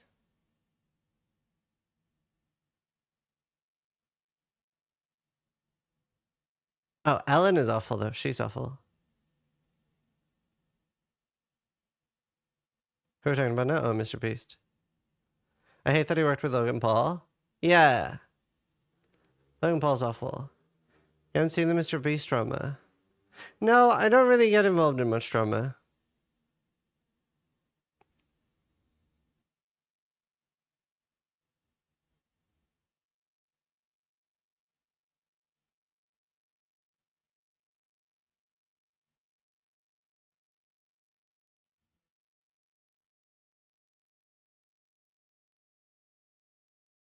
Support money is not just for past appreciation, but also future things. So the game update don't. Well, that's the thing. I think the people who feel like it's for future things are more unhappy than the people who have like feel like they've paid for something they've already enjoyed. You've spent all day talking drama? Not really. I wouldn't say the current PoE situation is drama. We're like discussing the current events of Path of Exile. It's not like, oh my god, Tiffany broke up with Taylor. Like, it's a pretty important thing to discuss, which is a pretty central thing in my life.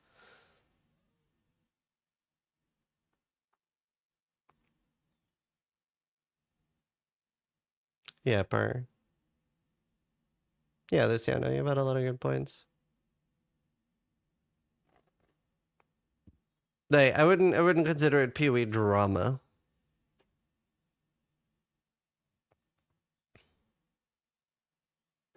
Taylor was a jerk. How many people with have a rude awakening when the point 2 reset comes, when they find out they have to start from 0 without any campaign skips? Yeah, you do have to teach people why resets are good. I used to be very against resets. I'd be more of an MMO guy myself, and I didn't like resets. You do have to teach people that.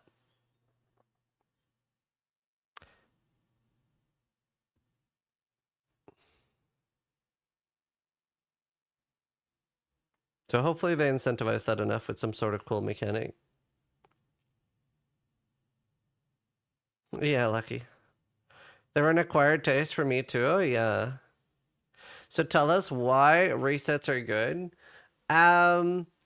So now I've sort of become a reset addict to the point of like, for example, if I'm playing like, okay, I play another game called RimWorld, right? Now, whenever I start playing RimWorld again, I never go back to my save. Like, I'm a little unsure, like, where in my base things are. I don't remember exactly where I was. It's just really, really nice to have, like, a clean break, come back to a full reset, start from scratch.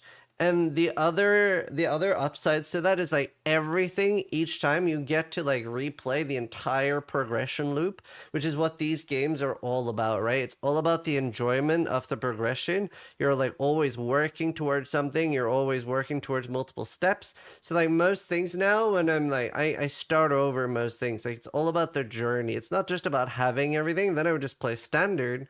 But yeah.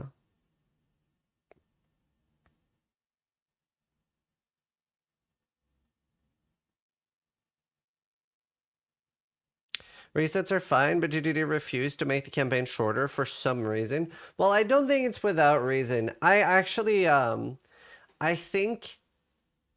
So I think, in my opinion, the best way to deal with the campaign is to make better twink items and, like, better things that you find on your endgame character so that your second, third, and fifth, and 10th character are faster and more enjoyable. Whereas... I think the people that are like, there should be no campaign, those people are crazy. Those people are crazy. Like, especially at League Start. Like, in my opinion, D4 not having any campaign at all, the fact that there's not a difference between the last 10 hours and the first 10 hours of whenever you play D4, right? The first 10 hours and last 10 hours are the same. That is a huge turn off for me. Personally, it might not be for everybody, but I do think the campaign is too long to do this in Diablo 4. But let's say the campaign was half the speed, like half the disc length, then Diablo 4 having a campaign at least once a season would be a good thing.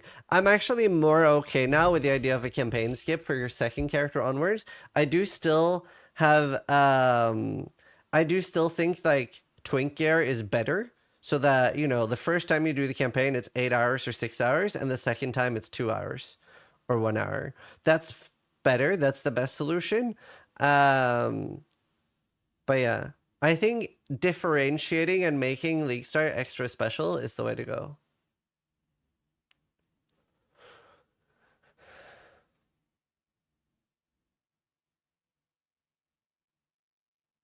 What is Twink Gear? So Twink Gear is generally, for example, in Path of Exile 1, you have something called 7 League Steps. It's a level 1 boot with 50% movement speed.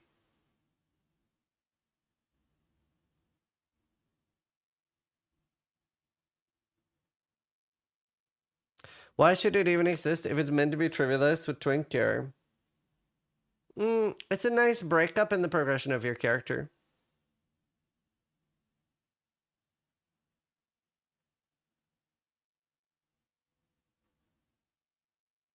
Especially at League Start. It is, like I said though, I'm more okay with the idea of a campaign skip on your second character, but realistically, you're doing the same thing at all points in the game. You're just killing monsters and grinding, right? So you're doing the same things at all points in the game anyway. It doesn't really matter.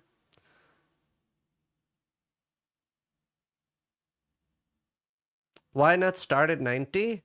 Oh, that sounds awful. Why would you start at 90? That sounds awful. I'm new in PoE 2. I play with a couple who move through the campaign quickly. Should I be playing through by myself? Yeah, just play on your own. You don't need to play with others.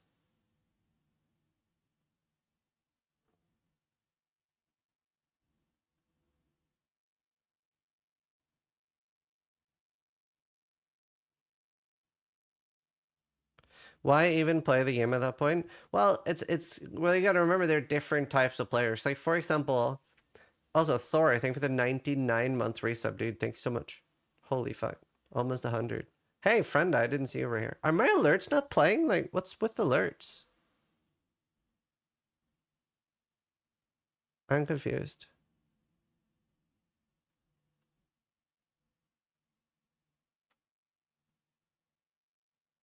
No, my alerts aren't playing at all.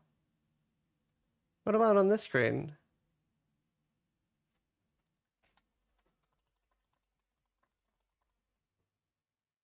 I found that thing for the 110-month resub, dude. I don't get it. I haven't had alerts all day.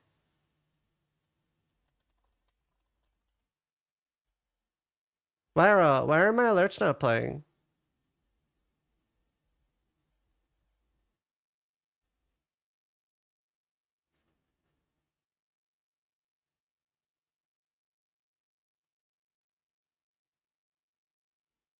But you guys aren't hearing that, right? We just see them.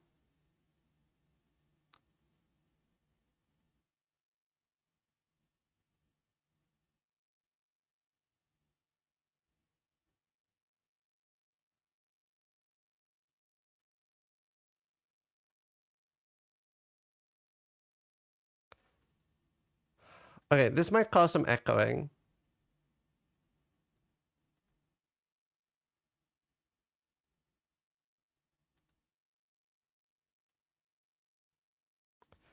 Let me try something.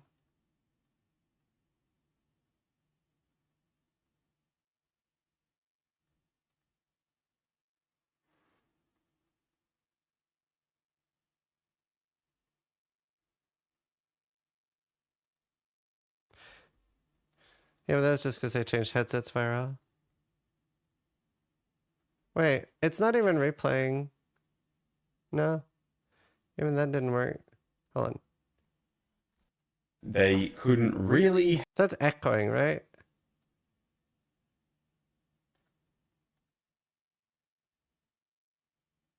Okay, weird. I have no idea. Like the stream elements here. Let me open stream elements. The something's updated in the activity feed. Like it looks different now too.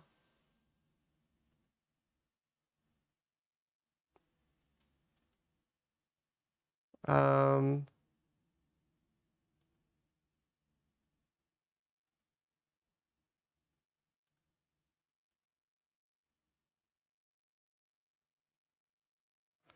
Let me try something.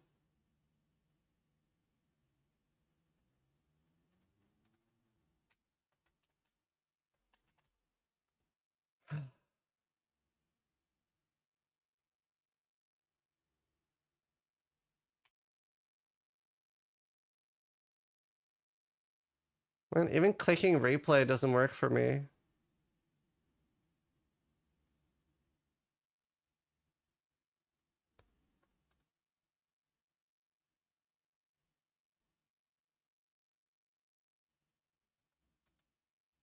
No.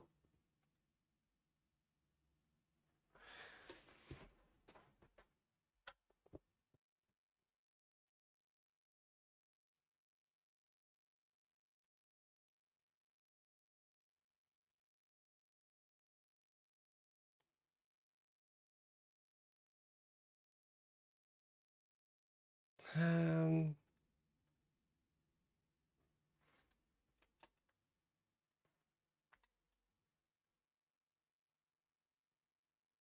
I'll try re-adding the source, I guess.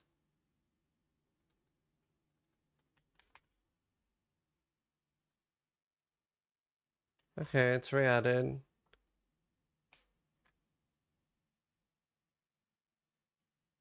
Try making a new one, see if it's the same. Okay. New alert.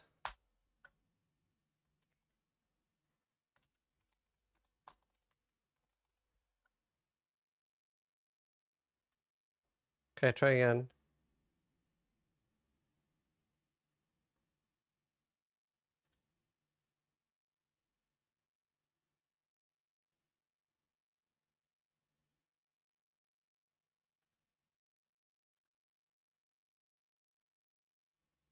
Weird.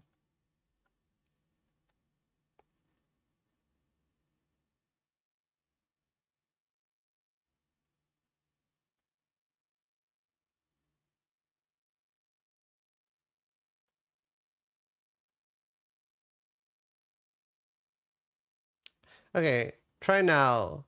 I put control audio via OBS. Try replaying.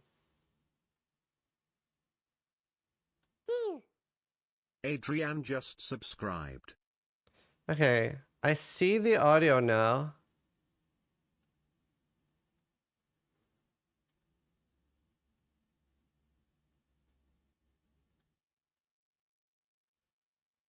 I don't have it, but I can have it now. Weird. Okay. Now I have it. Edmund just subscribed. Okay, I don't know why I had to change that. What was that? Did I just lose audio? I just lost audio.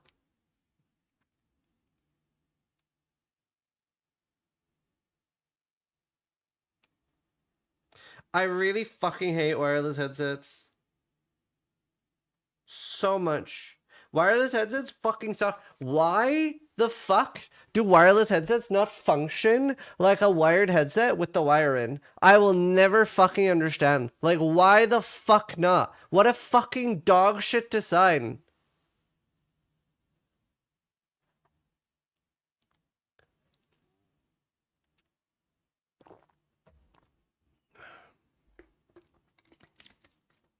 Wireless headsets are so dog when you have like advanced audio setups.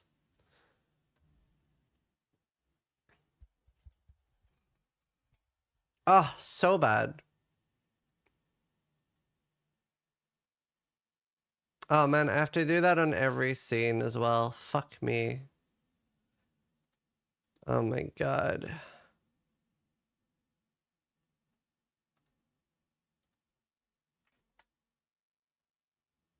Okay. There.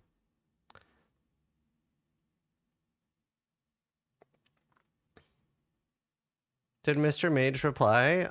He's awake now.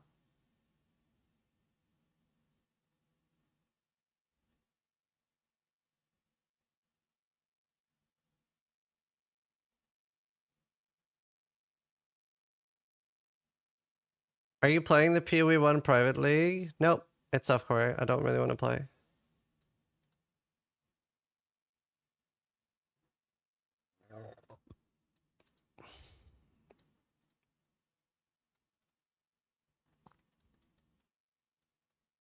I should make my own like video.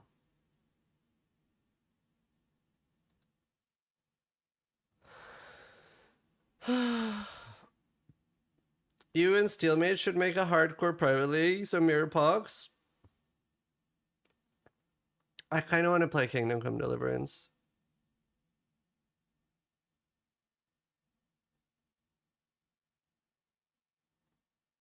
Take notes so you don't forget shit. Okay, fine.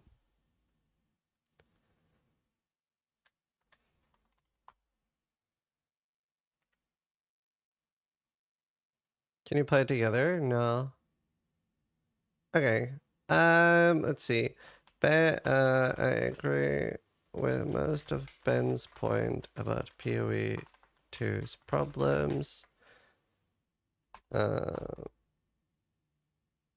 Thought he was a bit uncharitable about their time off for Christmas. 99% agree with Methal's video.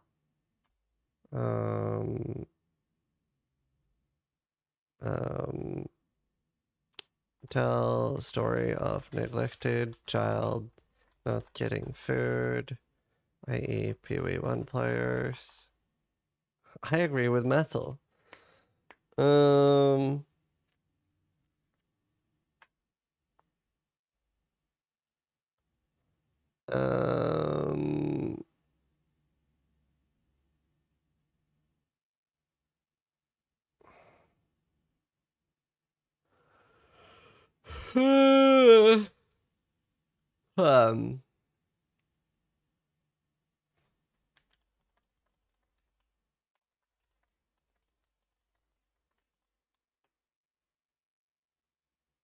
Omega lol.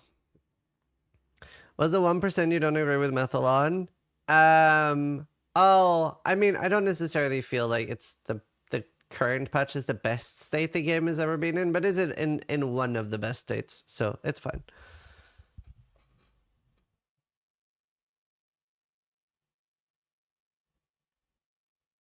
How can you not like Ben? That's crazy. Yeah, that's what we're gonna do now.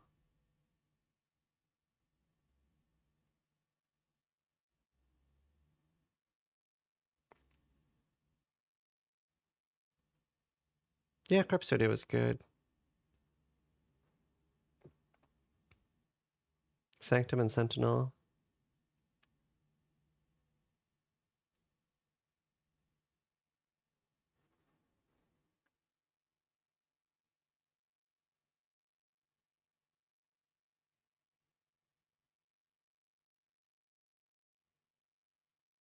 Yeah, I had a bit too much of a doomer spin on it. Okay, that's what I'm trying to make a video. I don't think I need more bullet points than this. Well, do I? Future of PoE. I don't know. I think we're good. All right. Let's try to make a video.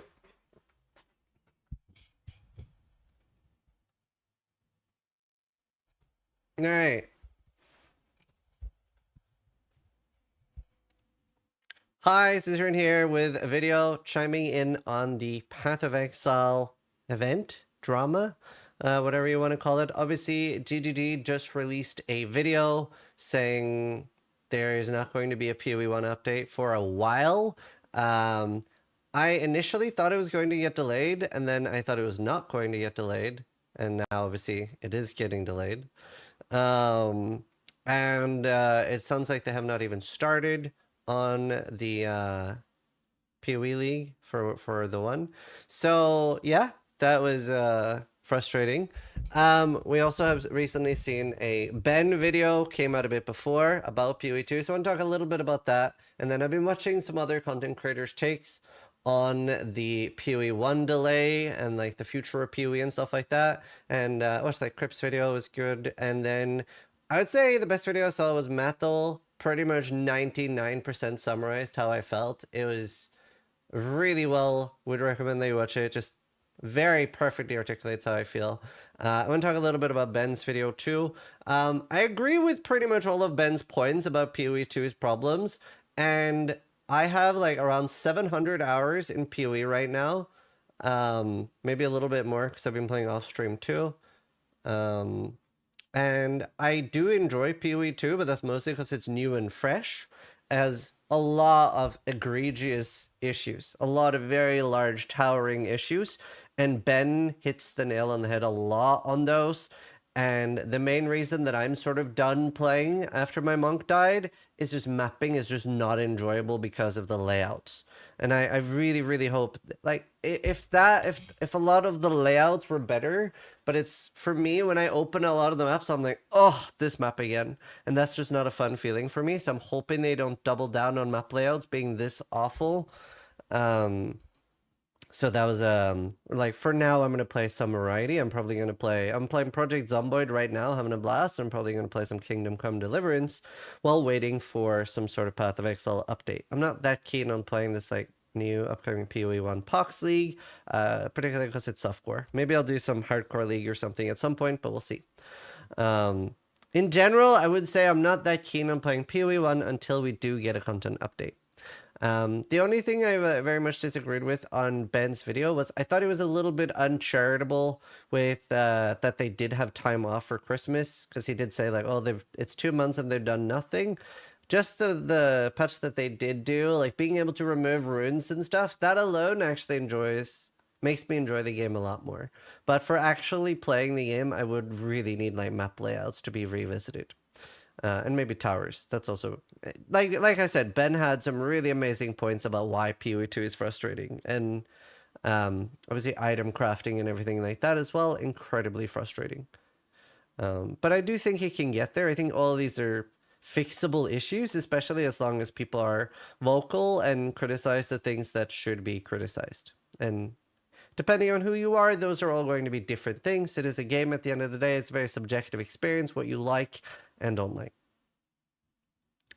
Like I said, 99% agree with Methel's video. If you aren't aware what's happening, they basically have not started work on the new Path of Exile 1 patch. And they need to finish the next patch of PoE 2 before they get started on that. So it sounds like it is quite a while away until we start getting PoE stuff for PoE 1. Now, a lot of people are confused why people are so angry. So let me try to explain that a little bit. A lot of people don't like PoE 2 at all. It is not for them. They've never been on board with the idea. They were like, this just doesn't sound like what I want to play. I just want to blast. I know I like PoE 1. I want to continue playing PoE 1. So it's really like the best analogy is when parents have a second child and the new child is the focus, but your parents are still telling you that they love you, but they're not even feeding you. And that's what a lot of PoE 1 players feel like right now, because they're getting nothing right now at all. It is like 7 or 8 months now, or at least 6, since the last PoE 1 league. And they're getting nothing. So if you don't like PoE 2, that really does suck. Not only do you not have a timeline, but you're not getting any info at all. So that sucks. Like, if you're not on board with PoE 2 at all, it is just awful for you. So I understand why people are angry. Now, very important, it is never okay to send like hate messages to devs and stuff like that. That is unhinged. It is important to criticize things, and what's happening is really shitty. Like I said, Methel like explains everything and puts it like perfectly how I feel. And like he said, it is a good time to check out other games, right? And I also liked with what he said about how he looked at monetization. Like, buying a supporter pack is like a thanks for the things we've had so far. This has been great. Here's $30 or $60, whatever you're spending. Not necessarily an indication of what's to come, I guess. But yeah, it is. A lot of people are worried about the future of PoE, especially the future of PoE 1. I don't think that it is going to get abandoned. I don't think that's super copium. I think because I see a reasonable way for them to make money from both games, which is why they would keep both away or keep both running, right? So since I see that, I think both will be profitable, and I could see a large surge in player base checking out PoE 1 from PoE 2. Like, it's free, right? So it's I do think a lot of players will check it out. We've had a lot of people in chat that said they're trying out PoE 2 for the first time and they're now curious to check out PoE 1. So I wouldn't be surprised if the next PoE 1 league gets more than the last PoE 1 league. Now, I'm not talking about beating the PoE 2 numbers, which was 578,000 peak concurrent on Steam. I'm talking about beating the previous Settlers 228 peak on Steam. I think that sounds kind of reasonable there. It is very unfortunate. It seems like extremely mismanaged, which is just unfortunate. There's not much else to say there. It's just like very, very mismanaged. Really wish we were getting more PoE 1 stuff. And like, I'm a huge PoE 1 fan. It's such a wonderful game. They've done so many things right. I can't wait for it to get an update. Definitely considering making my own private league for hardcore at some point. We'll see. But ideally, I do just want to wait for an actual big PoE 1 update. They've been very, very wrong. Like, I think a lot of us were expecting that they were working on PoE 1 and had something at the very least like half-baked. I was expecting, to be completely honest, I was expecting something the 28th of February. And I was expecting the video that came, I was expecting like, oh, we were hoping to launch the 20th of February. Unfortunately, we're going to have to delay until March 7th or March 14th. That was what I was expecting the worst news would be. I think they really, really should have launched this video with saying, giving us at least some sort of idea of a timeline for when we're getting PoE 2 stuff at least. I'm hoping they have some idea, since their entire team is working on that, when we are getting that. Because they've talked about an economy reset patch. Like they're not resetting what we currently have, but they will be giving us a new league for PoE 2. And it would be nice to get a timeline on when that's coming. Is that going to be in February? And then, yeah, hopefully we get a PoE 1 league. at some point. So obviously, like, managing 2 projects is completely new to them, and they're not doing very well with it. But like Methel said, I don't think the sky is falling, and there have, like, a lot of the people that have been, like, that are doomers have been doomers for the last 6 or 7 years, right? Like, we see a lot of negative comments almost every patch for Path of Exile for the last 6 or 7 years, and we have had some of the best patches of Path of Exile ever in the last 6 or 7 years. So I definitely don't think the sky is falling. It really sucks. It's really shitty. I think people are completely justified to be angry. Again, don't be angry to the point where you're sending threats to devs. That's unhinged. But yeah, it sucks. It just straight up sucks. They have always recovered from everything bad that's happened. So I think they will. I assume that they will, and I think a year from now or 2 years from now we'll get more back into like a good cycle of like regular updates for both games. Like, I don't know how long it'll take, but yeah, I don't know. That's what I'm hoping for. Either way, until then, I'm going to play Variety, I think. Maybe do a PoE Hardcore League. We'll see. But yeah. We'll see. We will see. Be interesting to see how things go. That's all we can say, really. It's the most important thing to remember is if you are not happy with the way a game is going, then the most powerful thing is that you vote with your money and you vote with your time. So if you aren't happy with the direction a game is going, don't give them your time, don't give them your money. Regardless of what side that you're on, that is very true, I think. So either way, it sucks. It's shitty. Definitely understand why people are angry, but I don't think it's the end of the road for Path of Exile. Either way, thanks for watching. Sub if you liked the video. Try to die. That's the PoE 1 is right now. It's funny. But yeah, I don't think it's dead. Hopefully it'll be fine. Copium. Surely.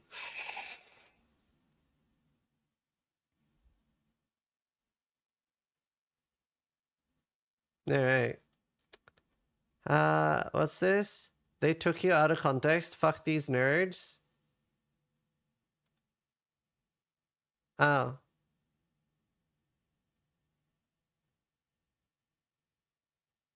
You can tell how good PoE is doing by how many sponsors there are in the title. The list gets longer every month without a league. Poor Methel is gonna play Raid Shadow Legends again in a month.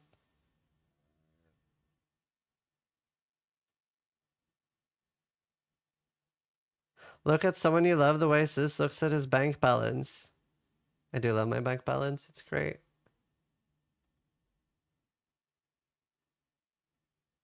What was the facepalm over?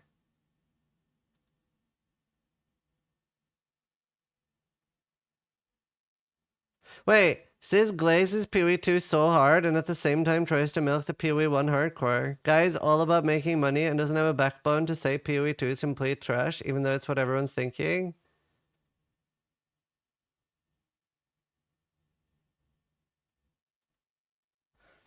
Bruh, I spend all my time talking about how good PoE 1 is and how many problems PoE 2 has. I'm so confused. Don't I just keep talking about how many problems PoE 2 has and how much I hate all the maps in PoE 2? Am I cooked? Is that not what I do? That feels like what I do.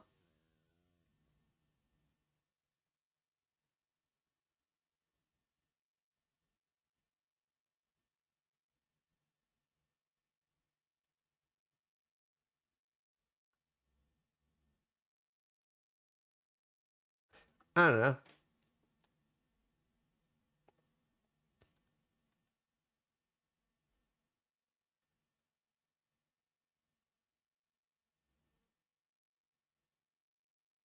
Lol, I really don't get it. I had like 200 hours of awesome gameplay, got behind on a shit ton of stuff to do. I see friends in real life. Yeah, that's fair.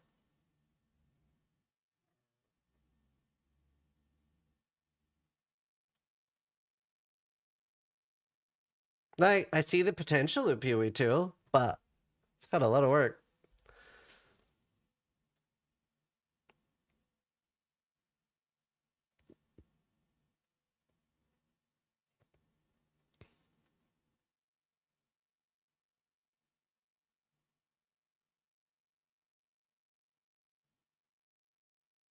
Are you happy with your tattoo? Yeah. Here's how it turned out.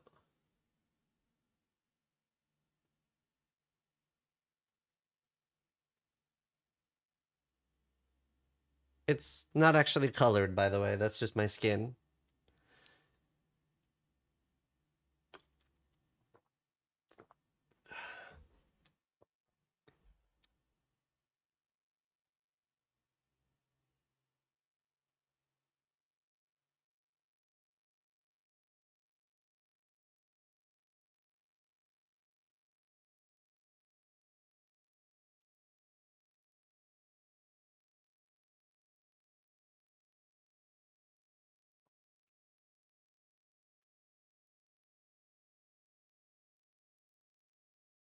How much did it cost? Like 400? I tipped 200 as well. Was it painful? The outline and the filling didn't hurt. The only thing that hurt was well, something hurt here somewhere. I don't remember exactly where. I just remember my back hurt on the sides. Hurt a little bit, like 3 out of 10. And then 5 out of 10 on the white filling. The white highlights, that hurt a lot. Thankfully, that was less than 10 minutes.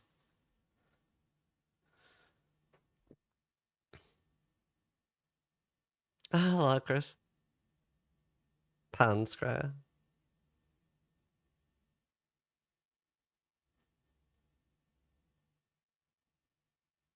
So £600 including the 200 tip. How you doing, Chris? You really went for it.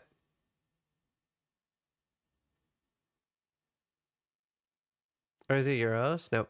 Are you losing weight? Not really anymore. I went from 85 kilos to 72 kilos by stopping drinking Coke.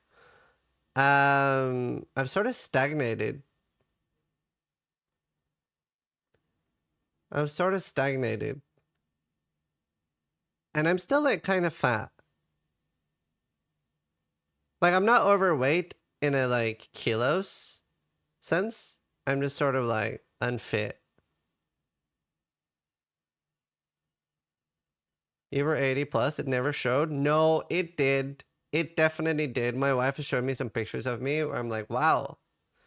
It definitely did. My face looked so much fatter when I was 85. Yeah, Chris. Thanks. Do you work out? No, I just go for walks. Thanks, Elens.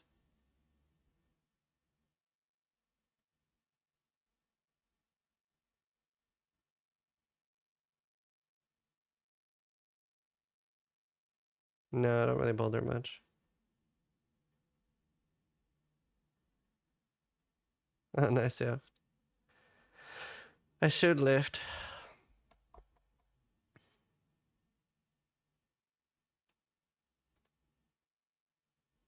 Good, thanks. Went well.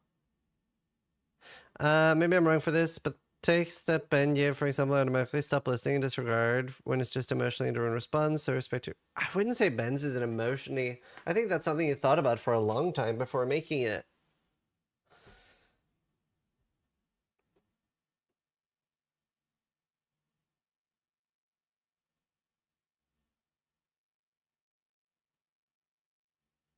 Maybe try boxing, dude. Maybe me and Steel should start boxing.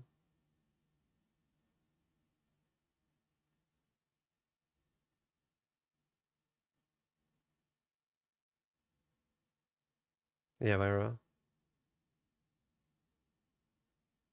Alright. No, I'm good, Shadowbane.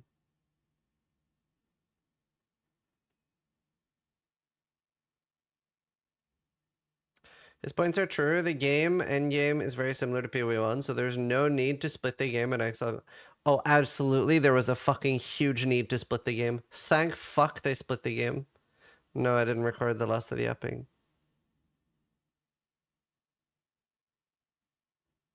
And there was such a huge need to split the game. I'm very, very happy they've split the game. So happy. Because, and I genuinely do think PoE 1 will continue to get updates. I think the game would be fucked if they didn't split. I literally think if they didn't split the game, there's a big chance the game would be ruined. That is the biggest chance for the game being ruined. If the game wasn't split, then I would be like, oh my god, the sky is falling.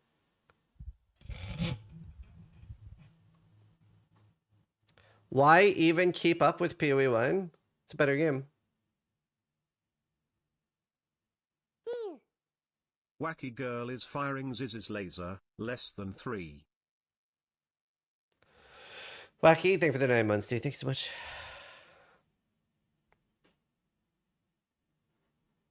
It's a better game for now. Well, depending on the choices they make, it might always be a better game.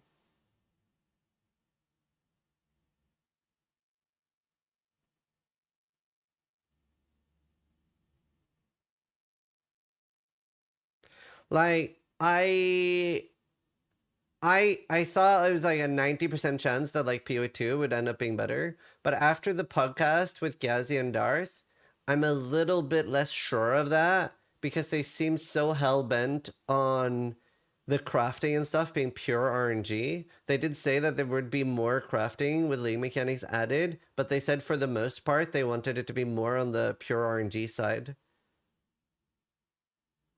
And I'm like, I really like the way progression is in PoE 1. It's not on my channel.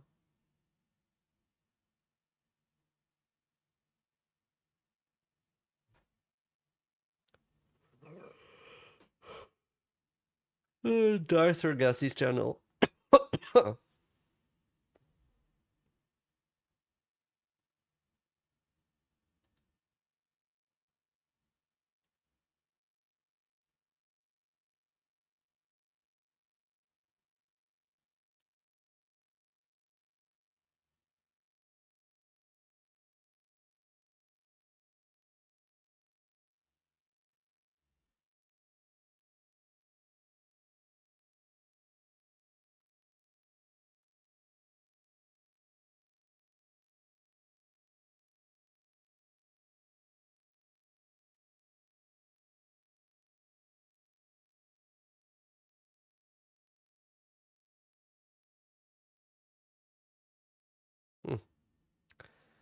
You know, with the bad crafting, the progression system and others in PoE 2 is what kills it for me.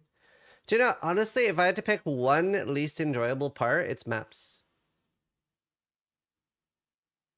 I have to say, maps is the least enjoyable thing for me. Is this a recording? It is. As enjoyable as a PoE 2 campaign is, I don't know if I'd even enjoy a game that feels like that. The way I would enjoy the game, I want the campaign to be as hard as it was on launch, sort of, or like around that, or at least like, whatever, after the first patch, that's fine too. I like maps the way it is. Like, I like blasting in maps, to be honest with you. I don't want to feel like I'm getting my shit kicked in maps. I don't. I enjoy blasting. It's super fun. It's super enjoyable for me. I want bosses to be like 5,000 times harder than it is currently. That's how I want my game. I want a hard campaign. I want easy blasting. And then I want all the optional endgame content to be an actual challenge. That would be the perfect game for me.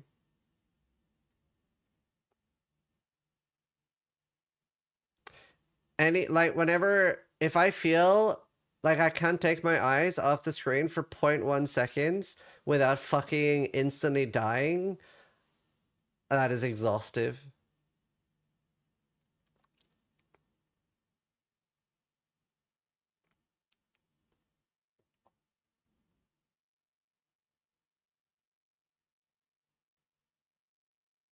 When is Dwarven Realms coming out?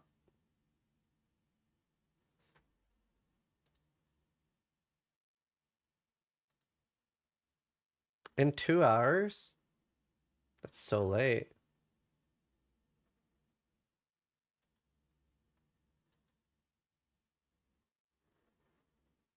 Wait, it's Friday, yeah. I might play Dwarven Realms. What do you think about some PoE2 players who want to remove the blasting part in maps and make it more like the campaign? I mean, people like the way they like games, right? And that's fine. I don't like that. I would probably still play it. But I don't know. I don't think that's what I would enjoy the most. I'm pretty flexible though.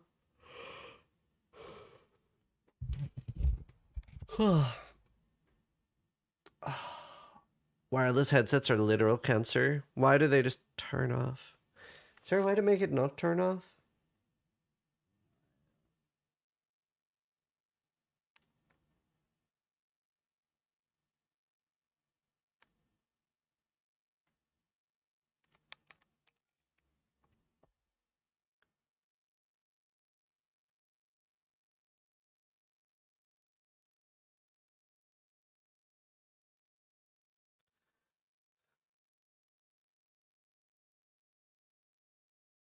So people create blasting characters and then complain about blasting maps? No?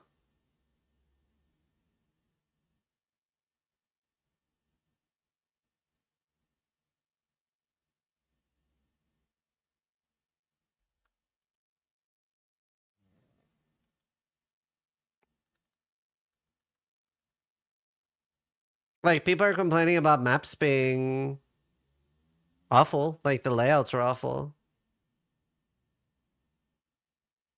Not sure, JC.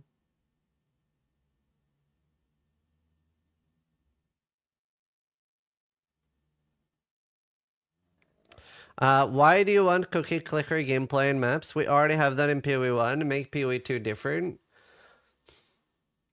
I think it's more enjoyable. I think it's more fun. I think if 98% of your moment-to-moment gameplay is exhaustive and you need to sit there like, oh my god, oh, left click, left click twice, up, down, up, left, A, W, W, W, R, T, T, T, ooh. Like, if 98% of your gameplay is like that, you are not going to play the game super long. It is exhaustive.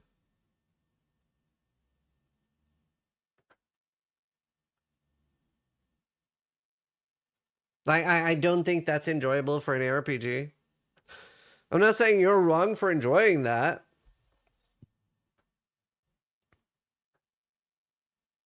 Wait, is the music too loud? It's hard for me to hear.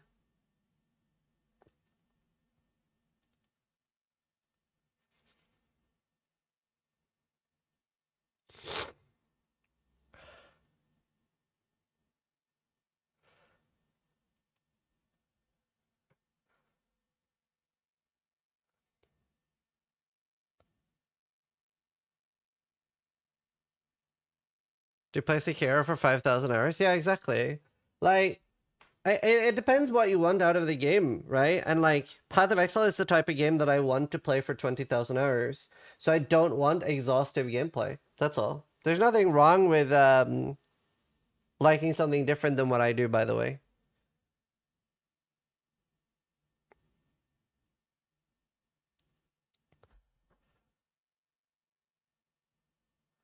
There's nothing wrong with liking something different than that.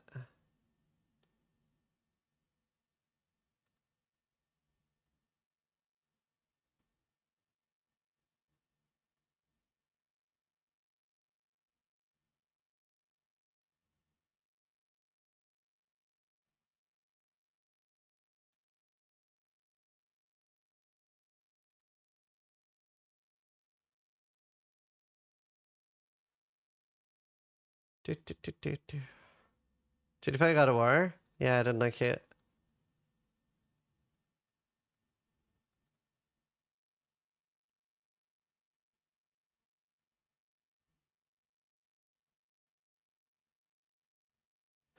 Wait, I think it means this is that you don't want that much action all the time, and I think that can be solved by having different in-game objectives that go from very active to not that much. Yeah, that's what I want.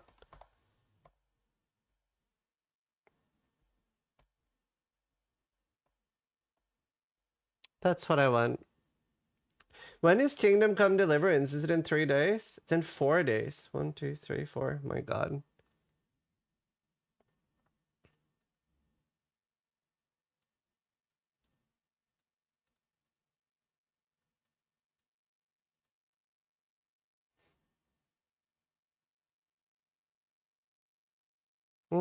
Maybe we'll play more Zomboid today then. I might play Dwarven Realms later.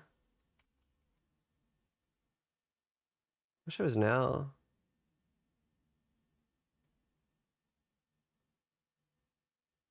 Didn't you say you didn't like Kingdom Come Deliverance gameplay? Do you mean the first one?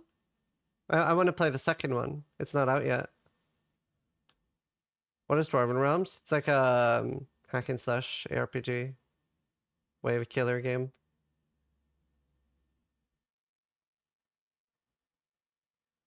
Yeah, I don't want to play Kingdom Come Deliverance 1. I want to play the second one. Hi, Raven. Good to see you, dude.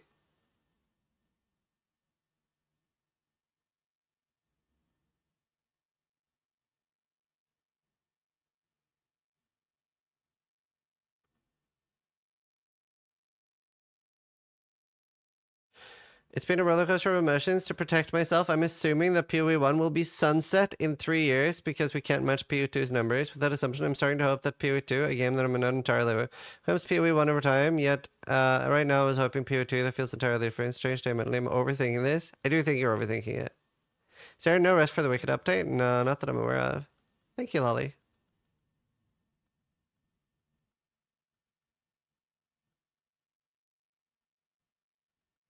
If PoE 1 is still making money, it will be kept running. Yeah, I agree. Hi, Alice. Good to see you. Like, it is really that simple. How's your new tattoo? I tweeted about it.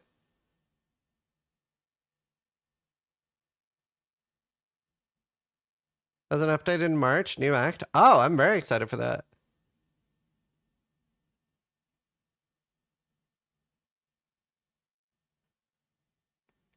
Yeah, somebody key. Good job.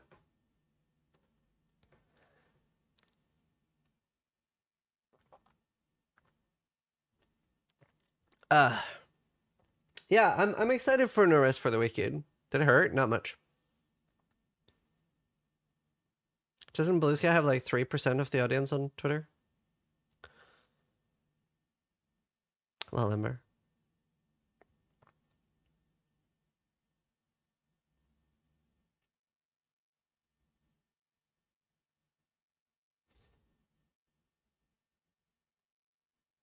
Thanks, Medikey.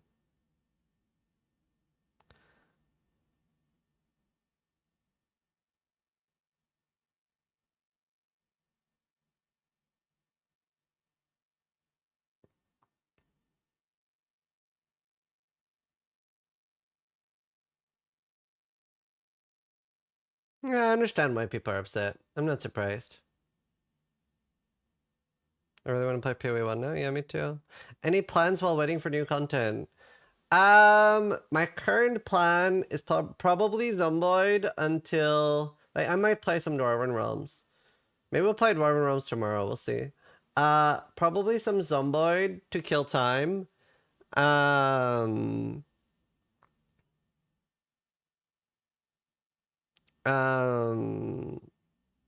want to play Kingdom Come Deliverance 2. Try that for a few days. You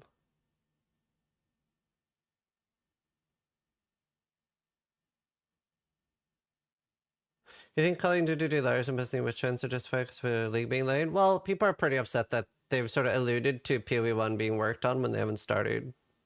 That's what people are the most hurt about. Civ 7 on Peasant release? No, I don't think he'll play Civ 7 or stream it.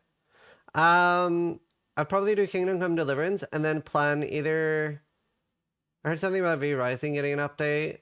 Or a Project Zomboid server. I'd want to do some like multiplayer collab stuff. V Rising or Project Zomboid server, something like that. New Ravenswatch update. Yeah, I'd want to play that with 4 people, I think. We'll play with you.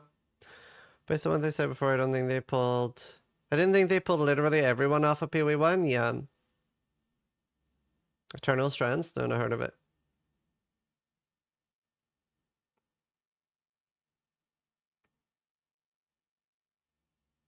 Wouldn't have PvP enabled, Brahmin.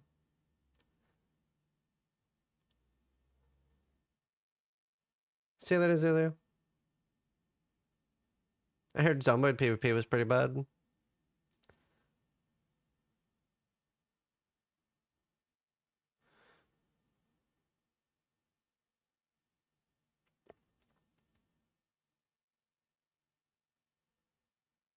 I see them, Alexi. Apparently only 106 people work at 2GD. Sounds about right.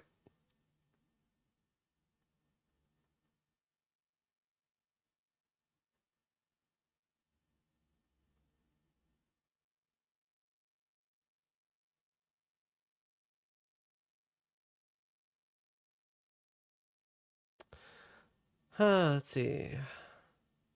Why not? Oh. Re-rising community server would be great. Yeah, I'd either do solo or duo next time.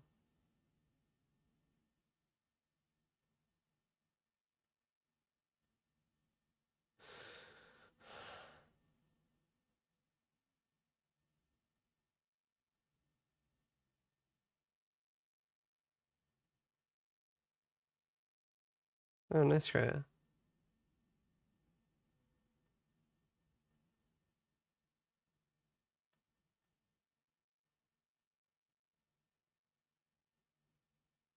Oh, yeah, that sucks.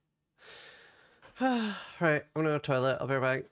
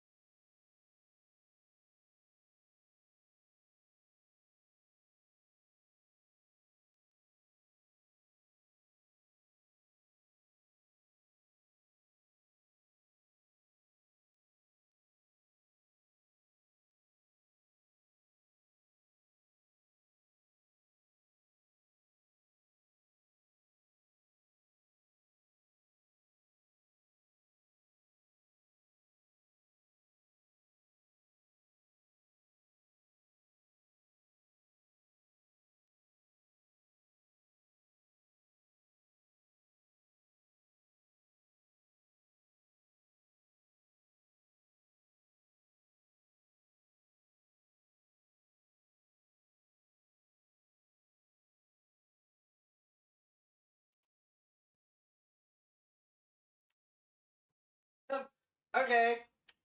We just got some impromptu content. Impromptu, interesting content. I'm about to do a podcast.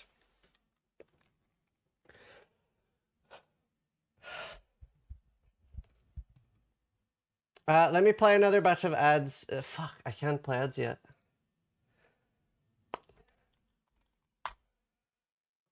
With who? The CEO of Shopify. There are multiple billionaires that play this game, chat.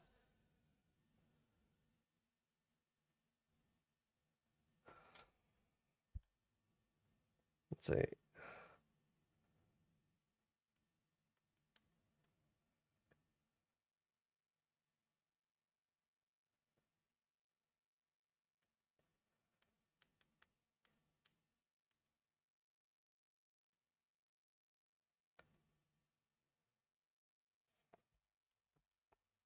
The CEO of Spotify? Let's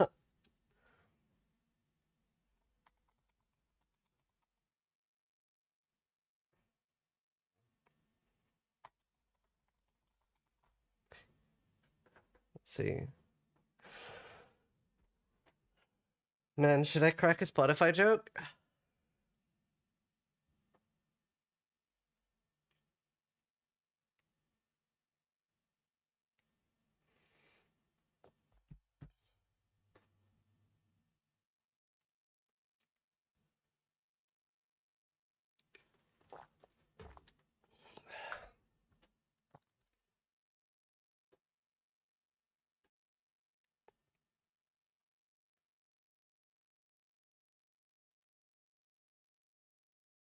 Alright, hold on, let me... Oh my god, you actually called the image for Spotify.png.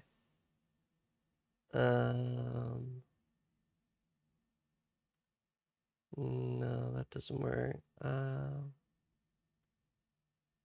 What has like a good... Ah, perfect.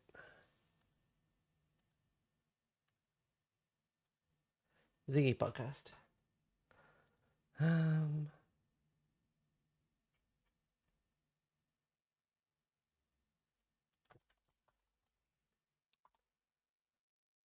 Right. One sec.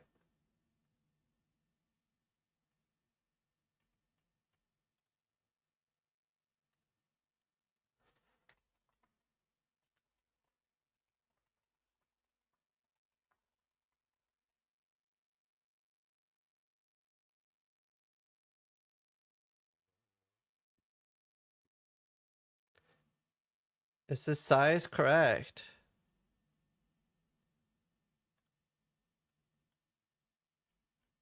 Yeah. All right.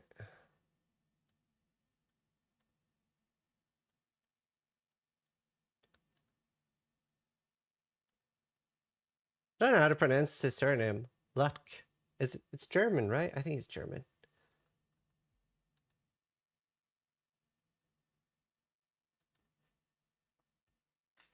Latku? Ah, no. I'll ask him. Latki?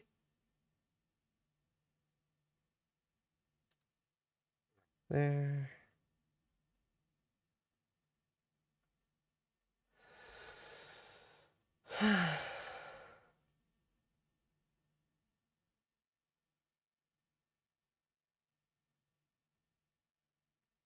Let's see. Pluetke?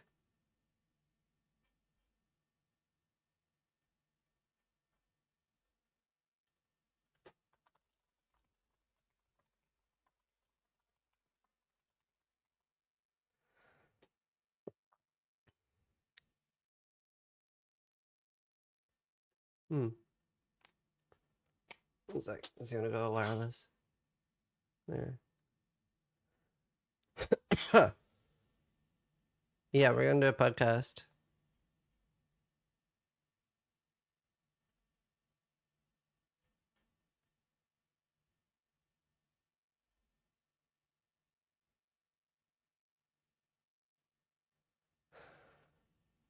Just waiting for him to add me on Discord. Well, he has added me. I just don't know what his actual name is on Discord.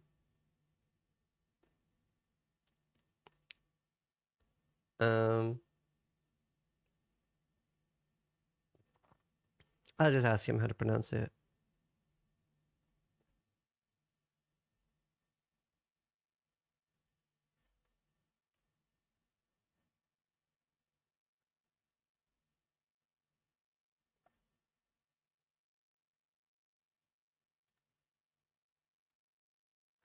All right.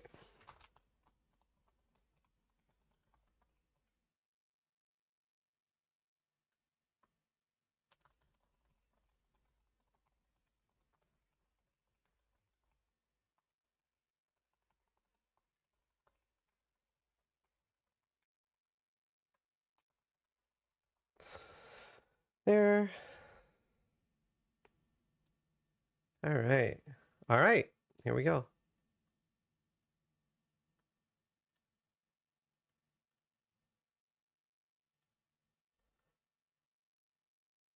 Perfect. Oh, I think I've already set up cameras. How are you doing? Yeah, let's do like a quick audio check. Chat, how's the audio difference between us?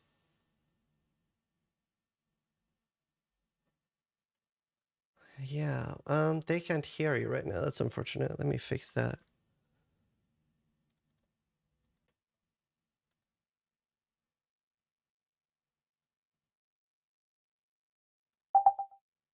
Okay, try now.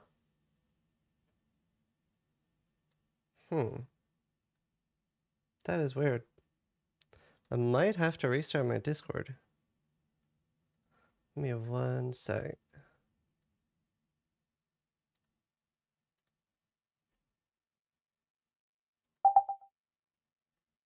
Okay, try now. Yeah, let's see. Oh, I think that Definitely worked. sending. Yeah, like Yeah, test okay. 1, 2, 3. They can hear you Awesome. now. Awesome. How's the Nice, audio nice. level, chat? Is that good?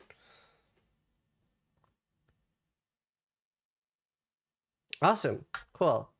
All right, let me just switch scenes and we're ready to go. Perfect. Awesome. Toby, thank you so much for joining me here for a little Path of Exile interview. I don't know how to pronounce your surname. It's a Lutk. Lutke, don't care. Like I Lutke. take it any which way. It's, Awesome. Everyone has their own version. I take all artisanal crafted versions of my last name. Awesome. all good. Well, to introduce you, you are the CEO of Shopify, and you do a lot of gaming related stuff. Obviously, Shopify helps me a lot with the Path of Exile gauntlets, and you play PoE, both 1 and 2. So I figured we would do like a quick 30-minute chat about Path of Exile and your experience with it and stuff like that. Sure, glad to. It's fun for me to like actually. I have because of my day job, I usually go on podcasts talking about very different things. So this is fun. We had a chat here and over Instant Messenger, and like, why don't we just like hop on and have a live conversation? Because video games are just really good to like a good distraction from the mechanics of running a public company. So let's go. Yeah, no, like I have some questions about that. Like, how much time do you get to like actually play games when you run a billion-dollar company? Well, I mean, the reason why video games are such a good hobby is because they actually, I mean, they just fit into the cracks of a day, right? Like I have a Razer laptop that I can take on a plane, and there's plenty of games that work reasonably well on the go.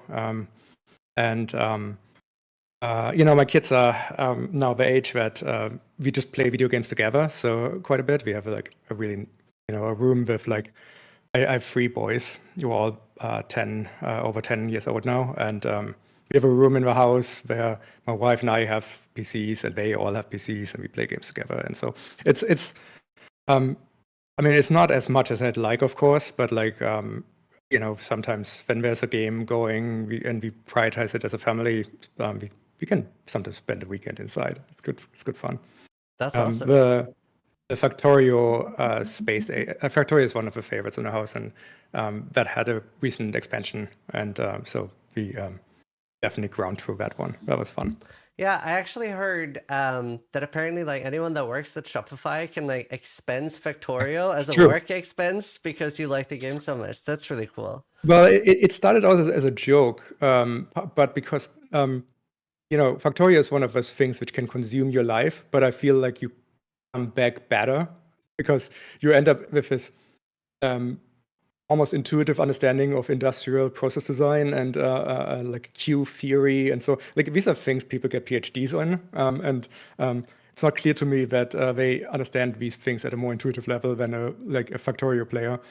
So we were always like joking that maybe it's actually lot bearing. Maybe we should actually encourage people to play these games because I just think you learn a lot playing video games. So so we in a little bit of a humorous move, we put Factorio as a potentially expensible thing into the expense system, and that leads to a lot of raised eyebrows and kind of just anyway, it's a fun thing. So yes, it's true. Awesome. But there's a little bit more to it than just me liking the game. Yeah. No, I mean, I think it's a very good thing. Like like you said, there's a lot you can learn from gaming too, and it's just, I think, healthy for the mind in general. I think the first thing I ever heard about you, gaming related, was when you did, I think is it called a Home Story Cup? But it was a StarCraft thing. Yeah. And the way I got told the story is you were like watching and you were like, I wish this prize pool was bigger. And apparently you just like called them up and was like, hey, can I increase the prize pool? So like you have a long history with gaming. I do. Yeah, like, I mean, I grew up, I'm born 1980, so in Germany, and Germany that had very poor internet throughout the 90s. But it had the LAN parties, so it had a really, really great culture of everyone getting their computers together on the weekend. There was a thing called the demo scene for programming, which is also how I learned programming, and then often they were combined for video game tournaments and so on. We played a lot of Quake World was my game during those times, and StarCraft. Specifically after Brood War came out, it just I mean, Brood War even today is like an incredibly good, well balanced game, and compared to the ambient level of execution quality of 1997, I want to say. Yeah, it's just like feels like a little alien artifact. So anyway, it was an incredible game, tournaments, these kind of things. I worked for a minute for a company that put these big LAN parties on and just wrote software for them. So it's just been always my hobby. I spent a lot of time thinking about going into video game industry, but like I ended up like always deciding against it just because I like the hobby so much, and I kind of afraid of losing, like, if once you make a day job out of it. I suppose at least that was my thought. I'm probably wrong, but like anyway, things worked out anyway.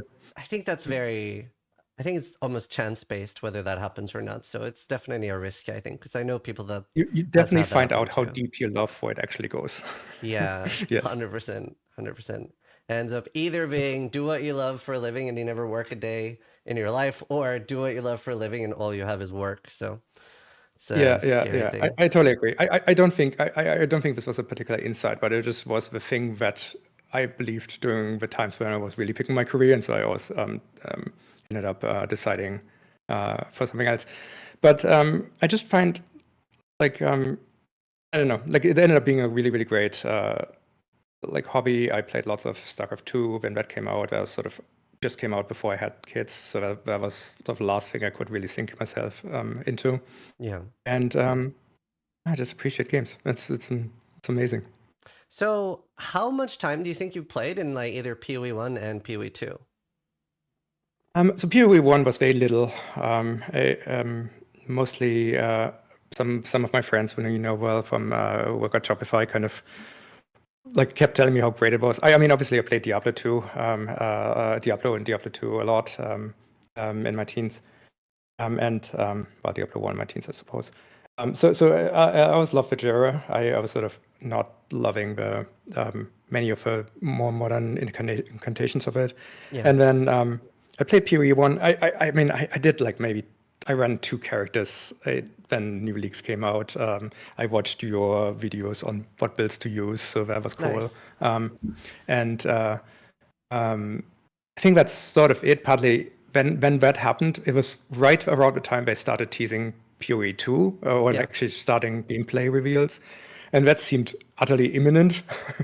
Yeah, I didn't expect it to take as long. But although it's funny, I know a lot about software, so I should have known. But anyway, so I kind of fell out of it because I figured when PoE 2 comes out, I'm gonna just like run some characters then, and that looked like a better put together game anyway. And My oldest is really into Hades. Oh yeah.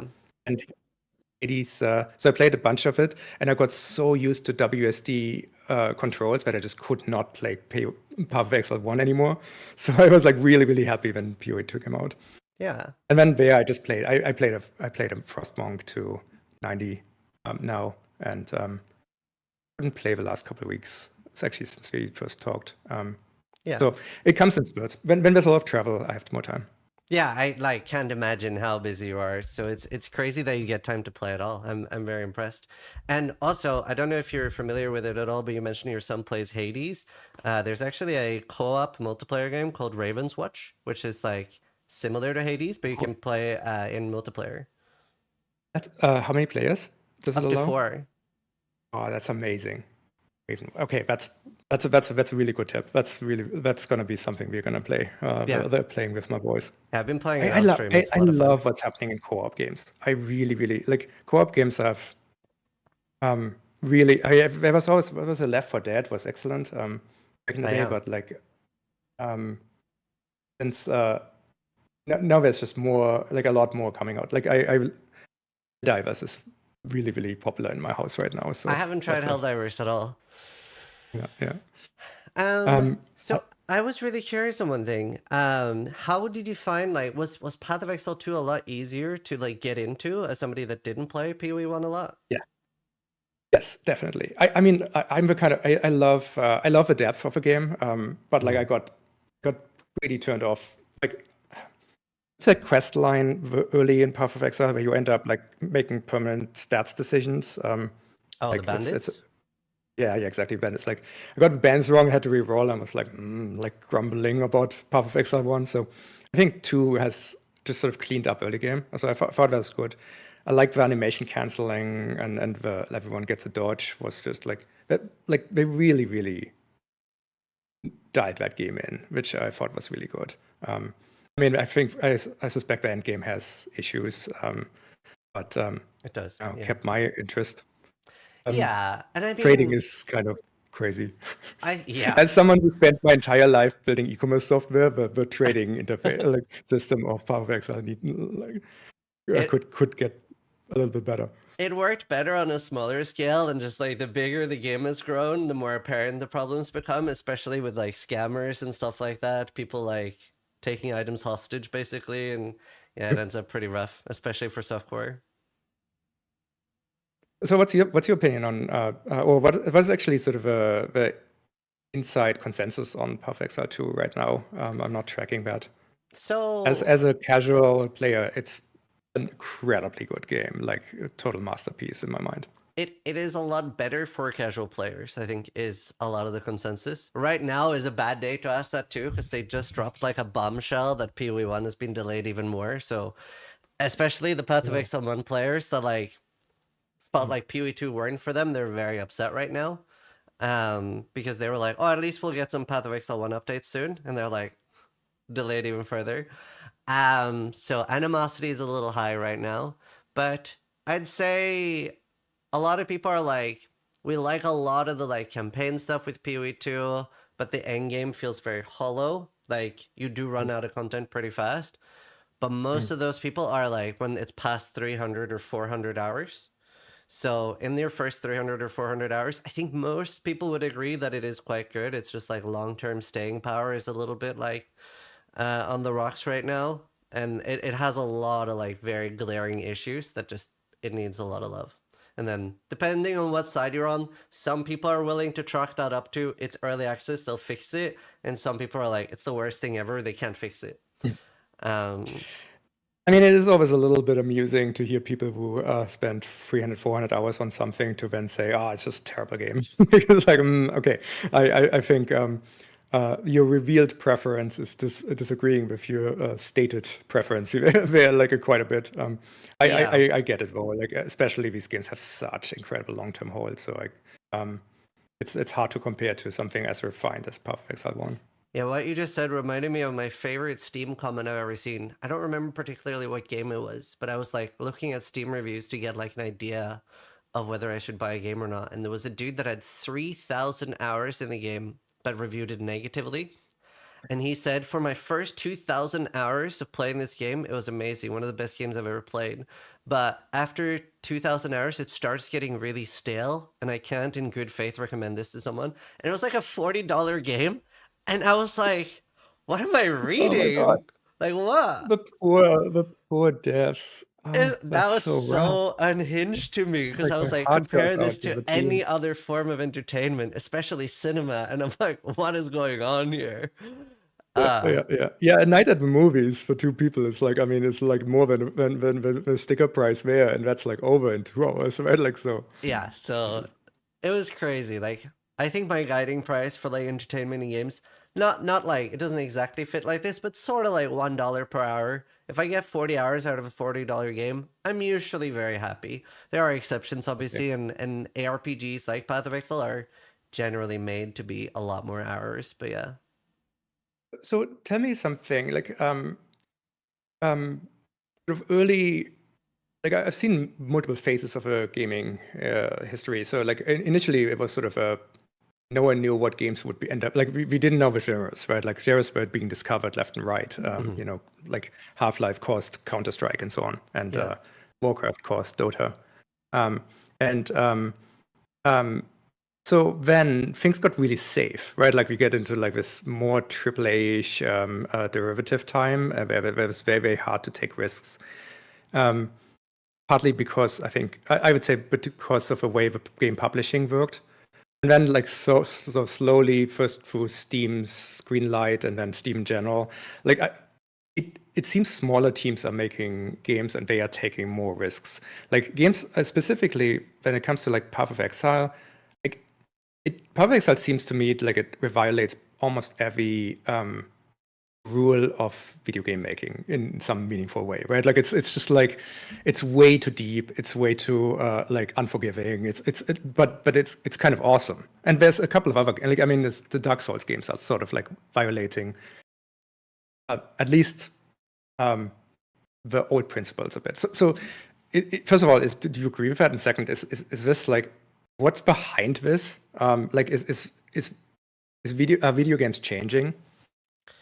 Yeah, I do agree with that a little bit because I think it's very rare for a game to grow that much over time. Usually games, especially newer games, are a bit more of a flash in the pan where you see like Fall Guys, right? It comes out, everybody is playing it for like a month, or like Among Us, right? They'll have the like 15 minutes of fame as a game, and then they're sort of over. They'll maybe get an update again. Whereas Path of Exile was like slowly growing from 2013. I would say that's like a lot of that is due to 2013 like is when it came out. Okay, yeah, wow. Yeah, so that is a lot. That's a lot older than I thought it was. yeah. Interesting. And then What was it like initially? How similar to like Diablo 2 was it? Has it has significantly changed. shifted over time? It's changed so much. Like in the start, it was Yeah. so primitive. There was very little to do in the game. It was very much like a passion project. Started with like a very small team. It grew over time, and like those same people stayed there and kept growing it and growing it, and they just kept iterating and kept making it better.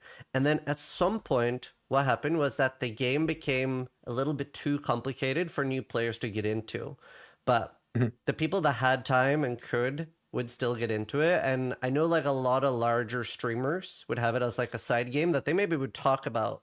So you would hear very large streamers from like other games hear like them talking about Path of Exile and how wonderful they thought it was, and they wouldn't necessarily stream it themselves, but like people were totally exposed to that over time, right? Hearing loads of people talk about it. And then like you said, right? PoE 2 got announced, and then people are like, well, I'm not going to bother trying to get into PoE 1 when I know PoE 2 is coming, because then I can get in on the ground floor, right? The game's going to be less complicated. And I think that's what we've seen happening. So I do think some people will now maybe give PoE 1 more of a try. I could be a little bit hopeful there, but I do think that'll happen because it'll be slightly more digestible now that people have been eased in a little bit to PoE 2. Although the lack of WSD will be a little bit of a barrier to entry as well, I think, because that is really nice. It's really nice. I was just thinking if that's possible to backport, but I think it's going to be hard, right? Because there's a lot more stunts, there's a lot more animation. There isn't the same animation canceling which you kind of need for like a scheme, like a control scheme like this. They do have animation canceling in PoE1 as well. They have said that it's not impossible for them to put WSD in, and it's something they would consider if it's super well received, but it will take a lot of work. And especially like the potion system needs a full rework and stuff. Right. So yeah, I agree. I'd say it is very unique. I think it's mostly like the fact that it's the same people that have stayed on. Obviously, a big concern the community has right now is like the guy who was the CEO for a very long time, like Chris Wilson. We haven't really seen much of him lately, so there's a lot of concerns there. Because at one point in gaming, right, Blizzard was like the gold standard for a lot of games, like MMOs, StarCraft, and also like Diablo, right? And they obviously went from being the gold standard to now being a bit of a joke between a lot of gamers. So obviously that needs to happen at some point. And I think that happens when you do have people move away from a company, like when you have the original people step away. I think that's the root of a lot of the concerns right now. But like only time will tell, right? Is this the beginning of the end, or is this just another like thing that they'll fix?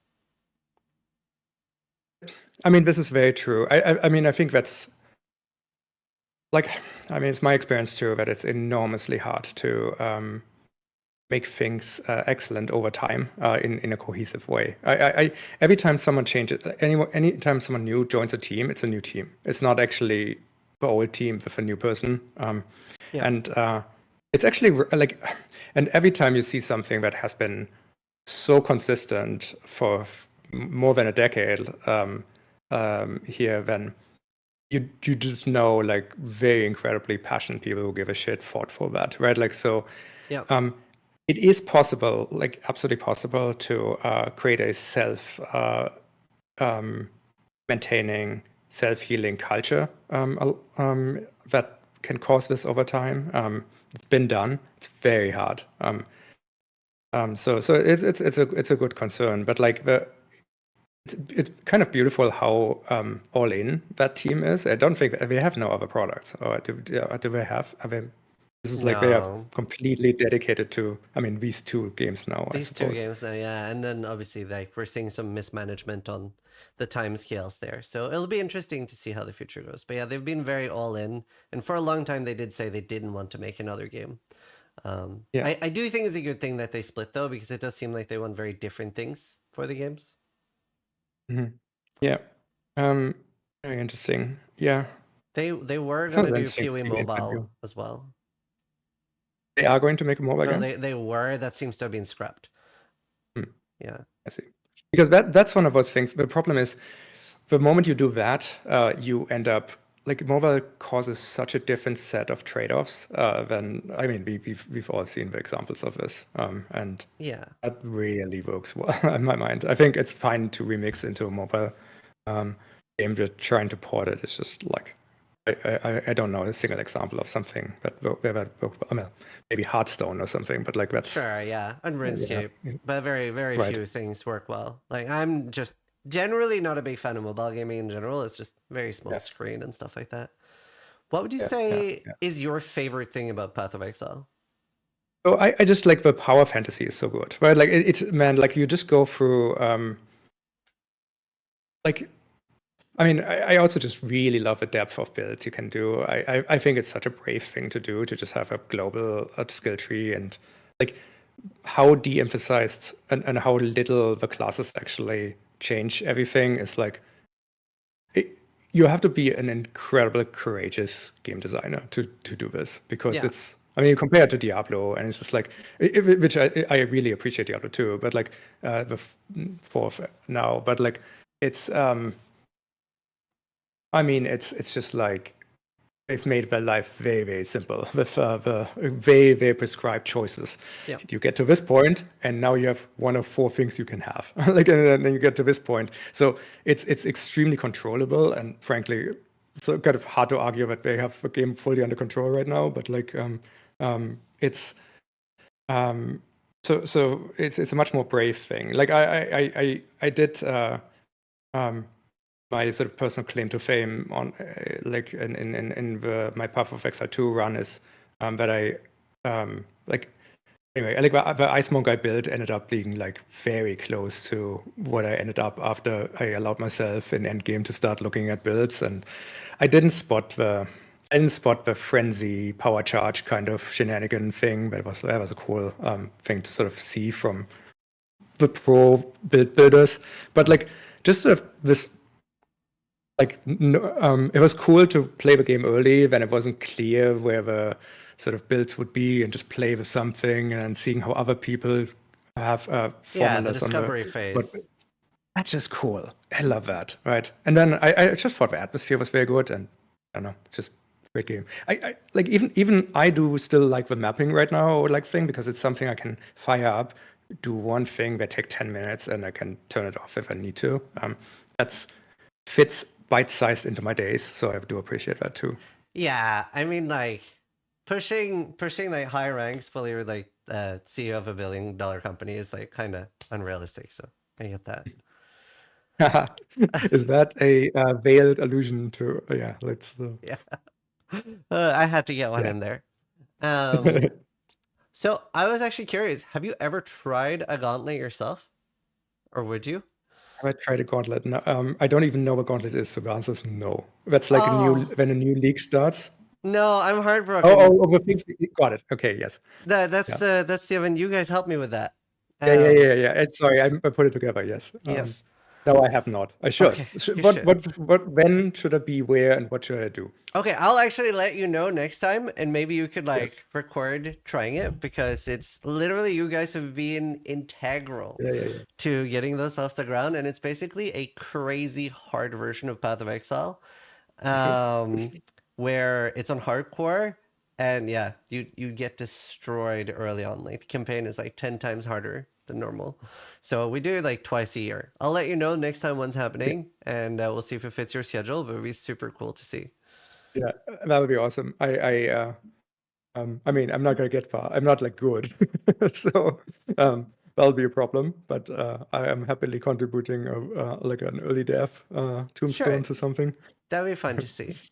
Too fair, that's cool. what video games are all about, right? I have not gotten myself to actually do Zev's. Is it called Zev Surf hardcore? I life is too short, like for that kind of misery in the end, I think. But maybe I'm wrong. Maybe I should try it. Yeah, I mean, even just SSF in general is pretty fun. Like playing solo is like, it's a very different experience than when you can trade for it. Oh, I was actually curious, have your kids tried PoE as well? Like, I don't know how like friendly it is for children.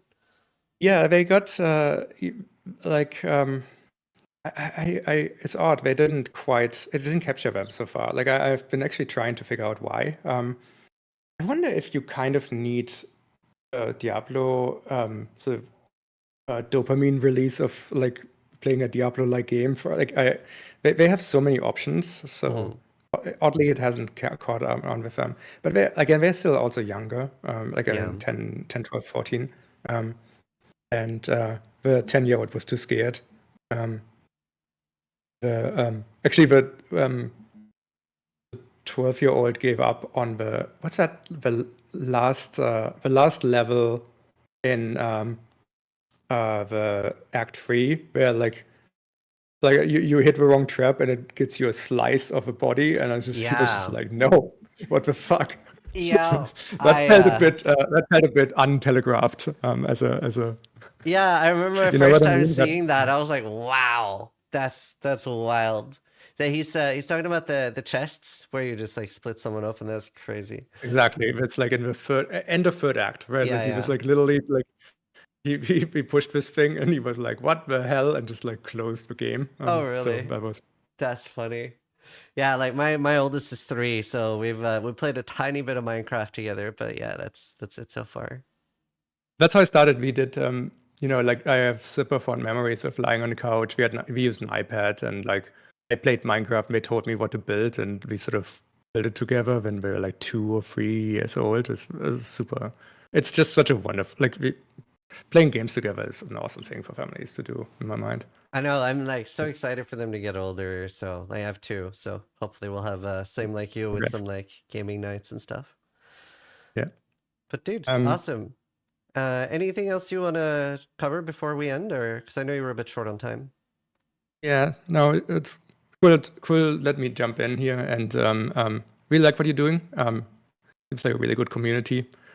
Should hopefully have a little bit of empathy for the devs at times as well. Hold them Yeah. to high standards, but let's be kind. Yeah, I agree with that. And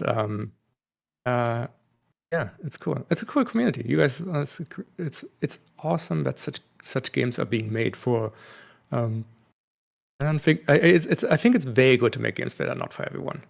Like, there's a wonderful essay that I read early in Shopify's history by a guy called Kevin Kelly, who's an amazing person if you ever read his books and so on. But he wrote an essay called 1,000 True Fans. Like, in the future, like the internet, like you don't actually need to make mass appeal products.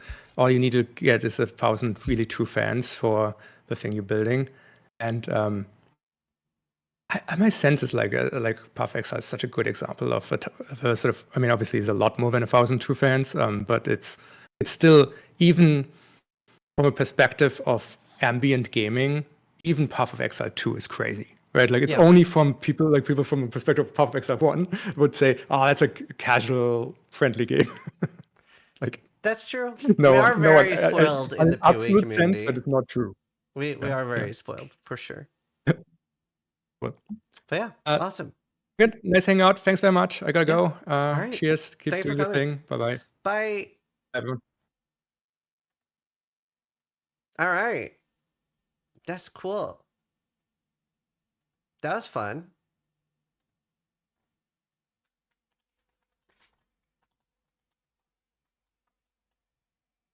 Bye, boss. Hello, Scott.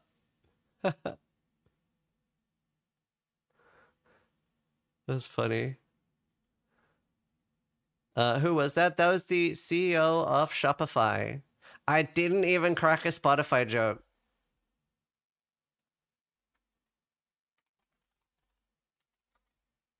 What's Gauntlet? I know. Well, to be fair, he did seem like he instantly realized after he said that. Is that your actual house? This? Yeah, this is my house. Pretty cool dude, actually, yeah. Didn't watch the short? No. What's your relation with him? He's the CEO of Shopify, and I'm on Shopify's esports team. I also just thought it would be cool, since there's been so much talk of Elon Musk, I thought it was cool that multiple billionaires play Path of Exile. I just thought that was cool, and we were like talking on Twitter, and he was like, if you want to do an interview, let's do it. That's why I cracked like the little joke about like, can't compete for the ladder when you're running a company. Because he's just playing on his own, he's level 90. What do you do on the esports team? I'm like, I have ranged gauntlets.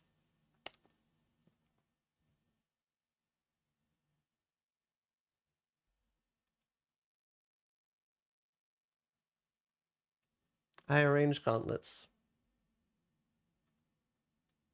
No, you're good, Rhetoric.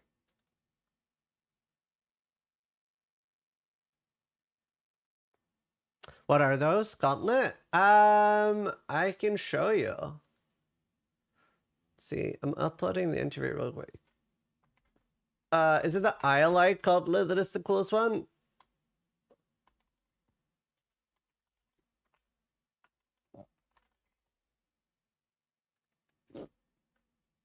Yeah, it is.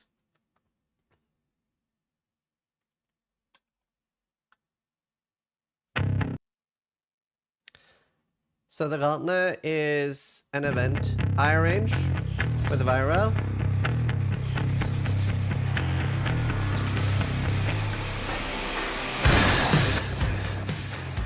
The trading system is okay for you? I play solo self-fun. So yeah, I would say the trading system is great. So it's basically like a huge event we run. It's like $50,000 usually, or close to, in prize pools.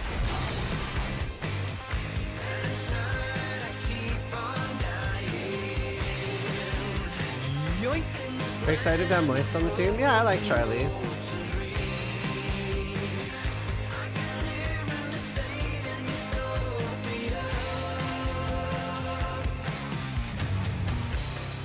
long as the hair is staying as fast as it's able to grow out, I will get rid of it. Someone time out this guy so he can take a breather. Yeah, why is he so crazy?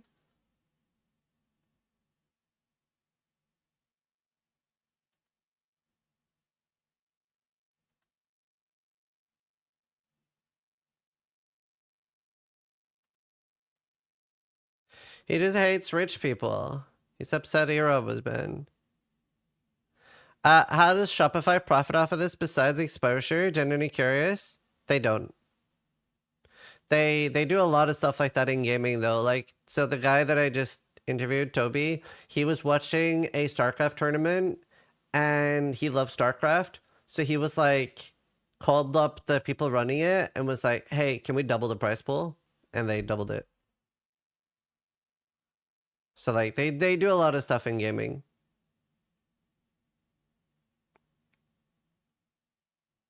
They do a lot of stuff in gaming. They're pretty cool.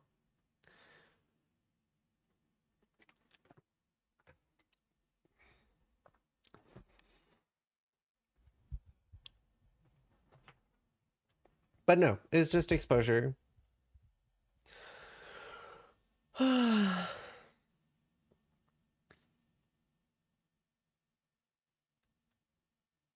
But exposure is a good thing. Like, they're pretty positively thought of in the PoE space now. Like, that's not like nothing. Rebellion is all marketing for Shopify, but just in a more fun, cool way. Yeah. Like, I think it's a lot more cool marketing than like a billboard, right? I think it's a way better ad. Probably cheaper too.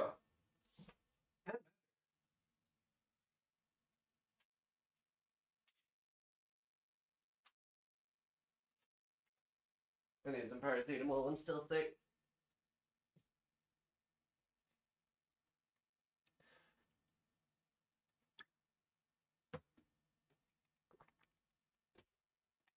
You should definitely get him in an outlet. Yeah, that'd be sick.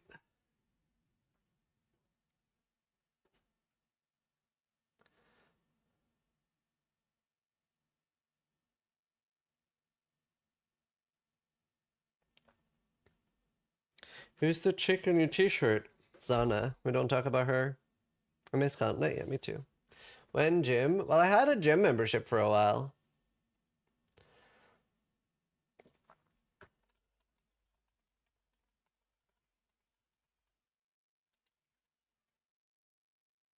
Aw. Luna's beeping at my door. Just gonna make sure my window's closed.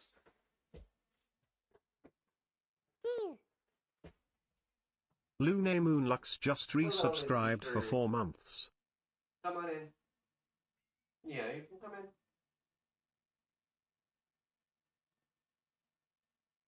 Come on. Yeah, you're welcome in.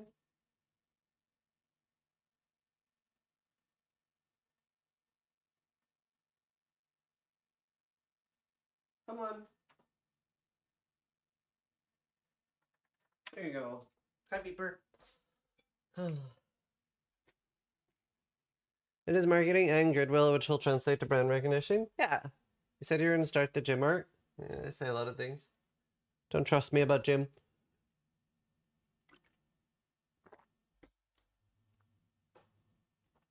Do you feel like the vitriol versus GGD devs is overblown? I feel like most vitriol in the world is overblown. I feel like when somebody first gets angry against something, the following reaction is almost always overblown. Like, even look at like the pirate software stuff. Like, that was also overblown. Like, that went crazy unhinged.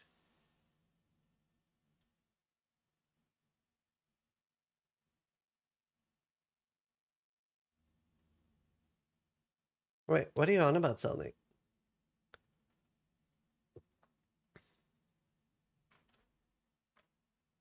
Oh, sorry, Luna. I'll move it.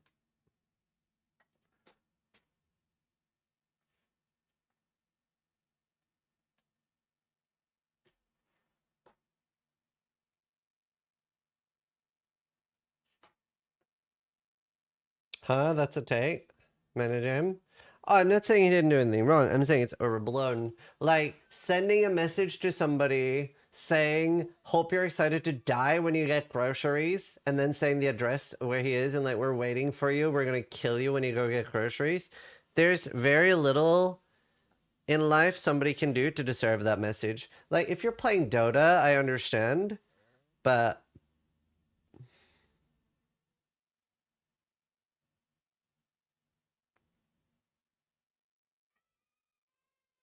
if you're playing Dota, I get it.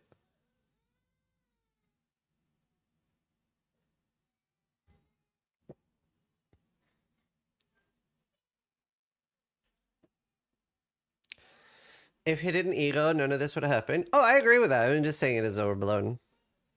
Would you be interested in reacting to a video made about PO2? Nothing to do with current. I'm new YouTuber stuck in algorithm hell. Give it 30 seconds. If you don't like it, turn it off and permaban me.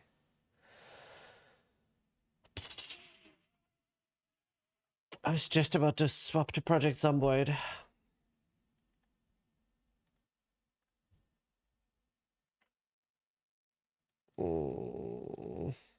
I don't even like reacting. Just skip to the perma? No, I mean, if you asked me earlier, I probably would have. I really want to play Zomboid. Perma it is? No, I don't want to perma. I know how much it sucks being stuck in algorithm hell. Link it in chat anyway. Yeah, I know, but I had to react to that. I said I don't like reacting. I didn't say I don't do it.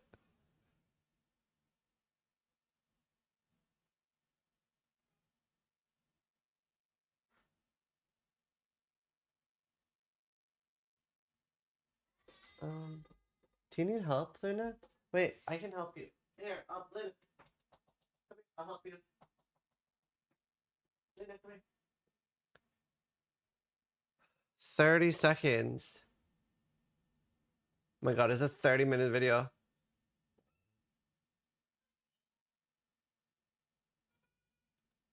Wait, but this is AI, right? It's an AI voice? You're not using your own voice? Maybe that's why you're stuck in... No, that's me? No shot. Path of Exile 2 is bad. I'm tired of lying. I'm tired of believing. I'm tired of coping. I'm a PO1 veteran. I've played on and off for many years, and I've put over 2,400 hours into the game, nearly all of that being hardcore. Wait, really? That's not AI? SSF or softcore SSF, which just means I don't trade. I've had a level 96 berserker who died on... Wait, also, did you say you're a veteran, but you also only have 2,500 hours? I mean, I would say you just started playing the game, alright? Chill. Hardcore, and I still have a level 90 hardcore champion that survived Ziz's first gauntlet, which is Dang. the hardest content PoE can offer. Is that But why I'm you said no 30 pro player. seconds? I've never even really beaten an endgame boss. I usually get to red map viability on hardcore and then get bored or die. I'm not saying this to flex, the opposite actually. I'm about as casual as a hardcore player can get, so I feel like I'm the bridge between worlds of hardcore gamers and softcore gamers when it comes to Path of Exile knowledge. So my opinion is pretty decent when it comes to new players to the game for PoE 2 and old school players that have played PoE for a long time. And also this build completely overwhelms. I abso-freaking-lutely love PoE 1. The endless customizations, the sprawling endgame, the fact that you can spend more time in PoB than PoE. I love learning the game by watching Ziz and learning what not to do by watching Quinn. I love the pointless dramas and the growing community with people like Darth new to the entire scene. In every new season, I can't wait to see the new streamer cosplays for reasons. My point is, Oh my god, that sounded so much like Yosis. Freaking love Path of Exile and everything that comes from Path of Exile. Chris Wilson, the developer for PoE 1, for those who don't know, and it makes me sad that I have to say that, Chris Wilson can pop up on that screen for the next season reveal and tell us that the newest season is literal dog shit. We farm dog shit, we craft dog shit, we sell dog shit. And I'd believe him.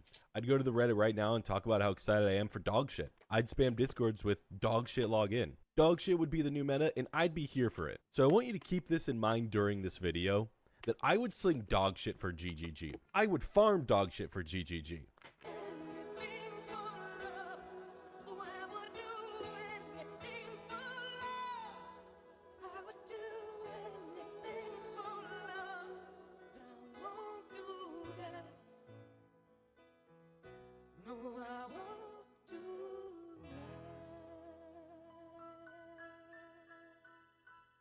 Before we get into the nitty gritty, I need to make this very clear.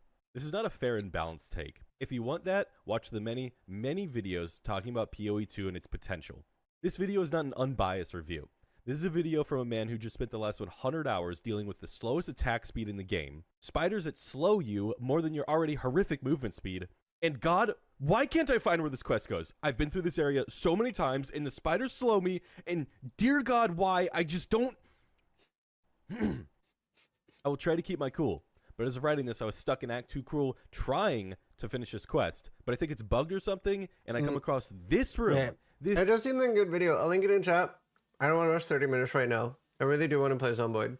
You have a nice voice. Keep making videos. I hope you get out of algorithm hell.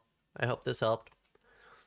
Have you seen the new 326 emote?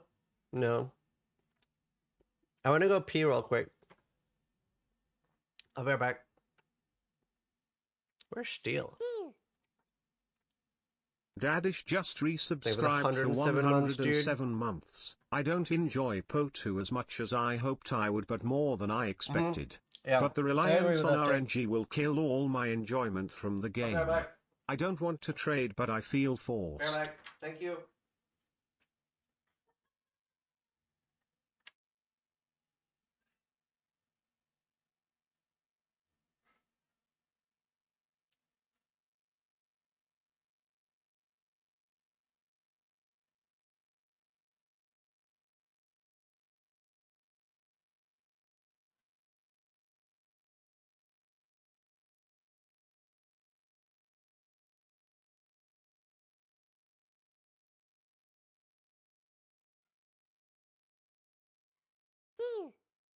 Lucifer's _ blade is firing Ziz's laser.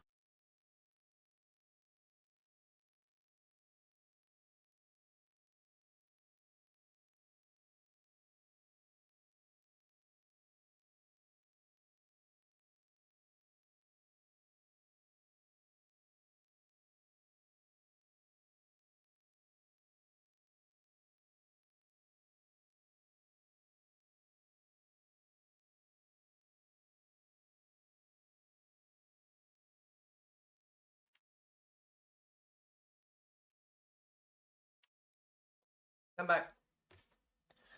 Displate link doesn't work. Really? Does it not?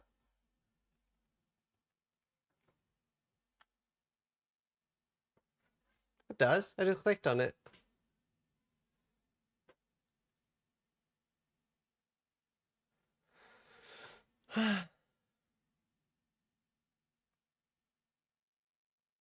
Alright, do you know, I need to do a Displate shout out anyway. Because, like, they're one of our sponsors. Look at it. Isn't it beautiful? Seriously, though, like, they're really cool. Really cool metal posters. I hope one day we'll be able to have PoE posters. That'd be sick. We have Gauntlet posters, too. They're really cool. For the no. Link doesn't take me to the Zis page. Oh, no, it's not a Zis page. We do have a link for that somewhere, too, though. You can search for Zizaran.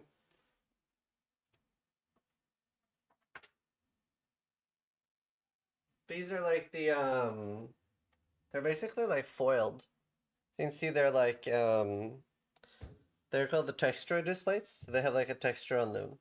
How big is the 3x3 one? So that is 6 medium displays. Well, it's basically like 6 of the largest display. Because they're small, yeah, they're embossed. So you get a nice 90 LG screen. Where's the Diablo 4 display? Well, actually, this isn't any game display. It is PoE design. So I had that custom created. This is buyable too, but I don't expect many of you will commit to 6 posters. Those are very easy to put up and down. So this is actually inspired by the Iron Fortress. And that's just like PoE in general. But you can see that this looks like the Iron Fortress design. A load-bearing display. Oh, the mousepad was sick. Yeah, I do like it. But yeah, so you can use code Zizaran very often have discounts and stuff. I think right now there's up to 30% off. I'm not 100% sure because they do discounts quite a lot. But you can click the link in chat too. I hear displays are very easy to have fall off the wall, and I have 3 kids. I have never had one fall off the wall. How many people in chat have a display? Has anyone had them fall off the wall?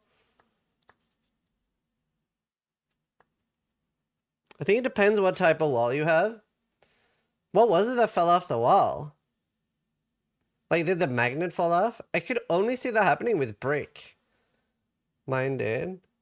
I have loads, never had one fall. Yeah, like we have like 13 or something. That's one fall off the magnets, but I think someone messed with it. Right. American paper walls. Yeah, I don't know. At least for me, I've never had one fall off. Because you put 2 magnets on and it shouldn't fall off. The magnet fell off. I got painted wood panels. Huh. With 2 magnets, it should not fall off. Well, if it's 6 medium displays, can you configure yourself how big you want to make yours? No, because it is 6 mediums at the moment. Hey, So- lotion time. Huh? Lotion time. Buffalo. Come here. Buffalo. Yeah, come here. Let's... Hi, Liam. But yeah, huge thank you to Displate for sponsoring the stream. They've actually been a really great partner for Gauntlet as well. So, go pick one up. I do have to go hydrate my my tattoo. Sippy cafe in hand, yeah. But they're really great. I do recommend them. Like I said, I've never had one fall off. And there's loads of like different displays too. Not just like PoE and Gauntlet ones.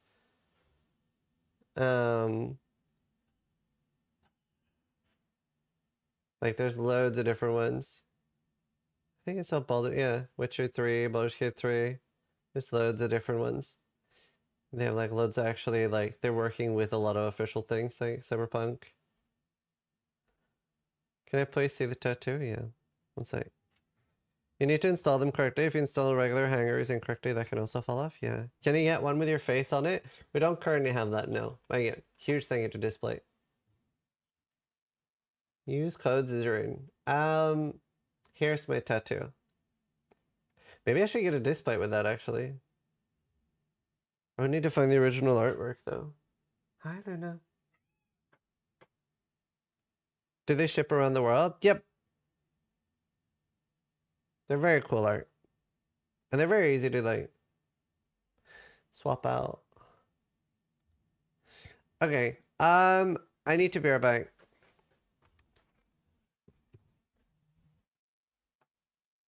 Actually, I might just end now. So I have to go shower anyway to take care of my tattoo. If Steel is on, I might just raid him.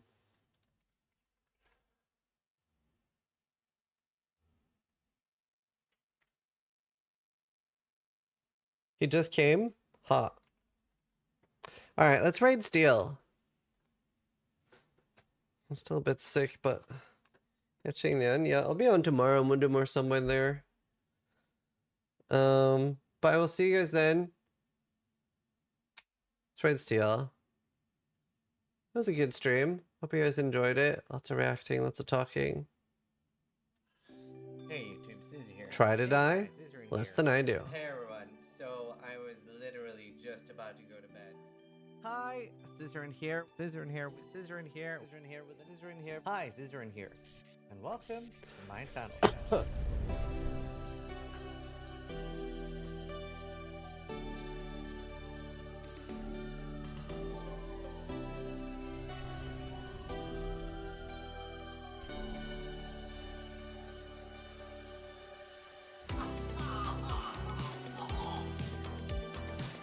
Wow, that looks like my girlfriend.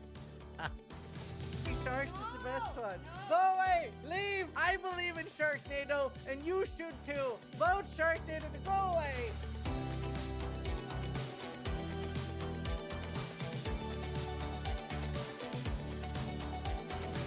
That says a lot. What? Excellent Gauntlet will be held on Earth? Yes. Yes, it will.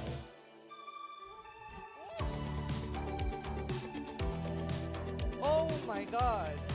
Nothing